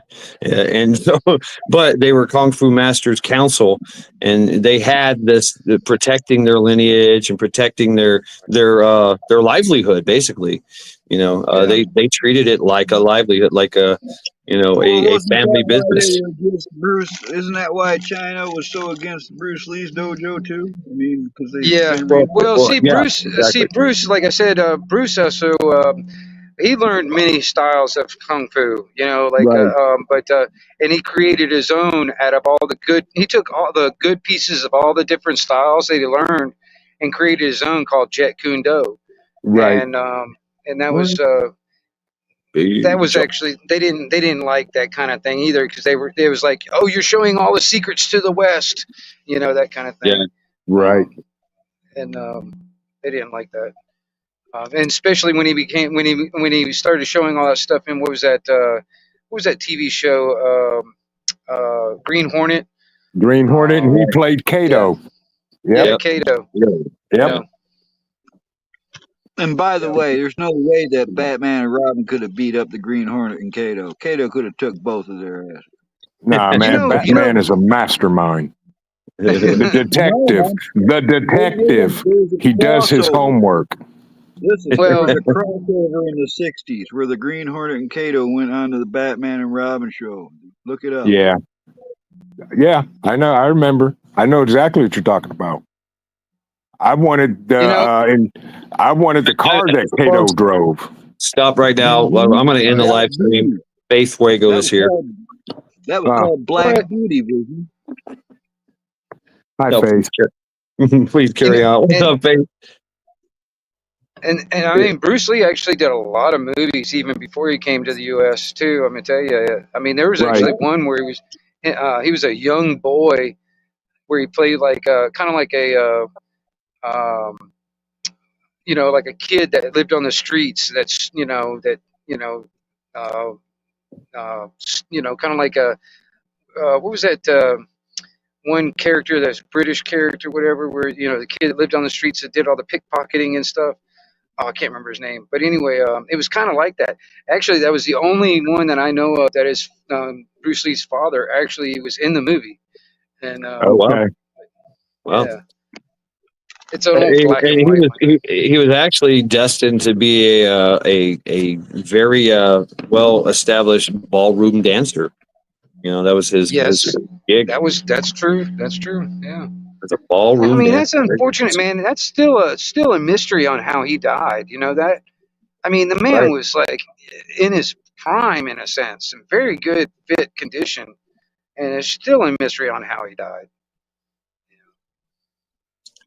Yeah, a lot of yeah, had to be. I blame it on the lady that the house he was over. It could have been. It could have been. Oh, it wasn't Linda, was it? No. Right. It wasn't his wife. No, it wasn't. No, that's right. And it was in Hong Kong, right? He died in Yes. Hong Kong. Yep. Yeah. Yeah, and he didn't want to go to Hong Kong. Right. Yeah, he was against it because all the trouble, all the bullshit. Yep. Yeah. Who was that said the Yakuza killed him? It was probably the Triads, actually. Yeah, because they wasn't getting their cut. They wasn't getting their cut. That's right. They're all about extortion. Yeah. Yep. And Who was yeah, all the that's the thing. people that trained under him? You had James Caan. You had Chuck Norris. Chuck Norris. Yeah, Chuck Norris. Yep. Jimmy You had Wallace. Bill Wallace. So many people, man. So many. Leroy Kelly. Leroy Kelly. Shoot fire. What's his name? We're missing a couple. The tall guy. The really. I love Kareem Abdul-Jabbar. Kareem Abdul-Jabbar. See, okay, that we will never know who won that fight. Right. Ever. The scale is flipping ridiculous when you see those two. Yep. See, that is the original collusion, and yeah, you know, yeah. Who was the other guy? Man, there's another really famous actor, and I just cannot remember who the fuck it is right now. Pulling a blank. Dan Ignaciato, the Kalia Crimson guy. Yeah. No, this guy had his own spy movies and shit like Matt Helm and stuff. What was it? James Caan. No, I used to grab it. I used to collect those. They all got taken away from me. Our man Flint. Yes, that guy. Yeah. I forget his name, but that's him, our man Flint. Thank you, Bird. Coburn, thank you. Could not fucking pull that out. James Coburn, yes. Steven Seagal is whack. Oh, dude, I can't stand Steven Seagal and what is it? You're right, X. And what's the other dude's name? The Muscles from Brussels. What's his name? I don't know. He does a damn split in every freaking movie he does, man. I can't stand either one of them. Jean-Claude Van Damme. Yeah, Jean-Claude Van Damme. That's it. Yeah, that's it. there you go. Yes. I can't stand either one of those guys, man. They're a joke. It's rumored, and they were like the Rat Pack. It was Sylvester Stallone, Steven Seagal, Jean-Claude Van Damme, and somebody else. They would go to clubs and rough people up and all that shit. And then there's a rumor that Jean-Claude and Steven Seagal got into it. Yeah. Steven Seagal was Aikido. In Aikido, I guess the main thing really with that is you use one's force against themselves. It's flips and throws mostly. Yeah. It's redirection. It's redirection of energy. I know some of it in my. I've showed Trent some of it. The sea lock, right? The Washimagiri. Right? It's called sea lock. Yep. Sea lock ripple backwards sea. Anyway, it's Washimagiri. Step to the side. Boom. Redirection. Right. Now, that motherfucker. We're Michael Jai White. Michael Jai White is real fucking deal, baby. Dude, he was ready to rip Steven Seagal's head off. Said, "I'll fight you anywhere. I'll fight you underwater and whoop your ass." Right. Yeah. Yes. Steven Seagal's gotten turned into a joke, man. He's gotten fat now. He's a cop. Oh my God, it's stupid. He's a No, he's joke. not a cop. He never was a cop. He Yeah. was an honorary constable. Yeah, that Right. was Okay. bullshit. Okay. Yeah, he's a Nobody joke. here likes him. Yeah, totally. Yeah. And Mean Gene whooped that ass, choked his ass out. Yep. Mean Gene LaBelle, that's his name. Mean Gene LaBelle. Nice. This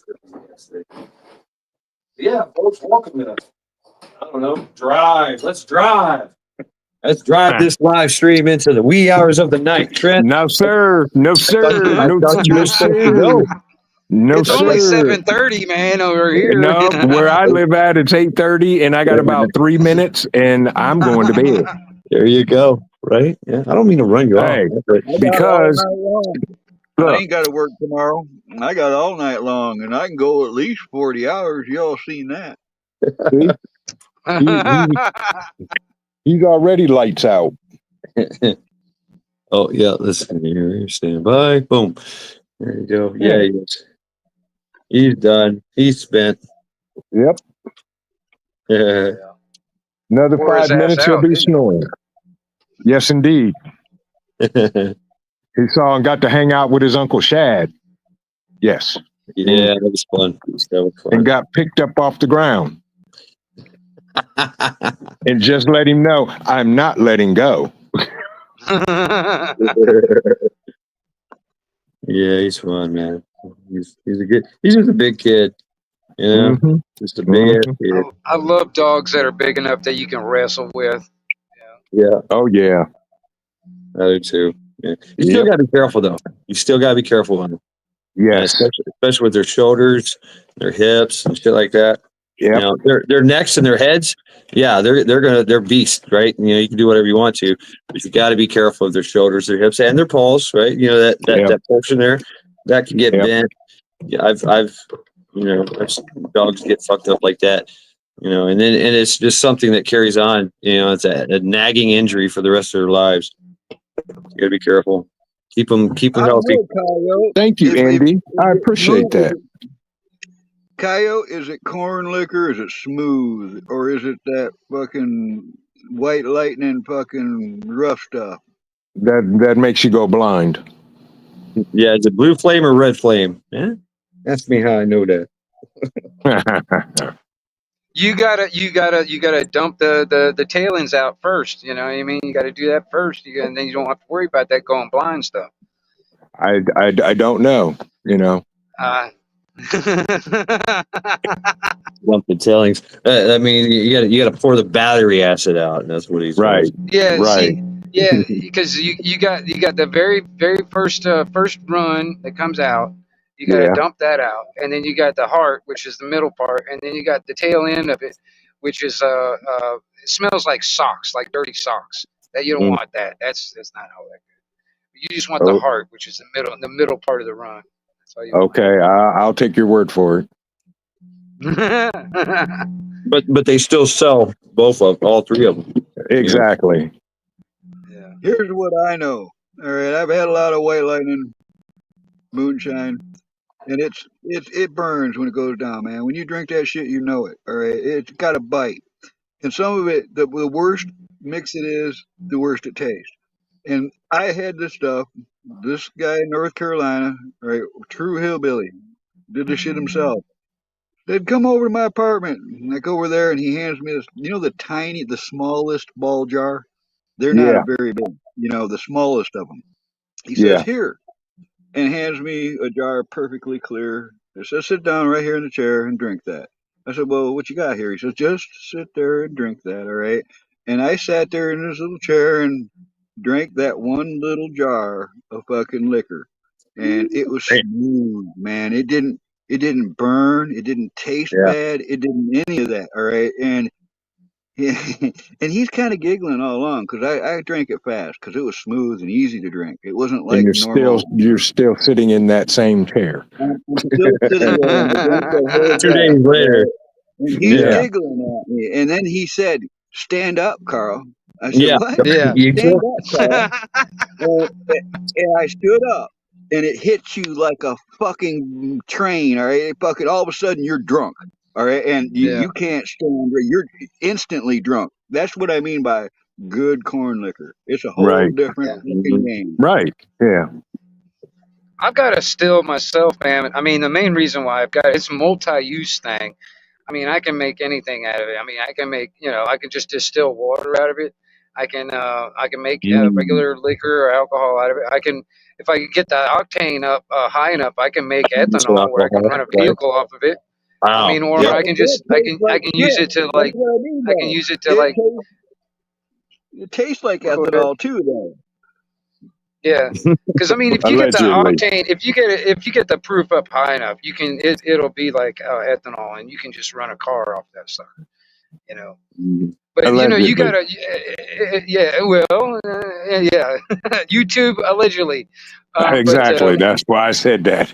Yeah. yeah, but I'm gonna tell you, That's how I heard. it depends on how you have the still set up, man. And it depends on how many thumpers you got in line. If you don't have any thumpers in line, you got to redistill it over and over again to get the proof up higher.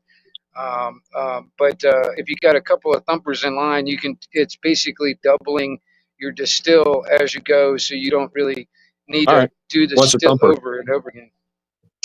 It's What is it? it's Yeah. okay. Like for instance, like if you can imagine a still in your head, you got the barrel of where all the mash is in. That's what's cooking, right? And then it Mhm. goes over to before you get to the coil that brings it back down to a liquid, the steam down to a liquid. There's a thing called a thumper. It's in between those two parts. And what it does is basically goes in to like a jar in a sense or whatever, and Yeah. it just ups I don't know how to explain it, but it's like it goes into the thumper, and the steam it gets more concentrated with more alcohol into the steam. So when it goes through the coil to turn back into a liquid, it's just higher alcohol content. And if you don't have any of those, if you don't have a thumper in line, you just gotta redistill it more and more to get the higher proof. And some people, on mine, I want to actually add a couple more thumpers in line, so I can just make one run, and it would be a high content at the end. I see. But it's a Allegedly. multi-use thing. It's a multi-use thing because you can even do like tinctures and oils and stuff like that. You can you can do a lot of stuff with it. It's a Now we're multi-use thing. talking. Well, Plus, on top of that, you legal. think about it. When the shit hits the fan, alcohol is going to be a big deal. You know what I Yeah. mean? Right, It and could that's be the a thing good trade item. I was gonna Yeah, say, I was expecting people to be more into making their own fuels. All right, and apparently, not only that, it's a good degreaser. You know what I'm saying? And Yep. it's good for right, medical right, use. It's a good medical use too. You know what I mean? Yep. right. For A lot of disinfectant. grass clippings and shit. I guess it's quite a bit of work, but for the cost of fuels these days, I would have expected people to latch onto that quicker. I remember way back in like Mother Earth News and shit in the '70s, they had whole diagrams on how to build ethanol stills and stuff, and I'm just kind of surprised. That's all that people haven't started doing that. Well, like for instance, here in Florida, I can make beer, but they it's technically illegal to uh, go a step further and make liquor. You know what I'm Well, right, saying? but what I Yeah, understand is it's legal nationwide to make fuel. yeah. But I mean, that's the thing too. Is like, it's just riding that fine line, on that end of it. Like I said, all you have to do is just get it up to a high enough proof, and then it becomes ethanol. You know what I mean? That's all it is. You just got to get up to like a 200 or so proof, and you're getting up there. It's something that's higher than Everclear type of thing, in a sense. Yeah. Higher proof than Everclear. Well, gentlemen, my dog is snoring. That's my alarm clock. It's time to go to bed. All right. All Good right. night. Well, you have a good night, man. You have a good night. Yes, indeed. Everybody have a great night. Stay safe. And Ghost Lincoln, go to bed. Okay, that's all I'm gonna say. Just go to bed, Ghost. I'm eating a deconstituted burrito. Oops. Let's see the food porn. Hold on, stand by. I fucked up. Okay. What is that pre-chewed or something? Yeah, Food porn. Nice. Oh, it's a Nice. that's a quesadaro. Oh, it's got cheese. it's got that refried beans in it and everything. Nice. Cheese Yes. in between the tortillas. Lots of cheese. Lots of cheese. And Yes. Yeah, steak. your back door is going to be talking tonight, boy. Let me tell you. Yes, indeed. Nah, I'll be fine. You'll be up until 4 o'clock again. Look at that cheesy goodness. Nah. He put his mouth on it. Okay. He put his mouth on it. Y'all saw it live here on YouTube. Right. Yeah, That's right. yeah. But Yeah. everybody So have a great evening. Yeah. And you too, man. stay safe. Keep prepping, y'all. Keep praying. Keep practicing. And yeah. Next time you go into a gas station, just scream out real loud what comes after the letter C. Y'all take care. These nuts. Thank you, Trent. Have a good night, brother.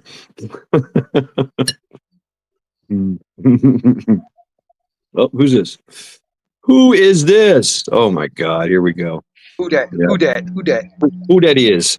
Who that is? Who What's that up, is? Bob? How you doing, brother? Not much. Just, let me turn this on. I heard you guys talking about a still, and Here we go. they sell whole still kits on Amazon. Yep. And I've got my eye set on one that's made of copper. It's about $100. Really? Yeah. Yeah. The one I've got is stainless steel, but that's the reason why I need to put add the thumper in it, because you have to have copper in line, because the copper will help basically clean it, in a sense. Yeah. You have to have copper in line. I probably get one. I get my pension first of the month, and I'll probably get one of them then. And what I primarily want it for is water sanitizing. Right. And just in case anything goes sideways here, I've got water stored, but I want an option, And also, I want to have that one, and I'll send it to the Philippines, my house over there. I can't drink the city water. It'll give me the screaming shits. Been there, done that. So I have to buy bottled water when I'm over there, the large bubblers and all that. So I want one of those over in my house over there, so that anything goes sideways over there and I can't get bottled water, I can make my own, Yeah, like I said, it's a multi-use thing, in my opinion. It's not just for one particular thing. Yeah. Like I said, the essential oils, making fuel, or even if you just made alcohol, just for there was actually some distilleries when we were all so-called locked down scenario. There were some distilleries that were actually making alcohol just for the hand sanitizer. Yep. You know what I mean? Oh, I believe that. Yep. Take a business opportunity. Yeah. Yeah. Who's on the panel mean, that I don't know? Who are we talking to? This is Bob. Bob. Yep. This is Bob 942. Yes. Yes, sir. All right, nice to meet you, man. I don't think I've ever talked to you. Oh, okay. Yeah. All right. Yeah. This is Bob. Bob was an Air Force. What'd you say? F-15 mechanic. F-16s. I was a hydraulic systems specialist. Yeah. Oh yeah.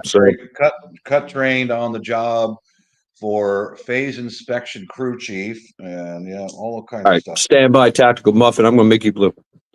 Now go ahead. I just got one question, Bob. When you said you had to scream and shit, what end are you screaming out of? Ooh, both. No, I wasn't puking, but for about 4 days, oh man, I couldn't get away from that bathroom. Yeah, I was shitting like a goose, man. Yeah, I don't drink the city water over there anymore. I learned, Yeah, the hard way, huh? The hard way. I didn't think about it. I mean, I got bottled water there, and I got a coffee maker, and I know how I did it. It was filled up my coffee maker and made some coffee, and that doesn't get it hot enough to sterilize or sanitize the water.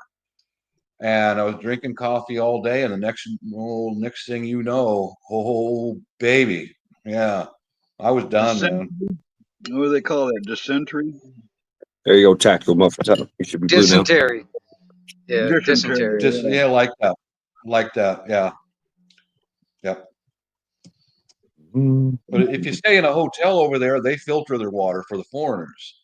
But I've got a residence, so it's not filtered. You know. What's up, 300?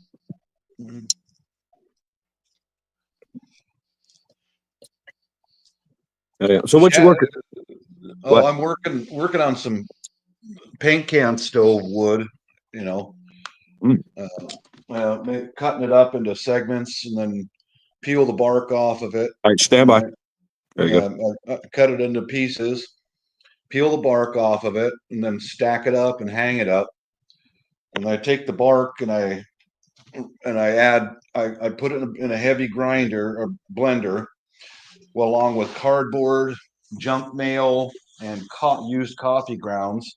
And all of that becomes this fertilizer for my grass and What? for my How about lawn. that? Yeah. Rabbit's got a question for you here. What's the monthly breakdown of living over there in you're in the Philippines, right? Yeah. What's the monthly breakdown? I guess. Well, I would say if you've got an income, you'll hear a lot of bullshit on YouTube. You got to have at least $1,000 US coming in a month to be able to get through the day. You know, and if you got 2,000 coming in a month, you're good. You are good. You are real good. You know, I mean, some of them will say $50 a week, and no, shut the fuck up, man. That's all. I've been all over the islands over there and in different cities and all that. You need at least $1,000 coming in to be able to have a decent life, you know. Yeah, right. You got a pet monkey yet? Hell no, I don't want no damn monkey. Them things throw shit at you and stuff. Yeah, no shit. Monkeys suck ass, man. I hate monkeys. Fuck a monkey, man. Nope. I feel the same way, man. I'm glad Michigan don't have no monkeys. I don't want one in my house. I ain't. Fuck that thing. He'd wind up on my dinner plate, man. They steal shit, you know. They steal stuff. They bite. They steal poop, just like you said. Yeah, I worked with a guy. He had a pet monkey. Oh man, no, we ain't. Yeah, I know a guy, and he goes back and forth from here to the Philippines all the time, man. And he's got a pet monkey out there. He says he's an ass. I worked with a guy at Boeing. He had a pet monkey, and they are an escape artist, man, and they're highly intelligent. And he fixed up the monkey's cage when him and his wife would go to work, and he have to keep changing the locking on. Okay, so I got new lock, whatever. He can't get out, and he came home from work one day, and that sumbitch got out of the cage. He went in the kitchen, and he went through the cabinets, and he opened up every container in that kitchen: sugar, salt, peanut butter, spaghetti noodles. Opened up every container, poured it out all over the kitchen floor.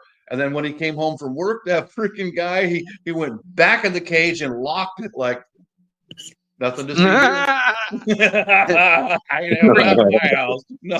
Freaking opposable thumbs, damn it. Yeah. No monkey for me, man.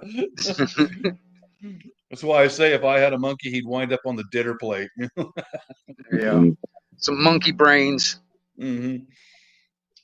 Chilled monkey brains. Yep.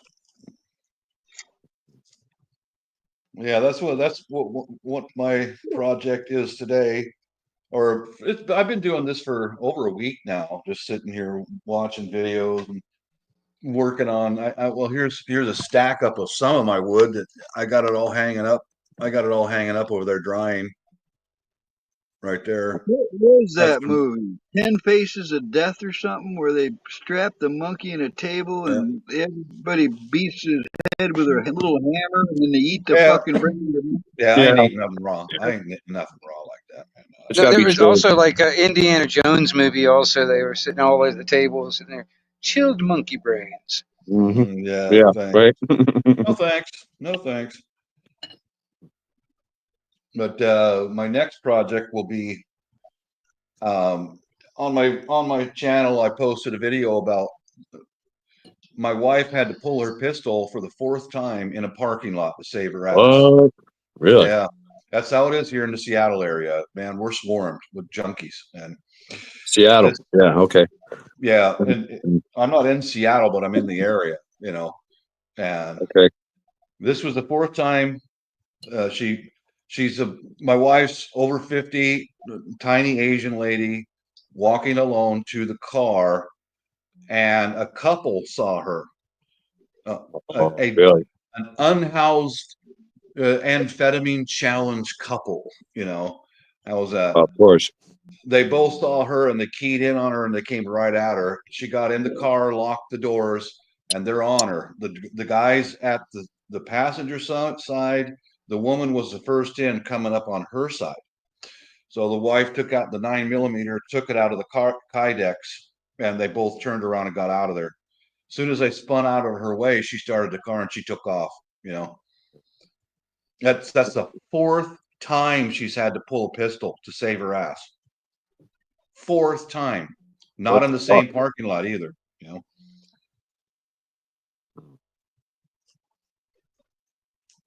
You know Well, that so what would have happened if she would have shot them? she knows the laws.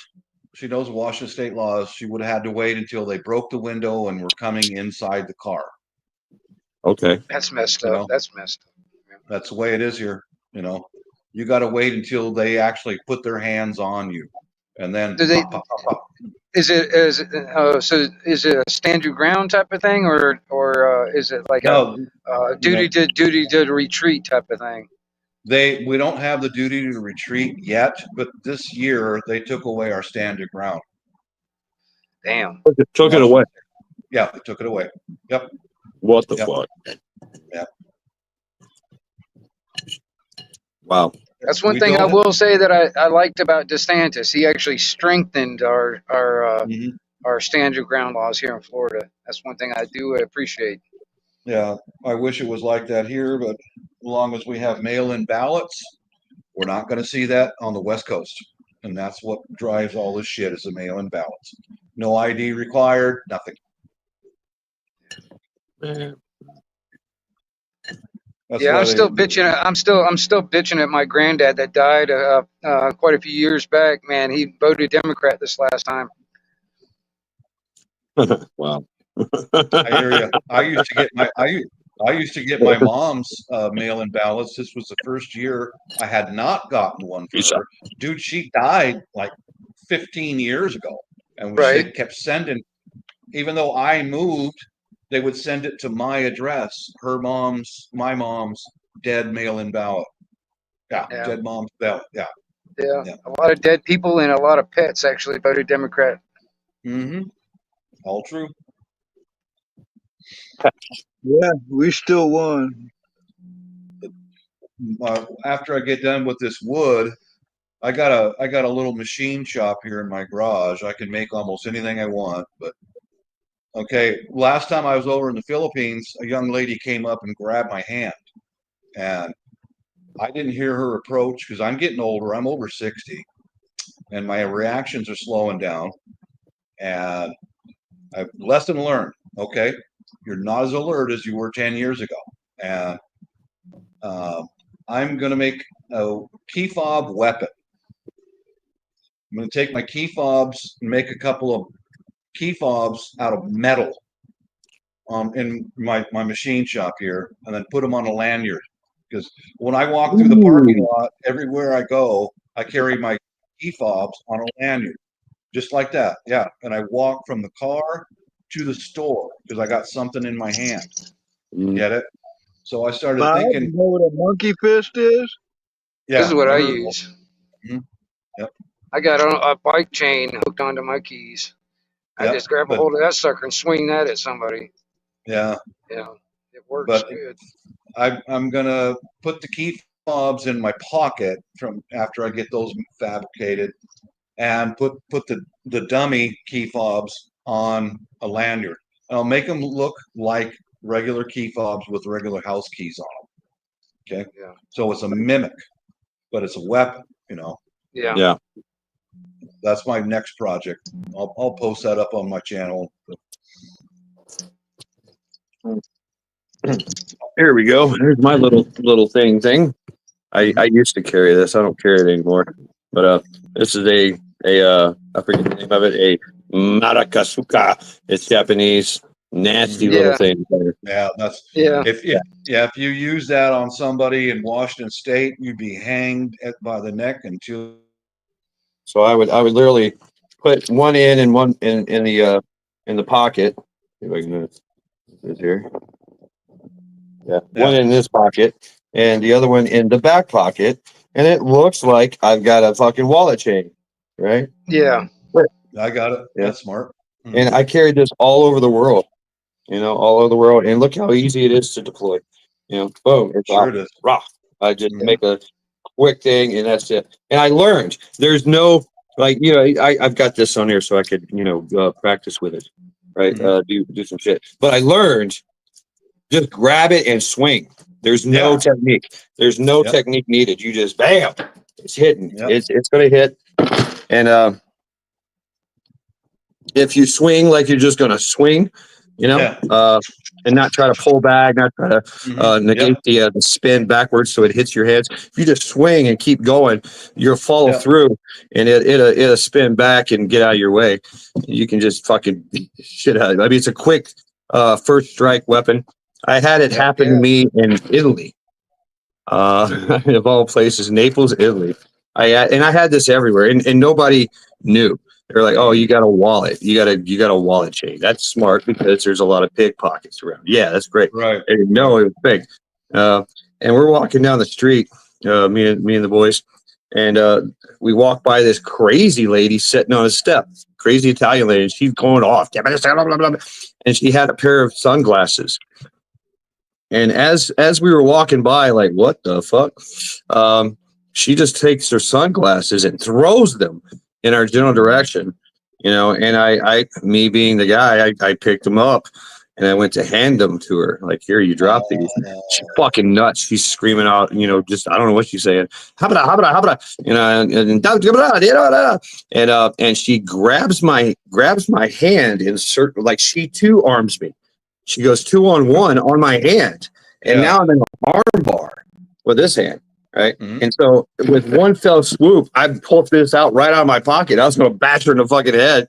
And at that time, turned around, there was a whole bunch of, they had a bunch at that time in the 90s, they had the communist punk movement going on. And all these foreign kids, all these kids coming out, and she was laying there like, is that right? But I started swinging that fucking thing around. And they're like, whatever. And they just kind of all stops. It was weird because they all like, we're gonna fuck you up, whatever, in their language. And then they just kind of stopped, looked at us, stared for a minute, and walked away. Like, dude, wow, it's a creepy place, man. Naples, Italy at that time, fucking creepy, man. And I'm sure she was tweaked out on some kind of drugs or something. But this thing's pretty badass. Love it. I mean, swinging it. Oh man, I mean, you can actually just kind of choke up on it. Right. I don't have the room to play around with this thing, but boom, boom, boom, boom, boom, just sit there and just do fucking, things like that. Bam, bam, bam, bam. That's why I like my keychain, man. I mean, it's actually, I think it's a timing chain that I got it hooked onto. But, you grab on one end of that sucker and you just swing the keys at somebody, dude, it's gonna do some damage. Yeah. I mean, just be careful. They will fuck you up. They'll break your hands. If they'll break your hand if you're swinging them around. They will bite it easily into your skin upon impact. So think about if you've ever used nunchucks and how you have to hit and follow through. Mm-hmm. And follow through, and you have to negate the back because it's going to hit and come back, and so you just keep going. You keep going and pull it back at the right time, and you can just keep striking. Camel Carl, you're a nunchuck master, so you know what I'm talking about. There's really kind of like Yeah. two different styles of using nunchucks. There's for show. There's twirling it around and playing with them, and then there's like fighting things. All right, and to hit something with a pair of nunchucks is an entirely different thing than swinging. They do weird things. And if you can beat the ground below you, a pavement, and you can beat a telephone pole or a tree or something, and you can master hitting something, or like even trimming trees, all right? You can get underneath a tree and start trimming it with your nunchuck. If you can do that, you're mastering the ability to use the blow, and like what Madge says, you use the momentum to come back and hit it again. And you can do that repetitively if you practice. Yeah. There's a lot of people that say, "Oh well, nunchucks aren't really for fighting and all that." I've never hit nobody with my nunchucks, but I have practiced with them for over 50 years. And I practice a lot hitting things, immovable objects, articles thrown at me. Or I used to have people throw tennis balls at me while I'd hit them all. Man, And Bruce Lee. I got Bruce Lee playing ping pong with a pair of nunchucks is the best fucking thing. Anyway, go ahead. Are those key fobs? Are those real, or are they just ones that you made up? These are the real ones. I haven't made false ones yet, but I will. Okay. And I'll make them out of T6 aluminum and paint them to look like real ones, and add a few extra brass keys and all that on top of it. So that'll work. That'll work. I mean, if you walk through a parking lot here and you've got some kind of a weapon in your hand, and a cop sees you, he's going to go, "Hey, come here," Right. But this looks like just carrying my keys, and this will all go in my pocket because these are the real keys, and I'll put the mimics on a lanyard and carry that. Like I just carry this in my hand like this, do, and I swing it while I walk. Dude, look over here. I've got something in my hand. Shad, Gma was asking what you're calling that. There is a Japanese weapon. Yeah, it's a Japanese name for it. Something. I don't know if it's considered the same the way you have it. Yours is kind of like a modern twist. There's no blade at the end of it. No, it's just these really heavy weights on the end of the chain, and they're fucking nasty. I can't remember it. It's not a comma something, is it? No, it's maraka kasakaka. I don't know. But yeah, there you go. But yeah, can I do this? Let me see if I can do this.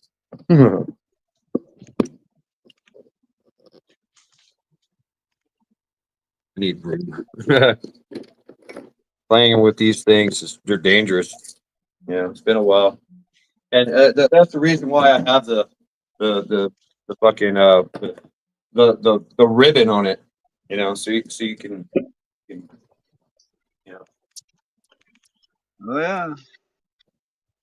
So just imagine, boom, boom, boom, boom. You just swinging it like a sword, and getting a follow through. You're going to hit, and what happens is when you hit, this thing makes contact, boom, and it comes back. So get your hand out, but that's the idea, is to get your hand out of the way, And you can use it to wrap up against an opponent or his weapon.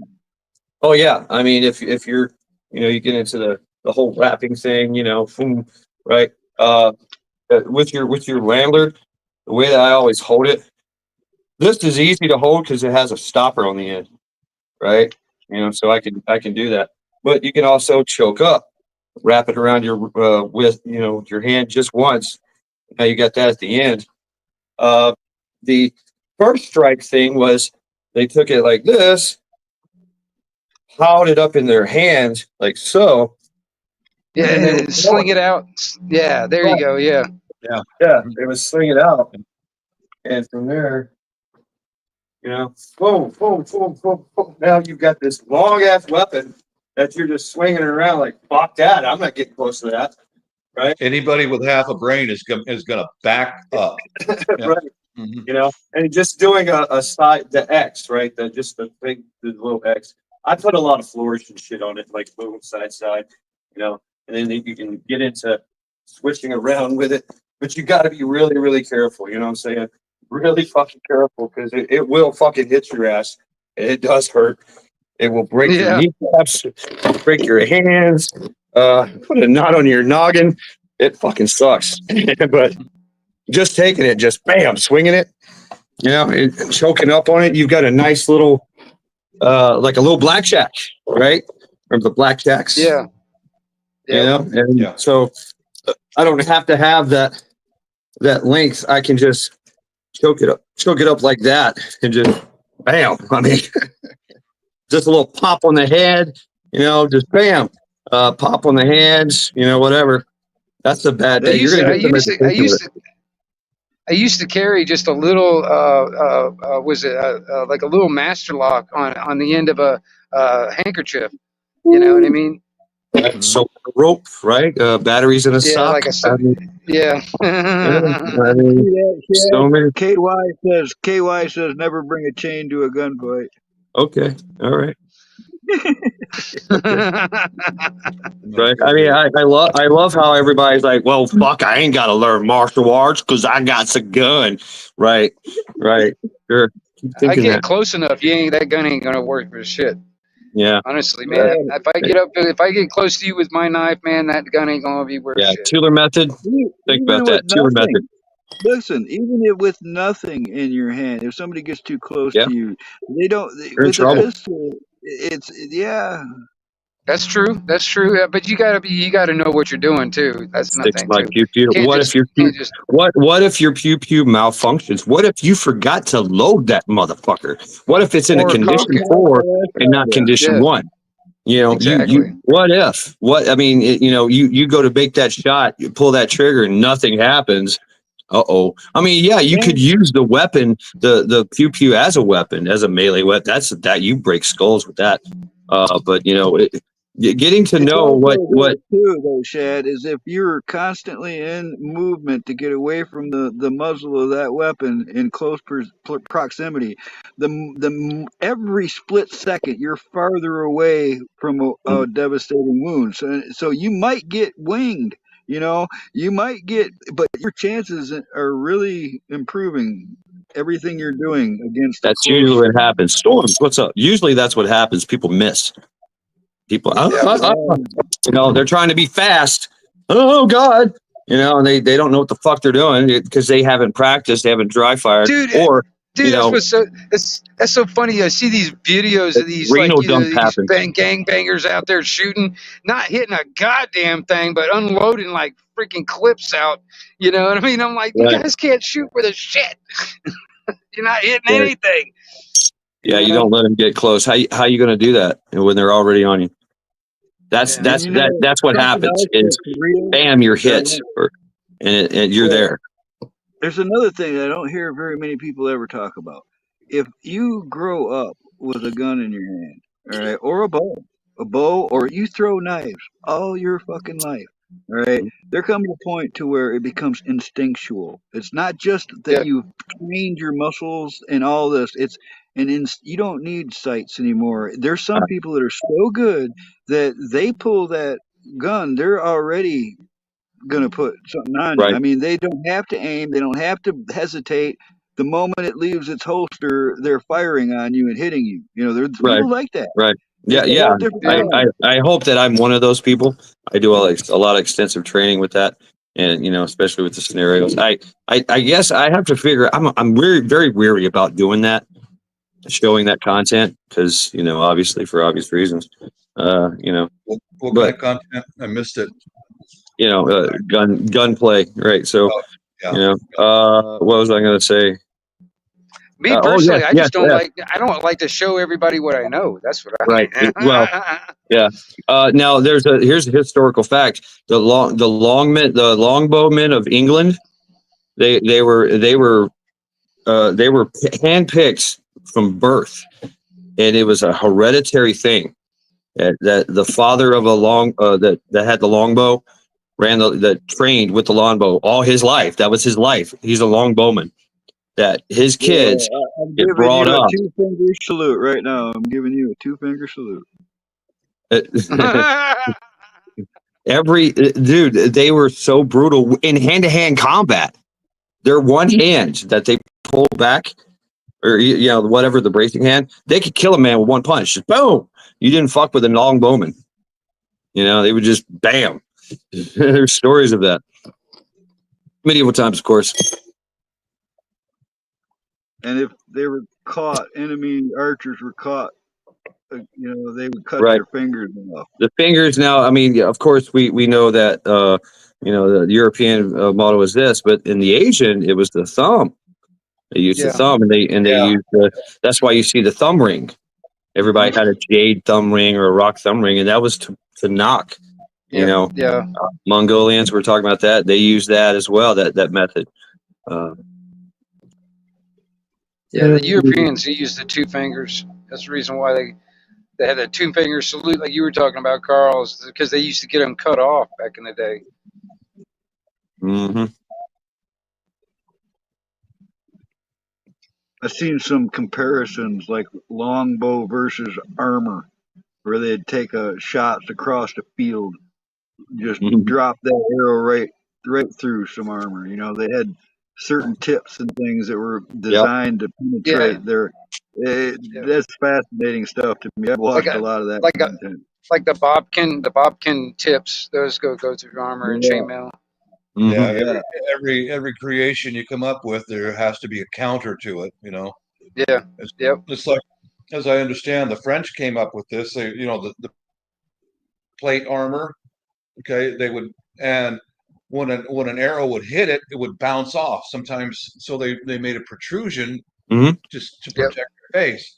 Yep. Then they went another step, and they covered the plate, a big chest plate, with fabric, so that the arrow would hit the chest plate and get hung up in the fabric rather than bouncing off and hitting your buddy right next to you, or coming up in your face or your leg or whatever. Right. I mean, not just arrows too, it was swords and knives. It would deflect, and that's why you've seen the protruding chest that had a point like this. Now, you're talking about the thing, the samurais, the shoguns and samurais. If they were fleeing battle, they would unfurl this silk type parachute behind them as they were running out of battle on a horse. And because people were actually trying to kill them with bows and arrows. They were designated shooters going, kill that guy. He's a commander. He's a shogun. He's a daimyo, whatever. And that silk flaring out like a parachute would stop that arrow, from getting them. Yeah, simple shit. Dude, I want to get one. I would, but there's the magazine fed arrow crossbows, and the ones that you could fit on a bow. This guy named Droy, he's in Germany. He makes like fully automatic fucking bow and arrows, and it's crazy. Dude, I think that shit's awesome. I want to get one of those one of these days. He makes yeah, I know. He's come up with a couple of different designs. He made one. It was a magazine fed for just a regular bow, and then also he's made some that are magazine fed for crossbows, which is actually pretty cool. I like it.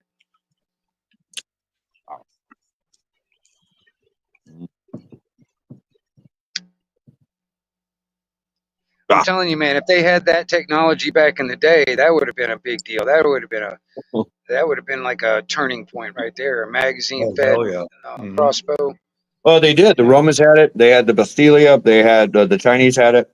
Look into it. That's crazy.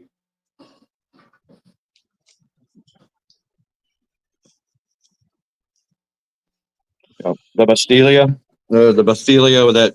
It shot 3 big bolts at a time, and it was like a turret, with blocks that blocked the rest of the boat, the rest of the enemy's arrows.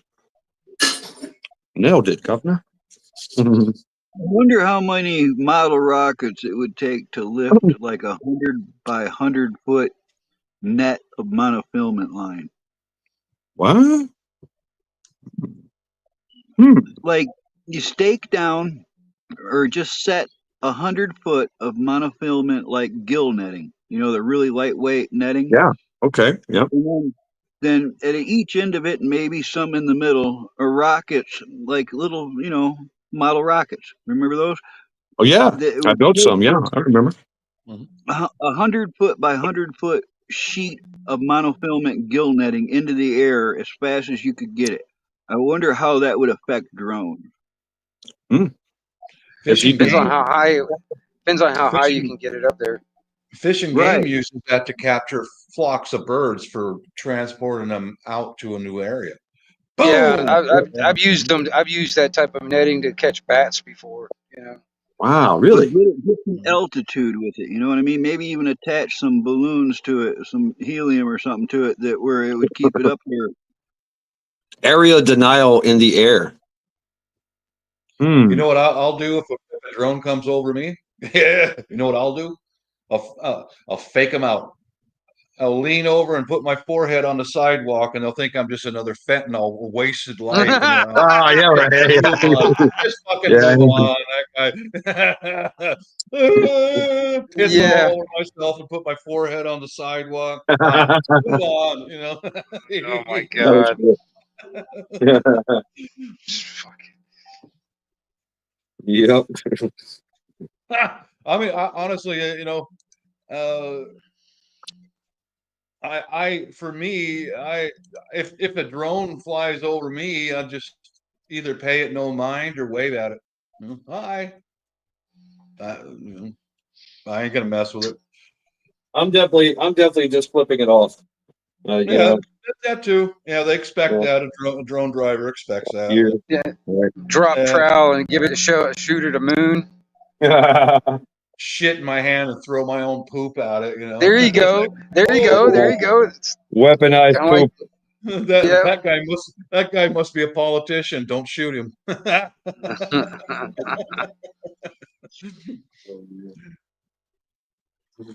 That's what you need a monkey for. There you go. Yeah, I still, man. You guys seen all those specialty 12 gauge rounds you can get for your shotguns? They got the Dragon's Breath and the Flechette rounds and the incendiary rounds and all that stuff. They've got one called a bolo round, which is 2 slugs linked together with like 6 inches of cable. And bolo rounds were originally designed to take out the rigging on sails and masts and stuff on sailboats. But I would imagine that would do a lot of damage to a drone, probably more than buckshot would. Well, see, the problem is, especially with the FPVs, and the racing ones, they're faster than your reaction time. They are. Yeah. They are fast. Man, have you seen those racing ones that go through like woods and stuff? Yeah. Those are fun to watch, man. FPVs. First person views, Yeah. the racing ones. Dude, Yeah, there's this one video I was watching, man. The guy, his drone looked like a Star Wars type of thing, and I'm serious. That sucker was just zipping through the woods and shit. It was so cool. Yeah, They do races and stuff like that, man. Yeah. It's really fun. 80, 90 miles an hour in a split second, and they can change direction any way they wish. Up, down, left, right. Total control, 360 degrees. It's nuts. I mean, how do you shoot that? No, you catch those ones in a net. You catch those ones in a net. Or, like those dollar store birthday balloons. Imagine tying a whole bunch of those together and a bunch of fishing string hanging from it. Imagine how quick you could, like, wrap the propellers up in a drone with something like that. Yeah, like the old barrage balloons back in World War II. Yeah. Mm-hmm. That would be good. I mean, we are getting the evolution of drones and drone We'll just have to go old school, man. Just go old school, man. I mean, seriously. The balloons I was just talking about, the foil-looking ones. Somebody used a falcon. They used falconry. I know, but even that's something too. You know those metal birthday balloons I was talking about? They're like foil. I saw Yeah. where somebody had accidentally released them into the power lines, and they fucking blew the transformers. They fucked everybody's power up good, like right there on the spot. Mhm. Yeah, because it arced. Yeah, the arcing off of it, and all that stuff. Yeah, Yeah. The coolest, $10 in fucking birthday balloons fucked up thousands and thousands of dollars of shit. Yeah. I think the coolest projectile I ever saw was I was on taking a tour of the USS Constitution, and they had all the different stuff like the grape shot and they also had the ball and chain shot. But the coolest one I saw was it was like nunchucks. It was steel rods and they were all linked together and they folded up into they would fit down the barrel of the old black powder cannon and you send that out in an opposing navy and those nunchucks whirling around in the air take all the rigging out and the sails and rip it to pieces. I was like, Yeah. Yeah. now that's freaking smart right there. That's a Unpredictable, but bolo round. it would It's just just rip up that's a larger anything. scale. Mhm. Yeah, that's a larger scale of the bolo round. Pretty much. Yep. Devastating. Rip the shit right to pieces. Any sailor got in the way, goodbye. Yeah. You're now half a sailor. Yeah. Or got, they call you one leg from, peg leg from now on. Right. Yeah, Going back to Western, define Barry's mine. Barry's got a drone. He's got some pretty good videos with using his drone around his place in Kentucky. Yeah. That's Storms Radios and Cats, by the way. Hey, Barry. I got to play with one once. It was fun. I got to go over a highway and see pastures and fields a mile away and shit. And then you push a button, it comes right back and hovers right in front of you. Isn't that cool? It is. Yeah. Mm-hmm. I watched a lot of drones, extensive, the Ukraine, basically all the Ukraine stuff, Bunker 530, Yeah. the footage, the war footage, and there was one absolutely 101, Mhm. the Barrack. Yeah. But there was these guys. What they do is they try to hack the and sometimes they're successful. They try to hack the drone itself and send it back to the sender, right?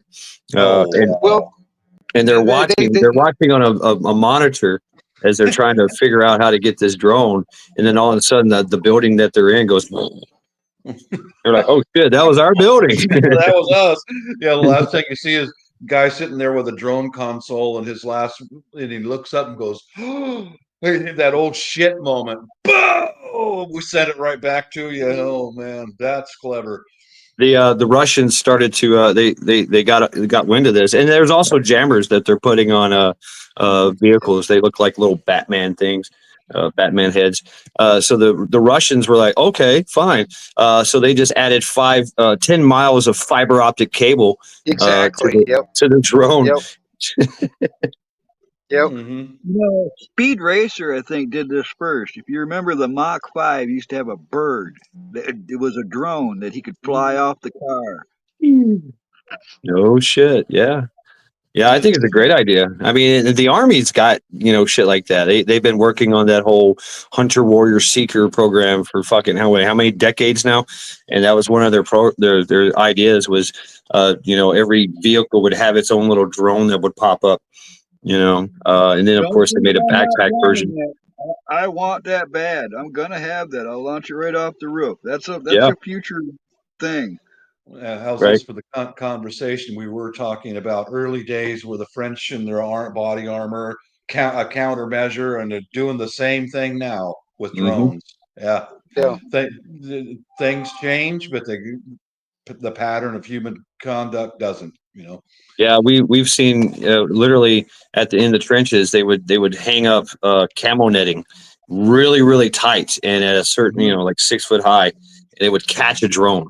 Like it would air, like radar reflective camouflage netting, the radar scattering stuff, the stuff you guys use with the little hog rings, the metal hog rings. Yep, I have one. Yeah, yeah, I got the white.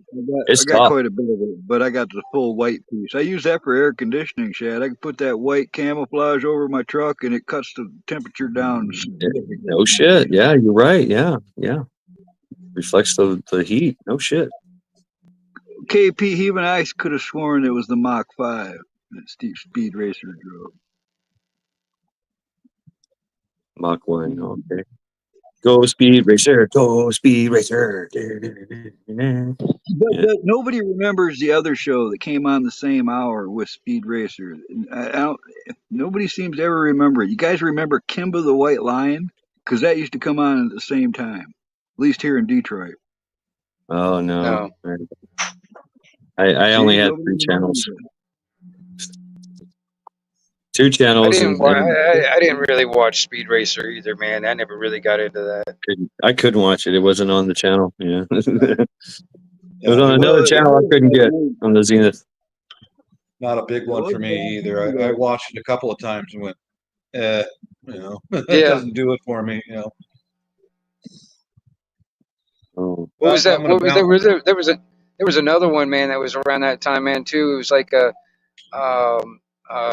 were on another planet. I remember there was like this elephant that like shoot like balls of fire out of its nose or something like that, and then there was like the dude that had like a sword that was like a flame type sword. Oh man, I can't remember the name of that damn show. Thundercats? But Wait a no, minute. but Say it it was like again it was about. way Are you before talking that. about Voltron? Are you talking about Voltron? No, it was before that. It was before that. Flame and Yeah, sword. yeah. But no, this is like there was like humans, but they were like on another planet or whatever. HR And puppet stuff? I don't know. no. Ultraman. You guys remember Oh my Ultraman? god. Witchy poo, who the hell's messaging me on Facebook? Yeah. What he said. It's radar scattering, Blackbird. What it does is it mimics the topographic outline of a radar. If you were to radar check the ground, it would look like hills, is what it's supposed to do. There is new things that can defeat it, though.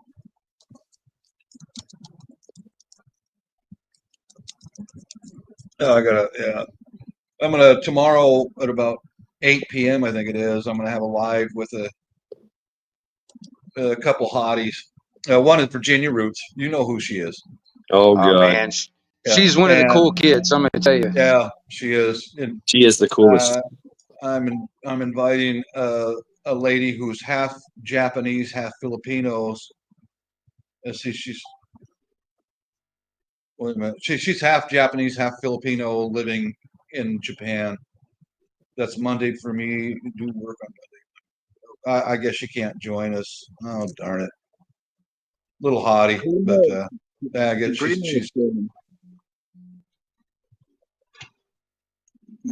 Yeah, Roots rocks. What night you going live with her? Oh yeah, Virginia will be there. That'll be tomorrow at about 8 p.m. Pacific time. Yeah. Yeah, right on. Yeah. She's Cool. I like her because once in a while I mean there's this one guy from back east. It's Happy Monkey Day. How about that, y'all?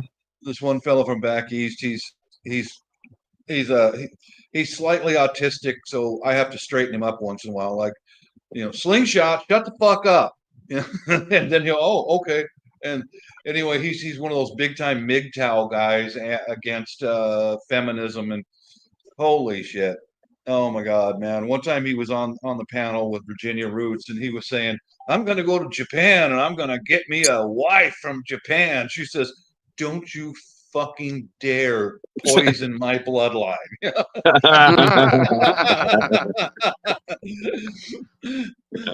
It's the only place he's huge in. Yeah. Well, Virginia's cool. My dad was in the South Pacific in World War II, the Battle of Samar, and all kinds of nasty stuff. And even though that was, even though she's Japanese, she doesn't hold that against me. No, my dad fought the Axis powers in North Africa, and then he ended the war over in China, Burma, India. So he fought the Japanese, but he didn't hold it against them. Burma Road? Did you do the Burma Road? Oh, he was in the Air Corps flying over from India into China, and he was a radio technician on the P-61 Black Widow. Oh wow, that's a rare plane And too. That was their yeah, early surveillance rig. yeah, it was a radar guided radar and all that, and it had 420 millimeter cannons in the belly, and Ooh. it looked like the P-38. But anyway, his And they squadron was literally flying. painted it black. It was literally Yeah, painted black. It's just it was. badass looking. Damn. And his squadron was flying bomber escorts because we had several B-29 bases in China bombing Japan. So his group was flying bomber escorts, nighttime bomber operations. Because it had a 5 mile look ahead radar on the P-61. You know, but Wow. he went through some shit the whole of World War II. I still got his uniform upstairs. Rather proud of that Yeah, old man. Right on. I know that feeling. I got my dad's blue jacket manual, and I found a whole lot of history about his ship and stuff, and I got a whole bunch of. I got black and white photos he got there on the ship. You know, during kamikaze. His ship was the Mhm. USS Kitkin Bay, and it was an escort carrier that it took the first kamikaze hit and it shot down the first kamikaze. Right on. Okay, I see. Silly. Someday I'm going to post those pictures because I got pictures I'd like to identify where it is. You know those like gate looking things? They put two posts in the ground. They put a decorative one across the two, and they do that in I don't know what they're called, but I Mm. think it may be on the island of Okinawa. But I got this black and white photo of one of those Oh, sitting on the yeah. mountain. The gates. Yeah. Mhm. Yeah. Yeah, my dad fought all of them. He started in North Africa, then went to Egypt. That was a North African campaign. And then he Yep, went to Mr. Randall. Italy for a short period of time. Then they bounced out of Italy and went over to China, Burma, India. And he was in on the invasion of Burma. He talked to me. He wouldn't talk to me too much until I was in the military, and then he would talk to me about Burma was the worst for him. It was, and China, China. The amount of starvation he saw is the army and the other ground forces were not there. It was just the Air Force, and he talked about they had to move from base to base, chasing the Japanese back into Japan, and holy shit, the starvation he saw was incredible. That's what will kill you in a war is starvation. The What did they Chinese, call that death march? There was a death march. What was that called? that was in the Philippines. That was the Bataan Death March, but the Yeah. real way to Yeah, Right. pronounce Bataan. the real way to pronounce that in Filipino is Bataan. You know, But Bataan. Yeah. damn. My But dad was all my dad was almost Burma. there because he joined the army and then he went into the Air Corps in 1941. Got his training here on the B-10 bombers, and then he loaded a troop transport ship December 5th, 1941, leaving the port of Tacoma, Washington. They were out to sea for 2 days, and then the Japanese bombed Pearl Harbor. So they had to turn that ship around and bring it back to the U.S. And they dropped them off in San Francisco at the Golden Gate Good night, Park, kissing. whatever. And there was a bunch of mixed the Air Corps, Army, Navy, Marines, all in tropical uniforms, and they dropped them off at that park because they didn't know where else to take them. They And kissed her goodnight. they stayed there for a while, and basically having to scrounge and salvage. And then finally, the mayor of San Francisco said, everybody go down there and pick up some of those GIs and take them into your home. And they did that because, believe it or not, guys, up until that time, my dad said that the civilian population until World War II broke out, they would fucking spit at GIs. They hated us before the war broke out. But as soon as the war broke out, oh, our victorious hero young men. Yeah. He told me that directly, no matter where he was stationed here in the US. The civilian population treated him like shit. That's how Wow. it was. But the point being, if my dad had got over to Clark Air Force Base, he would have been one of those guys either dead or on the Bataan Death March. Yeah. Wow. Yeah. The stories, man. The stories of our ancestors. You know, Yep. must be honored, revered, learned from. You know, that's Yeah. Yeah. we Johnny forget these things. just mentioned something about the Royal Japanese Marines. They were the worst because Japan was an empire. Mm-hmm. They were Yep. an empire, and they comprised their Marines and death squads with soldiers and Marines from the empire. They're Koreans, Taiwanese, Chinese, Indonesians, and they used those guys. They used them as death squads. So they didn't care. They didn't use the Japanese soldiers so much. They didn't care if they destroyed the minds of these imperial troops. And I learned by touring around Manila that when the U.S. came back to the Philippines and were approaching Manila, Tokyo sent word and said, "Abandon Manila, leave it alone." The army obeyed, but the Japanese Navy did not. And there were ships out in Manila Bay, and they emptied those ships out of Japanese sailors and Imperial Marines. And they formed those Marines into death squads before they burned the city to the ground. They murdered over 100,000 people, men, women, and children. They put them inside of buildings and light them on fire. They would rip the babies, dude. The Filipinos haven't forgotten that, but they were mostly Koreans. You know, they were the worst. They were the ones you didn't want to tangle with because they have nothing to lose. They can't get. They're not going to be able to see home again. They're gone. They know that they're dead men. You know.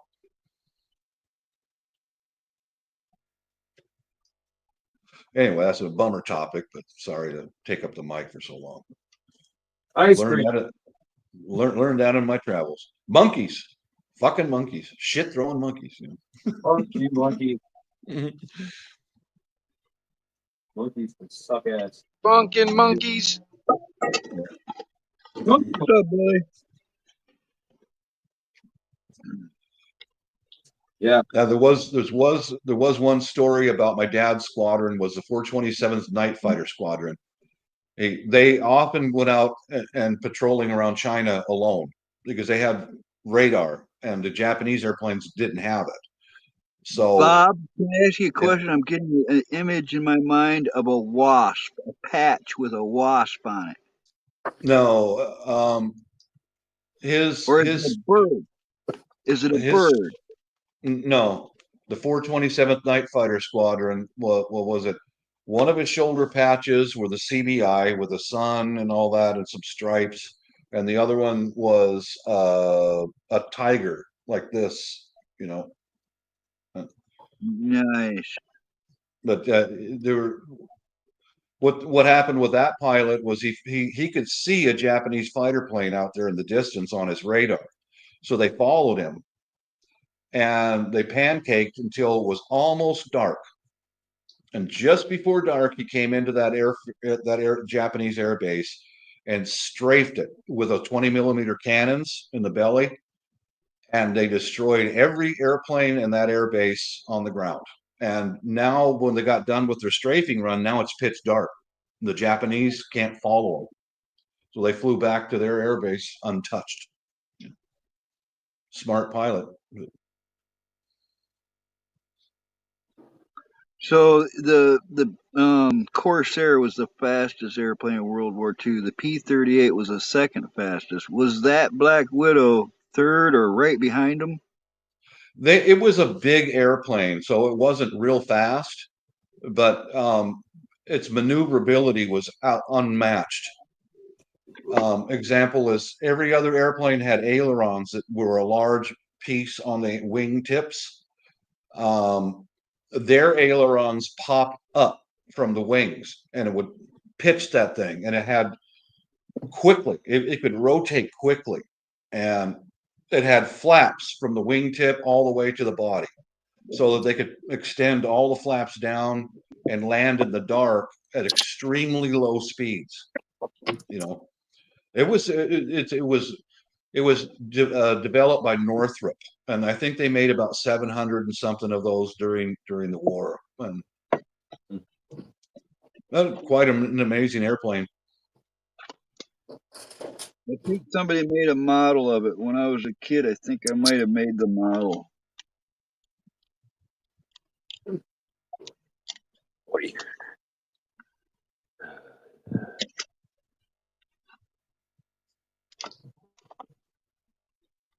Oh, Yeah, I hear you.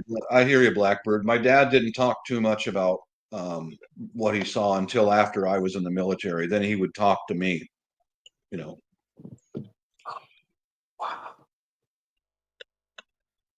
Yeah, my But anyway. dad didn't. My dad was in Vietnam. He didn't talk to me about any of it. Yeah. Kept all that to himself. Mm-hmm. Well, I've been kind of, I don't know, I feel like I've been kind of fortunate that a lot of veterans have opened up to me. You know, there's like doing the gun shows or the surplus shows or something, I'd be set up with all this military gear all around selling, and it would take them back, is what it did. And the next thing you know, they'd be telling me their stories and stuff. But I kind of feel a little bit lucky about hearing a lot of that. Yeah. I was in the Air Force for 4 years, and I thank God I never went to war. Thank God. I do thank God about that. You know, there's some shit you cannot unsee. You know. I don't want it, man. I would rather have peace than war, for sure. Me too. I mean, everything I know about war, it's just evil and ugly, and there ain't nothing good, really. Yeah. I agree. But nobody really wins. No. But you gotta be ready for war. To secure peace is to prepare for war. That's correct. You have to have that stance. You can't. This is not Gene Roddenberry's world yet. Yeah. You know, it's a very dangerous place, and you have to be ready. You walk softly and carry a big stick. I agree. That's right. Yeah, I mean, yeah. Be a gentleman. Be a gentleman. And have a sword cane. You know, Was it the USMC? Was it the USMC? The Marines? It was like be polite until it's not time to not be polite. Right. Yeah. 101. Yeah. I agree about this. Well, like all this wood that I'm splitting up, this is at my wood pile outside. Okay. And if anything goes sideways here, I'm getting that wood from outside and bringing it into the building, so that no matter what happens, if somebody climbs over my fence during a long power failure, I've got wood to be able to cook with and get hot water and being able to keep us warm. While somebody climbs over the fence, I'll leave them a little bit out there. Say, hey, go ahead and steal that stuff. Go ahead. You made a successful raid. Hooray for you. But the rest of it's going to come inside the building here. I've got neighbors like directly next to me that are alcoholic drug addicts, and those you can figure those guys don't have any provisions put away of any kind, because they spend all their money on booze. You know. I mean, you know, there's some people out there I know personally that their whole plan for prepping is to steal your preps. That's their whole plan. Yep. What do they call them? Wolf preppers or something? Wolf preppers, marauders. Yeah. Right. They won't last very long. No, they won't. They won't last. No. That's all pipe dream. Yeah. I'll just steal your stuff. Okay. Okay. All right. Bring it. Bring it. Right. Cool. I'll either, you know, the thing. Okay. Yes. Let me rephrase this. You know, you could allow them to take what they want and then allow them to go back to their lair and take them out there and then get everything, right? You know, Right. Yeah. or you could just, you know, actively, you know, go searching and hunting, you know, on your own. So wolf against predator, see what happens. Booty I traps. mean, Set some Yeah. booty traps. booty traps. Say Yeah. Yeah, booby the booty traps. traps. What You I'm say planning booty. on doing, Gotta have leaving booty traps. some of the unsplit wood out there. Go ahead and steal it. Go ahead. But as soon as I hear a splitting maul splitting that cherry wood into pieces, I know where you are. Right. And those are 3 books that are really good to have, by the way. It's Incendiaries, Booby Traps, and Improvised Munitions. Those Yeah, I 3 got that books one. go together. All right, those are really a good trio of publications to own. Yep. Yeah, I'd love to because I've done a lot of that booby trap stuff. You can't do it on YouTube. Can't No, do it. it's illegal to do booby traps altogether, but in the sheriff's I thought defense, about just making just the trigger. Just the triggers alone would give you the Information imagination. and entertainment purposes only, Mhm. or yeah, historical. You can go like, you know, like the old Viet Cong type traps, the old man traps. You Yes, know, yeah, it's that's just what I'm all talking about. informational, historical. You know what I mean? Right. Yeah, I got in trouble. Because I I'm made a telling you, fish trap. those Viet I got in Cong, trouble. man, you know, they used all natural, you know, surrounding stuff, and they made Yeah, some very nasty stuff out there. yeah, yeah. I mean, I love that I know shit. a guy that was in Vietnam, and he's got like what they call it, PTSD or whatever you want to call it, and to this day, he can look out there across the field, and he still sees in his mind little men with black pajamas running around. You know what I mean? Yeah. So he can't even work a regular job just because he'll go nuts. Yeah. But I live in the Seattle area, and I remember back in 2020 when they took over part of the city of Seattle. And a heads up to you guys, in case you haven't talked to me before, the first thing they did here was they cut power. Uh-huh. Yeah. First thing, just pip, it's gone. Now I was already preparing all kinds of stuff. I've been doing this for a long time. So for us, no problem. You know, I just got out a lantern, and my wife and son had their medical workers, so they had to go to work every day or else people die, you know. So I stayed there at the house with my daughter. She's a teenager. And I think we're off with power for about 3 or 4 days. And I gave her a battery lantern to take up to her room. And she was texting with her girlfriends and stuff. And when she needed to recharge, I'd just go out and I'd pull up a chair in front of the car, and she'd plug her phone into the car, recharge her phone. And I remember at nighttime, especially, she'd get real nervous, and she'd come down for a drink of water about every 20 minutes. And I was sitting at the dining room table, tying up wax fire starters, and just, how you doing, darling? You okay? You know, and you know, she wouldn't. She'd sit there with big eyes, like, you know, having another drink of water. And as soon as, very shortly after that, you know, right around that same time, I came out of the house early one morning and I saw smoke. This is how the radicals operate, guys. I'm telling you. Power was cut. I saw smoke. I was like, what the fuck?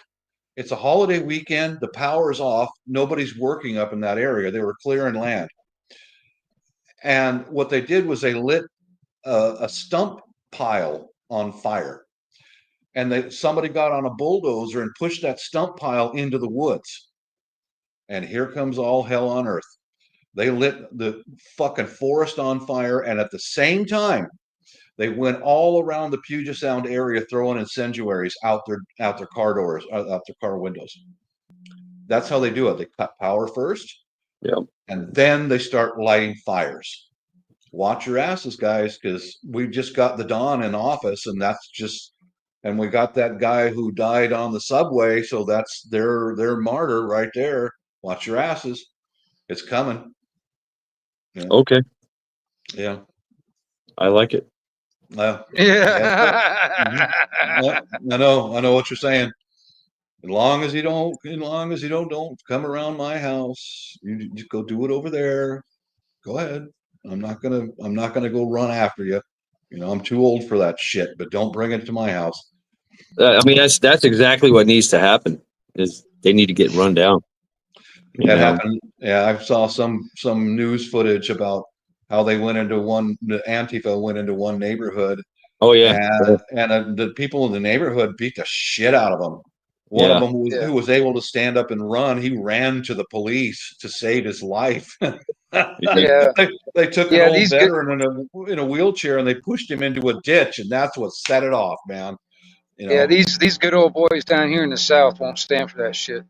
yeah. No. No, No. neither did the rest of the country. They fought back, I and remember when the Blim and the Aunt Quifa went. They said because that was their thing is we're going to go into the suburbs, you know, and they did. There was one that they went into. They tried to, and they already had the roadblock with Suburbans, and everybody had guns, and they said, "Don't come over here. Don't come this way." It was in Washington somewhere. yeah, that was, yep, I saw that too. Right. That was all over the Northwest, man. Right. And I remember And one, they said, okay, fine, we're going to go to the woods. We're going to go to the rural areas. We're going to march Yeah. down the street. And I watched this. I was obsessed with watching all the live streams. Yep. And yeah, right. There you go. And these guys were carrying on and live streaming. When we here to get you motherfuckers and shit, That's motherfucker. right, KP. You know, oh shit. And they would show it. And these people were standing. Yeah. These people in their houses on their land were just standing there watching from a distance, not saying a word. You know, it was creepy as fuck. And then all of a sudden, every now and then, bang, bang, bang, bang, bang, bang, bang, bang, bang, bang. They weren't shooting anybody. They were just shooting their guns. Yeah. They were just shooting them off. And it freaked out the protesters so much. They were like, the live stream devolved into something that looked like the Blair Witch Project. You know, they're running and showing their nostrils. Did you see the one where they were pulling their masks off and they were like crying and trying to get away from them and stuff? Yeah. Yeah. I forget where that was. I don't know where it was. It was somewhere in the woods, somewhere in a rural area, lots of woods, lots of farmland. And they were just standing on their property, just standing there waiting, just looking at them. I'll give you two examples of what happened here. Because these guys are really well organized. They were tearing up downtown Seattle and downtown Tacoma. They're very well organized. Don't underestimate them. And in one day, just all at once, they all spread out and they went to small towns and they went to one small town in the Cascade Mountains. Everybody in that little tiny Cascade town came out with husbands and wives with their ARs and their shotguns and lined the main street. Hundreds of these mountain people. Wow. And Antifa showed up and they saw that. There was three of them. And they saw that and they turned around and they got out of there because they had threatened through social media that they were going to kill the town sheriff and burn down it was one building for the police department and the mayor's office. They didn't do a goddamn thing. They turned around and they left. Yeah, what was the other one in shoot them Colorado? with paintball guns, man, and then follow them back to their mama's basement and then figure out what to do then. Yeah. And another example, I'll give you two more examples of what happened here in the Northwest. One is Antifa doxed the mayor, the Seattle police chief. She lived out in one of the smaller communities out in, and they doxed her and they found out. So a whole bunch of them went to her house. And you know who saved her family? There was one county sheriff standing in front of her house. The neighbors, her neighbors blocked the road and her neighbors were unarmed out there stopping the Antifa from getting to her house. That's another one is I saw one from them Blem guys rolling down the road, banging their Glocks together and all this. We gonna do, yeah. And they followed somebody who went into a wealthy subdivision that had gates. They followed them right in, and everybody on the street and lived in that subdivision, the housewives were standing out in front of their houses unarmed. So they stopped and went, and they turned around and they left. That's how you handle these guys. Don't go out there and start shooting people. Why But not? That's make a one part. presence. Well, that's the way you wind up in federal. Why you wind up in Well, if everybody does it, yeah. if everybody does, that's the point. Yeah. If everybody says, you know what, fuck this bum shit, you're not coming around here. Yeah. You know, where was it? I think it was Colorado, downtown Colorado. All the business owners came outside. Everybody's walking around, you know, standing around with guns. You know, they Yeah. wanted to protect their because they heard that, you know, Kinda they're like the coming, they're coming, and kind of they like just the they're like, was it the rooftop Asians or whatever? Yeah, yeah, rooftop Koreans, right? Yeah. yeah, the Yeah, rooftop Koreans. Yeah. right. I mean, if might makes right, then you've got to be mightier than them. You Yeah. know, Oh yeah, for I real. mean, now I will say to what you're talking about. The creepiest protest I ever seen was they showed up to some. It was a bunch of conservatives that showed up to some woke thing that was going on, woke person's house, and it was just hundreds of people just standing in the yard, not saying a word and not moving. It was just eerie silence. Everybody staring, emotionless. It was very tense. It was nobody was making a sound. It was the most creepiest thing I had ever seen. You know, just hundreds of people just standing there.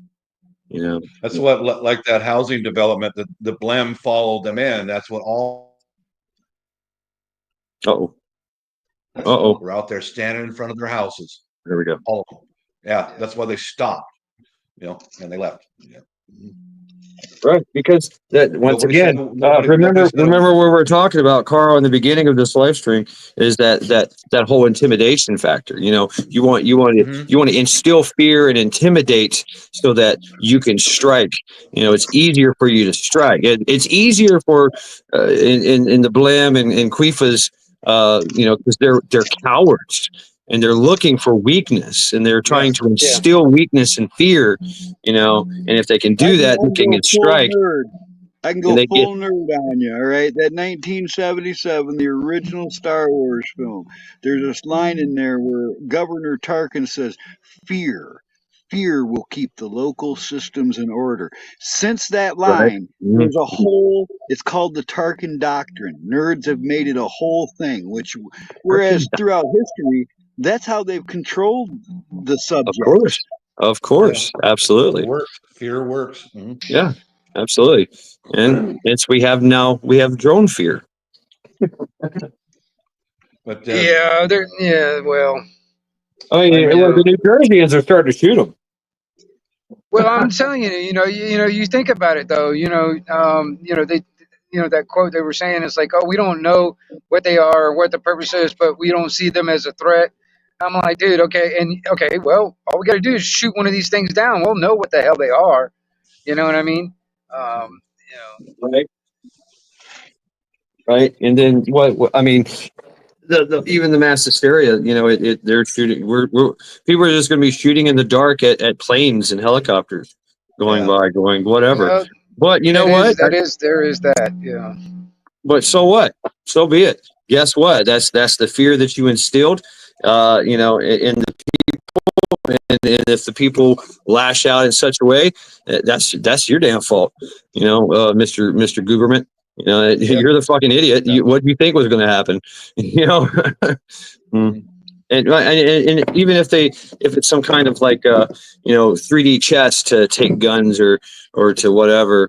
I don't know. Problem reaction solution type of thing. Right, exactly. Like, oh, we got to get rid of all these guns because they're shooting at drones, they're shooting at planes. You know, well, you're the one that instilled the fear. They're saying it could be Iranians when they're with their mothership, you know, off the coast, which, you know, that was proved wrong because they've already found the Iranian motherships docked, been there for months in Iran. So no, but you know, all it takes is just one government official that has authority, and you know, boom, everybody's like, oh no, it's true, he said it, right? Yeah. And people are fucking idiots. And we're idiots they're idiots with guns. I mean, yeah. Things that happen. Well, you look around you. I keep my preparedness stuff to myself in this whole area. I don't talk about it. You know, right. But I'm curious to how many people who don't have a few days of food and water put away in their house.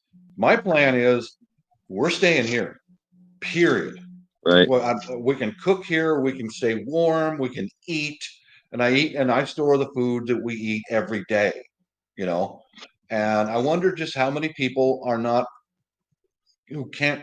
Well, my neighbors next door here, the alcoholics. I know goddamn good and well they ain't got anything put away.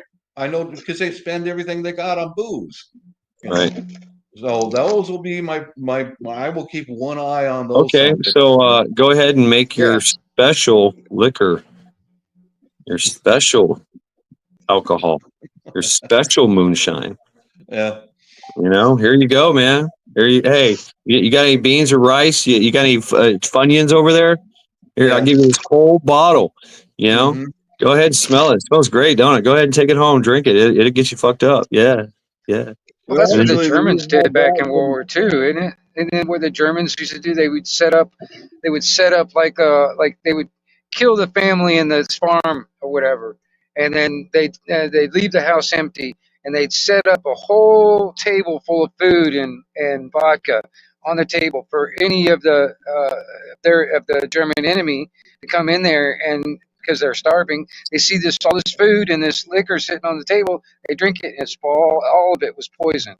That's what the Germans used to do back in the day. Right. There you go. I mean, you know, simple diabolical solution sometimes. I'm gonna bounce out of here, guys, but you know, I'll talk one more thing about 2020. I didn't find out what shut the power off in my area until one of my neighbors came home from work, and they've got all those radicals have got chainsaws, and they started cutting down wooden power poles, and they cut the power to the entire region. Yeah, trust me, these guys are well organized, they're well trained. Don't underestimate them. You know, I'm not on their side. Believe me, I'm not. So the whole time I was watching those videos, I was assessing. So yeah, I feel you. Right.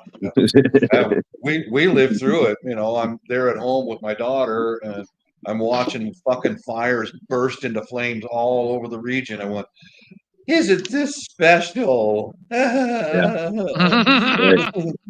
There was only me and one other veteran in our house, where we lived, that were standing guard outside their houses. Just me and him. That was it. Everybody else was oblivious. You know. Right. Yeah. Blah blah blah. Scary. Yeah. That's the scariest. Is I don't want to hear it. I just want to carry on my lives. You know? Yeah, it's over there. It doesn't affect me. That kind of thing. That's that's in Seattle. Get out of my house, man. There's no blue hairs here. Well, I'm gonna bounce out of here, fellas. Good talking to you. Yeah, man. Hey, man. Hey, Bob. You have a good one, man. All right. Peace out, guys. Take care, Bob. You don't really want to underestimate anybody. No, I agree. No, you don't. You know, and it's like that. Like he was talking about the neighbor thing. I mean, you know, I have some food set aside for myself, and I might, you know, last me for a little while.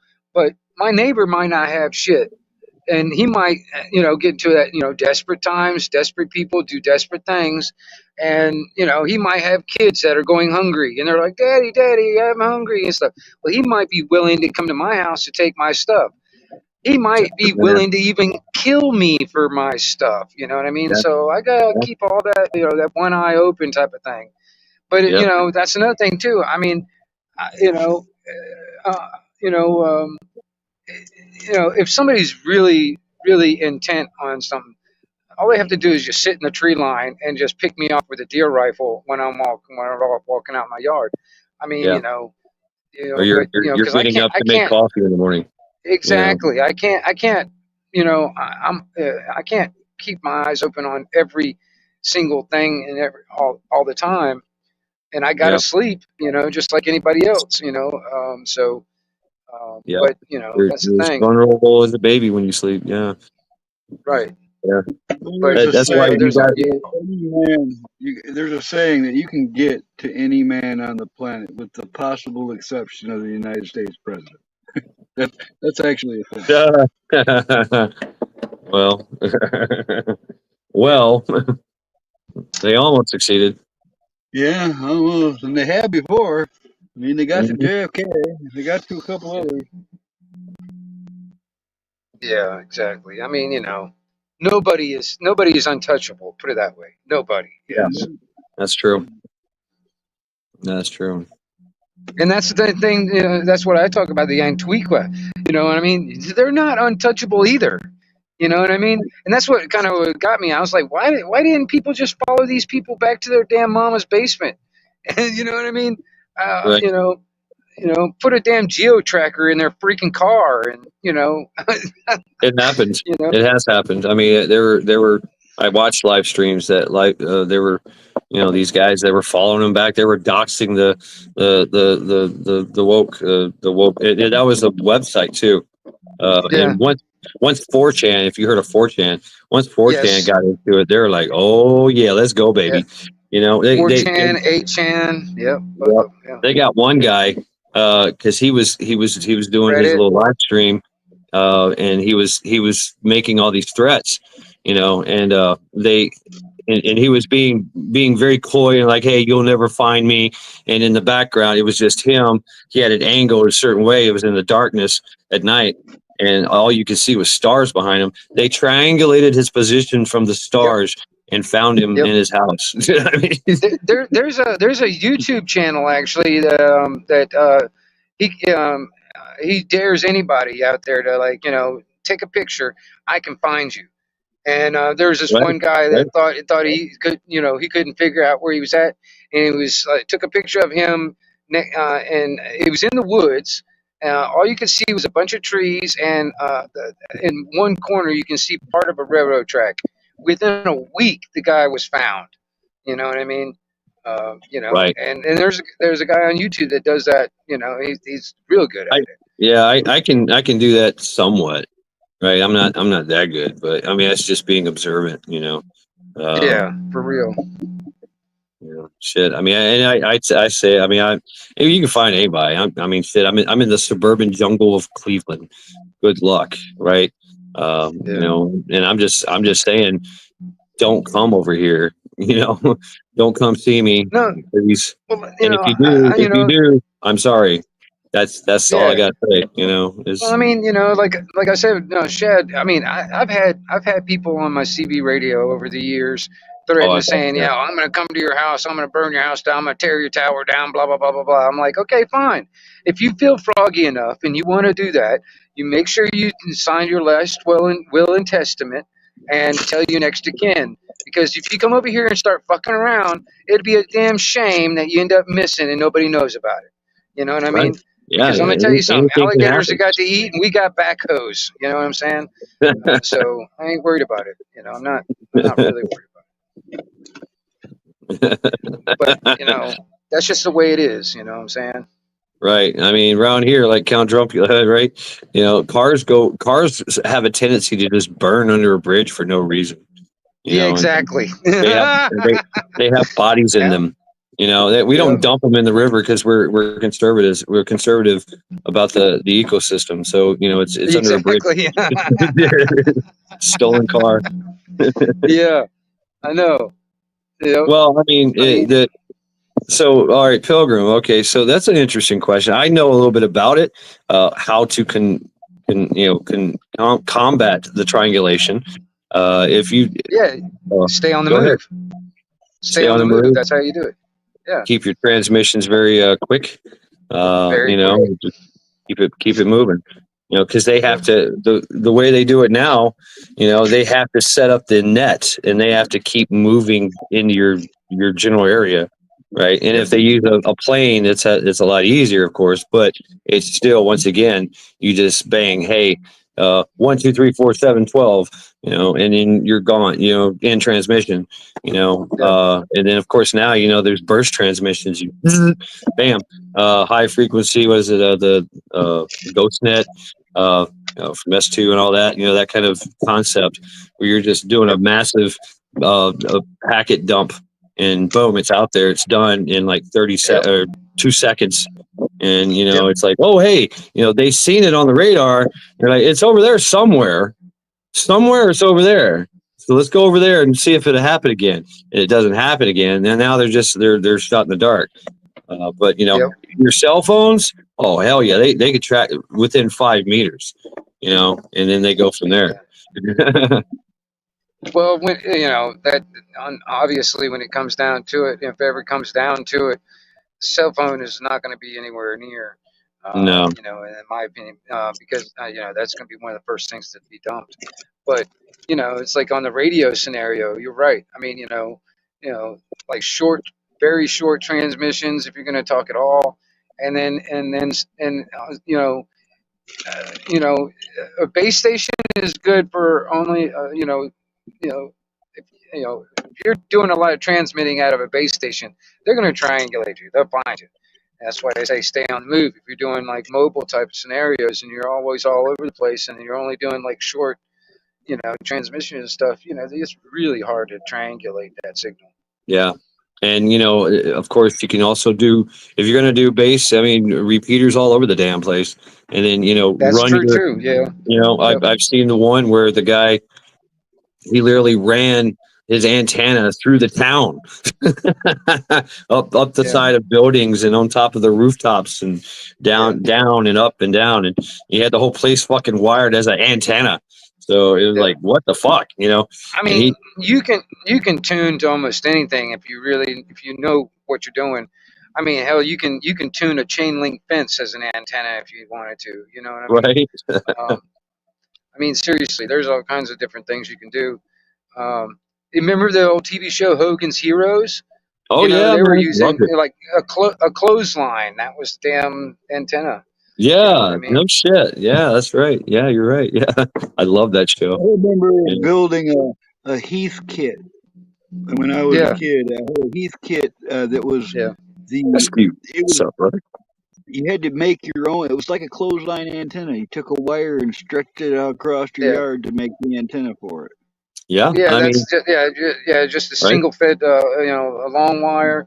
That's the easiest thing. Yeah, that's the easiest thing to do. Marine Corps, you know, we're military, field expedient. You know, you take a wire, you take your antenna wire, and you throw it up, you know, tie it to a rock, throw it up on a tree. You know, there you go. You're ready to go. Slingshot works good. I've heard of this too. The slingshot. Boom. Even a drone, right? A drone just goes straight up in the air, and now you've got 100-foot antenna. Yeah. Yep. I mean, you know, and that can be moved, and that's very, very portable. You know what I mean? There's, you know, a lot of stuff like that. You know, there's a lot of different ways you can, you know, get around it on the radio scenario too. You know. Yep. But like I said, you know, when all the cell phones and all that stuff go down, this analog stuff is going to be what we're going to have to use. You know what I mean? If we really want to get out there and talk to the outside world or listen to the outside world. My little bowfing UV fire, right? Yeah. Yeah.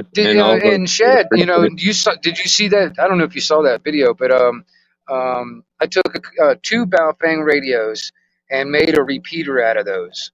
Ooh. And I take 2 regular Baofengs and I hook them up to where I make an actual, like what I call the redneck repeater. And I can put that in a box and I can use that in a mobile scenario.